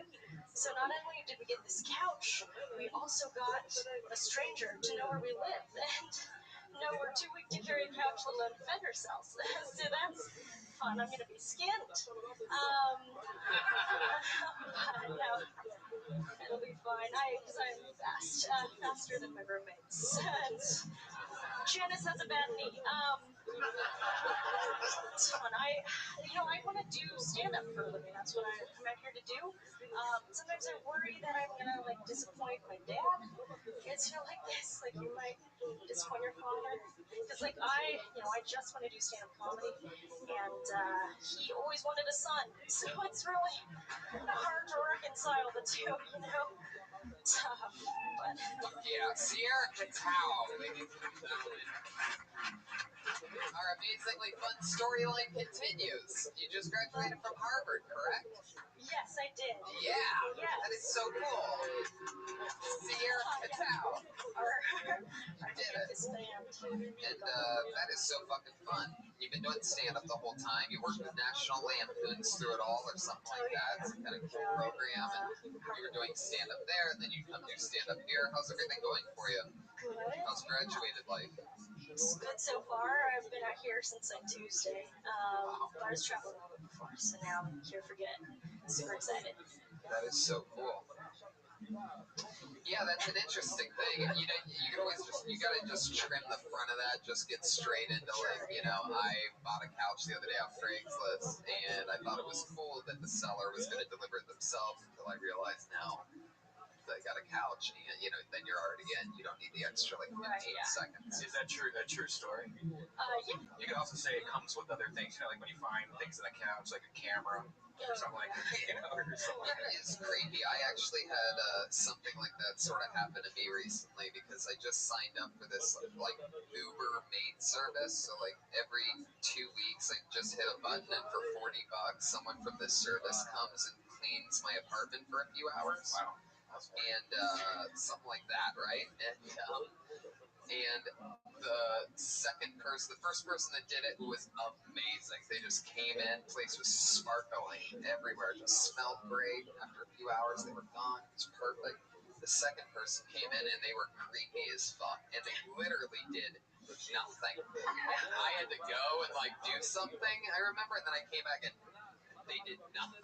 And it wasn't like the place was a crazy mess, but you could just tell that they did absolutely nothing. Truly nothing. For a maid service, that's something I don't really want an Uber driver to do. I'd probably get a real company. It's not an Uber driver. I know, but not an app, not an app. Anyone can download the app and clean somebody's house. Yeah. Well, yeah, and then I realized that because by the time that I left a bad review for the guy, I realized, wow, he knows where I live, and he's probably he's a guy that goes to clean houses and doesn't even do that, so he probably has nothing. And if he didn't clean anything, then he must have been doing something. He's probably rubbing your underwear on his dick.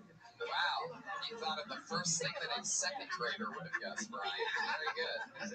Really. I mean, boy, some of Sierra's Harvard knowledge really rubbing off on you over there. Now they put underwear on the pee-pee. Sierra Catao, how's did anything crazy happen in all those final years of college? Man, too much chilling. I knew I was gonna want to do comedy, so I kind of just chilled in school. Oh, what does that mean? All A minuses? Got him. I guess Harvard does have very good grade inflation, which is why we're pretty okay, just chilling. It doesn't mean we're all getting A minuses, but the average grade there is an A minus, which is really awful. Really? Yeah, it's really disheartening. But yeah, apparently because it just you can kind of get by. Also, there's a lot of kids there who are actually really smart, and they're the ones getting the high grades and raising the average, But then they let me in, and then I bring it down, so it's great. Wow, I can't even figure out what just happened. That's fun. Any crazy stories? Any boys try to get you into Chang Bang or anything like that? Oh, no, not that I recall. There's like, there's like those final clubs. I don't know if you guys watch The Social Network. That's like a big thing there. They're all fighting them now because they're trying to make them co-ed, but they're not a great I place. feel like you get hit on by a lot of pedophiles. Does that happen a lot? A lot of ice cream truck drivers and That's things like that? That's what I worry about because I feel like guys who are into me, I'm like, oh, this is so cool, and then I realize like I look pretty young, so probably they're just a pedophile. So you kind of have to like go for guys that aren't into you, you know. Do you do that on stage? Is that a joke? Well, that's amazing now. That's incredible. Sweet. Just go for guys that aren't that into you. It's so funny. Is that true? Like, do you find that sort of being true? Well, I think it's like it's also being an Asian woman. You kind of worry that if guys are just hitting on you like out of the blue, you're like, you're probably let's look through your dating history on Facebook, and it's like Asian woman, and then, all right, let's check your, and then like at their house they have like a gong and like Chinese characters on their wall. You're like, okay, let's stay away. Yeah. It's so funny to me that a 21-year-old girl can come up here and just school everybody that was up before her. Sierra, Force of Truth. What was the part of that I wanted to ask you about? Oh, so if you see like that a guy's dated a bunch of Asian girls, is that that's a bad thing, or it's probably a bad thing? Do you ever think like if it's all just like white girls, are you like, well, maybe they just want me to be their one experimental Asian? Have you ever worried about that? Yeah, I think there's it's a lose-lose, I guess. But yeah, I think because the thing is, yeah, I would say most of my friends who are Asian girls were kind of worried about that mainly. Is the guy who goes after Asian girls a lot, so we try to stay away from that. But I don't think we ever really talked about when we sit down and discuss. We haven't considered the new thing. Like you don't want to just be like, ooh, like a little like Chinese takeout, and then like never again. I don't know. That's an interesting thing. I think my sister dated a guy who like hadn't met an Asian girl until college, so that was like, oh, I was like, maybe reconsider. Yeah, I don't know. It's tough. It's a lose-lose, as I said. What's your favorite Loser. Louse. Oh, house situation. So Sierra, like, what kind of guys are you into? Because I've noticed that most Asian women are just into Asians. Have you tried around? Like, have you like shopped? Have you like tried other flavors? I guess I've dated a Korean American and now I'm currently dating a white guy. So. Wait, what color was the American? I was saying Korean American. A Korean, an American, and a white guy. Red, white, blue. I got Korean American, Korean national American. So he was born here. So the Korean was like super Korean. No. I was dating. I said a Korean. I corrected Korean American. Oh, that was one. That was one guy. Oh, a Korean American and a guy named Taiping. Right. All the same guy. Interesting. Would you like more the Asian or the white guy? Well, I guess you're still with the white guy. The white guy, yeah. Yeah, it's your main squeeze right now. Why'd you break up with the Korean? Was he too? It was my high school boyfriend, so we had to part ways. Right, yeah. He's got that fucking angry box head, you know what I mean? Whoa, too soon for the Korean jokes, everybody? I can't. Okie dokie. They have like the more square heads, correct? Oh, you're thinking of Perhaps. shovel. I don't know. Did I? Well, the Koreans, their heads are more square. The Chinese have more round. The Japanese are that's the show self model, right? Like the rubric you guys use to so you don't offend. All right, no, that's good. That's fine. I don't know. I mean, perhaps I'm Chinese and Japanese, so I don't know where I sit in that. Welcome to the new podcast, Boxhead. Yeah, the Korean only podcast. Sierra, most fun thing that the white guy's ever done for you or to you that the Asian guy never did. I don't know. Cheese?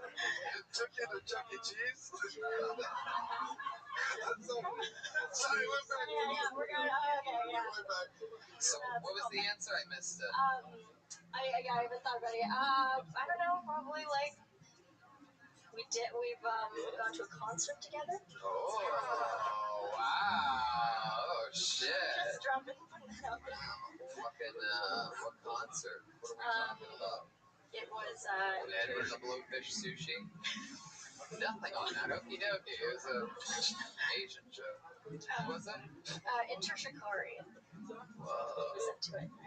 Did you like it? Yeah, that Was was he cool. like dancing? Was it all weird? So it's kind of like one of those things where they run around, and so I was like hanging out on the outside, like thumbs up. He was with Like a me, mosh and pit. he would go and be like, "I'll be right back," and then he'd run around in the middle like that.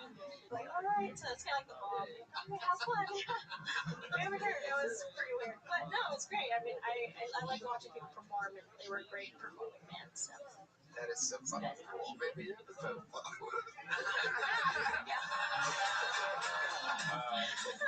I would love to invite you to the first Friday at the Ice House and do the Death Squad show. There you go. There you go. My favorite joke, from the Rice House to the Ice House. Works every time. I used it 7 times in 160 some episodes. Always works. Sierra, anything else fun that you want to update us with? Any questions for the great David Arquette? Oh man. Questions for Steve Simone, one of the nicest human beings on the planet. And funniest, of course. Yeah, I don't know. What are you guys? What are you guys? Wow, really Harvard caliber. You guys like Asian girls? Steve Simone, yeah. Any advice for starting a comic? Yeah, just be nice and have fun. That's true. That's good advice. Just be nice and have fun. And don't stop. No matter how hard it gets, just never give up. Yeah. That's advice to everybody out there. Never give up. That's true. Quit. David Arquette. Just laugh. That's it. That's the gist. Enjoy it. Sierra Catal, ladies and gentlemen, she's back in Los Angeles with a Harvard motherfucking degree. She is unstoppable. She's on Twitter at Sierra Catal, at Sierra K-A-T-O-W. Man, that is incredible. 3 years she's been coming here. She's 21, 29. Wow, that's fucking crazy. That's like one of our coolest ongoing storylines, right? Yeah. When she was on 3 years ago, we must have said, how much longer till you graduate? She probably said 3 years. Wow. How much till you turn 21 so I can get you wasted? Something like that. Ooh, another new name. This looks interesting. I like this style of cursive. Put your hands together for Bella Rose.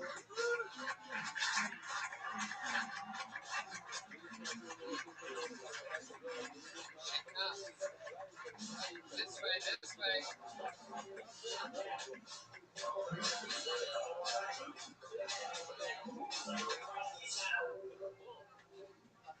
Hey, so I get to go after the really smart woman. I'm wearing glasses, so I appear more intelligent. But yeah, when I was young, I used to do really smart guys because I was hoping it would rub off on me. But I probably would have had better luck going to college. Just maybe. I don't know. But yeah, I'm a procreator. How many of you have gotten your genes to the next generation? Okay, that's okay, because some of you just don't need to. It's okay.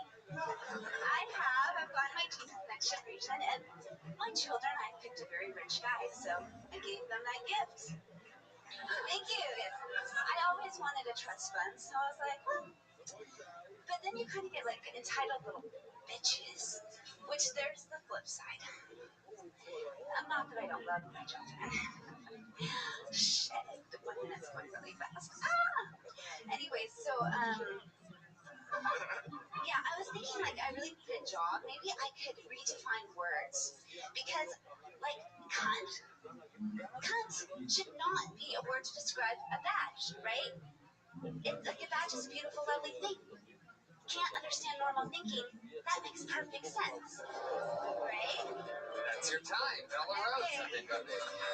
Anyway, Fuck yeah. Bella Rose, I like your style. thank you. How long have you been doing stand-up? Like on and off for years. Like I haven't done it for a while, but I moved Right, with you used my to go ex. by another stage name, right? Weird Al Yankovic? No? It was Sorry, Bella. Christina. Sorry. And I said the I'm in hair. full roast mode. I had a roast battle coming up at the end of this week, live from Montreal on Comedy Central. Is Bella Rose your real name, or is that your porno It's name? my last name, actually. Right, My is that your first name death is porno name? Christina. Crisis Christina. Bella, did you just come straight in from Bonnaroo to perform here tonight? Buckaroo. You seem like such a free spirit, like a music festival type. Oh, yeah. Well, I wanted to be a musician. I wanted to be a singer, but So I did felt Reagan at one point. there's the problem. Oh, shit. So tone deaf, unfortunately. Bella, what do you do for work? I don't really work. I feel like you have a garden, am I correct? I mean, I should have a garden. I mean, I do work. I have a nonprofit. I just don't make money. That's the problem. Yeah. I do a lot of things to work. Like I'm a Facebook activist. I do like a lot of Jesus Christ. Yeah, Is your love life really sad? It is. There he is. Oh my god! I'm surprised you brought that up. It is so fucking tragic. But you know what they say? Comedy is tragedy over time. So. Well, Actually, you have that equation wrong. I do. It's not like comedy's divided by square time or whatever you just said. What did I just say? Anyway, Bella, tell us about it. Why Okay, so the other day I was out buying, I found some vegan condoms, which I'm really excited about because I'm vegan. What does that mean? You just put them on hands or something? Well, yeah. How did the 21-year-old boy you were trying to fuck react to that? Maybe I have a sex life, right? But actually, I'm just obsessive compulsive, and I just put them on my toys, so I don't have to wash them, right? Oh my god. Wow, that's why they. So when 21-year-old boys go to your apartment and see your doll collection, how do they react? Well, actually, I have a 20-year-old daughter, so I live with my ex, so I'm not allowed to have any men over. Right? It's very sad. The only reason I do stand-up comedy is simply to get the fuck out of the house. You know you can just leave the house at any point. I mean, you don't have to try to do this comedy. Well, you know what the problem is? See, like the baby daddy, he doesn't really want to fuck me, but he doesn't really want anyone else to fuck me. He says what? He has vegan condoms. That's why he doesn't want to fuck you, because he knows that's only for gay sex. Gay sex are people who want to save the Why are you world. calling him a baby daddy when the baby is 20 years old? Well, I have 3. Oh, there's Yeah. 3. Yeah, 3. I'm a procreator. You like just look at me and I get pregnant almost. No, I don't think that's how it works at all. Definitely not. Right, you would think I would have figured it out after 3 times. You would think I might have figured out how it fucking works, right? Right? You just keep repeating vegan condoms over and over. And they're sustainable. They're biossustainable, and part of the proceeds go to charity. So I They're feel just so good roll at ups. masturbating. Is charity the name of your third kid? No, you know, it's fake. Actually. Do you make your own jewelry? Yes, actually I do. And you sell it at This stands one is made out of right? paper. This is recycled. And I can buy it on Etsy.com, am I correct? Do you have any energy crystals in your pocket? Do you live in Calabasas? I do have one in my vagina. Do you live in Calabasas? Where do you live? Santa Monica. No, I do live in Calabasas. Oh my god! Fuck yeah! Sponsored. This is Sean Menace, this episode. I'm sorry. Bella Rose. Is that your real name? Yeah, my last name. Really? It's real, my real last name. Yeah. Why Bella? Is it because of the webcams and the stage and stuff? And I was just born with it, but I just decided to get rid of Christina, the first name, because the Christina that's 4 words Right, in Bella Rose it's so is like 2, 4, 6, 8, and then it's like so confusing for people. People are very simple-minded. They can't take in 4 names all at once. Like just break that shit down to 2. Holy shit. It's like, really? I can take in 2 names. Oh, wow. Chom's just showed up. What?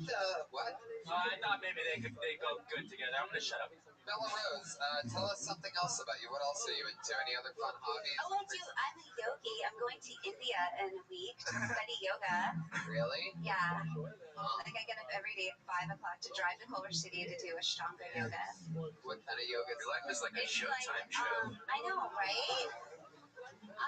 It's a very athletic form of yoga. It's a combination of dance and gymnastics.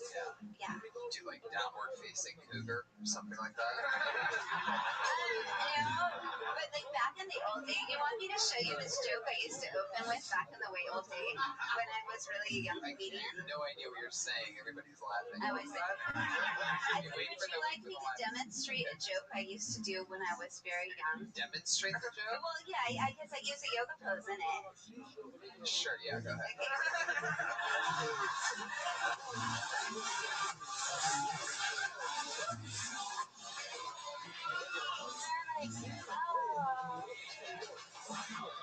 Well, you can't hear it. The music's Be careful, ladies and gentlemen. She is a squirter. Okay. Oh my gosh, I get so nervous, but don't worry. This pose helps to just relax me and just breathing very deeply into my chakras.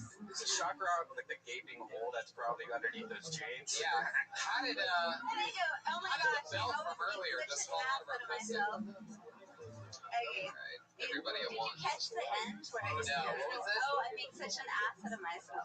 Oh, no, don't do it. Don't do it. No, don't do it. Now you have to sit next to Pat for the rest of the episode. I've already done it. I think if you incorporate the vegan condom and masturbating, that joke kills. Thank you. I mean, how often do you use like soap in the shower? No, I use soap. I'm into soap. Every day? Yeah. I'm not one of these vegans who doesn't like soap, and I used to. But you don't like washing your sex toys. You'd rather put a I fucking condom on them. But it's like, what if I'm like walking out with my glass dildo, and then my daughter happens to get up to go pee, and she's like, it's just awkward. Now, what happens then?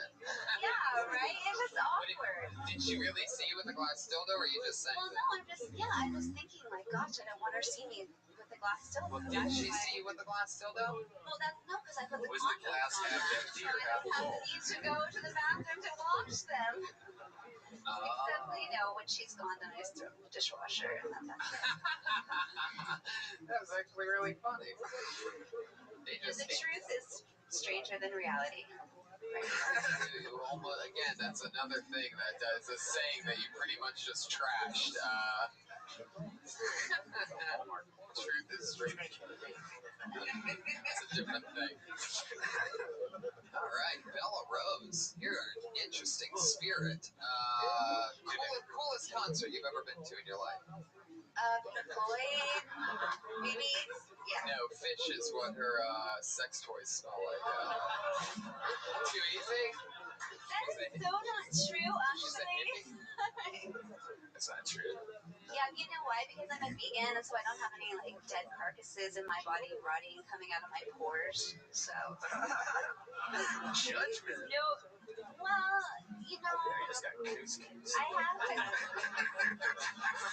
You're like, oh my god, they're so judgmental. But you know what? Every fucking hamburger is like 30,000 gallons of water. That's like my child's future. Every hamburger's 30,000 gallons It takes of water? 30,000 gallons just to process one package of hamburger.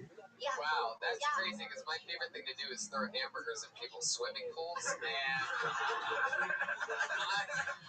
I'm just wasting so much fucking water. I didn't even realize it. Well, hey, who needs water? We have money. Fucking. Who needs air? It's not going anywhere. It's water. It's been in dinosaurs' pussies the whole time. It's What? kill water. It's not going anywhere. We're You don't not actually wasting have water. to answer her if she says what. You wouldn't have to repeat it if it didn't work the first time. Oh, I forgot. We're not in a drill. Let me ask you a question. How upset are you at this whole Bernie Sanders situation? I am so upset. That's your guy, right? I mean, you like him so much you almost started to sort of look like him a little bit. Like if we put a Bernie Bernie wig on you, you'd be Bernie pretty much. Yeah, pretty much. I think I probably would have been better than Bernie. They should have just, because, right, the other side has all these stupid idiots. I'm perfectly qualified. Right? So are you gonna vote for Hillary? God, I don't know. What are you going to do? Like, vote for the Trump? So yes, you're gonna vote for Hillary. Why wouldn't you vote for Trump? Why? Yeah. I mean, there's I'm like a just whole curious what plethora your of answer is. reasons. What's your first reason? What would be your top reason why you wouldn't vote for Trump? Well, he's a racist. He's a misogynistic What's the most racist thing? bigot. He's like, Bella, stick with me over here. What's the most racist thing you've ever heard him say? well, he wants to build a You said wall. get that monkey off my porch one time. Wait. Yeah, you think Mexicans were racist? That's pretty. Breaking news here. We have our back to the Kill Tony news team with a live report on the current election. We go to Pat Reagan, Kill Tony political correspondent. What was that, Pat? What did Donald Trump say? You said get that monkey off my porch. Did you hear him say that? Well, I didn't even realize Trump had a porch. That he would like say that on, because it's mostly like huge hotels and shit. Okie dokie. The old stare back improv jam. His beard's caught his harmonica thing. Bella, you say he's racist, but are you saying that you like Mexicans? I love Mexicans. Really? Thank you. So, would you let them live with yourself and your 3 daughters and your husband? Yeah, I have like an adopted Mexican mother, actually. Wait, hold on. Wait, hold on. Before you make a joke about she said farty poo or something, let's just stick with the thing. You just said that you have an adopted what? I have an adopted Mexican mother. Adopted Yeah. Mexican mother. So you adopted like from like a kennel? What do you mean? No, she's just part of our family now. She's nicer to me than my own mother, so I figure this will call. I know, right? My mom's a psycho cunt, but yeah. Wow. Fuck yeah. Right? We lost everything there for a second. So how did you adopt this Mexican lady? She just came to us one day, and I decided to keep her. Oh my God! Here we are. Oh my God! This is why I dig for gold, ladies and gentlemen. Every once in a while, you find it. A lot of you are questioning where the fuck is Tony going with this Mexican thing. Well, it goes. All right. So. Is this true? You mean serious? What do you mean she just came by like a stray dog? Like one day she's just knocking on the door. I mean, I don't recall how it happened, but she doesn't speak English, and I just saw she had this beautiful light in her eyes, and we made this connection when she was cleaning my house, and I was Jello Rose. There you go. Rolling with it. Bella, that's not that race, Brian. That's a different race. no, but seriously, I love her so much. That's very cool. Bella, it was nice to meet you. Thanks for coming on the show. Thank you for having me. I appreciate it. Thank you so much. Fuck yeah. Here she goes. Off to see her 37th Dave Matthews Band show. Bella Rose. Man, that's an interesting one right there. Every single week we have a race.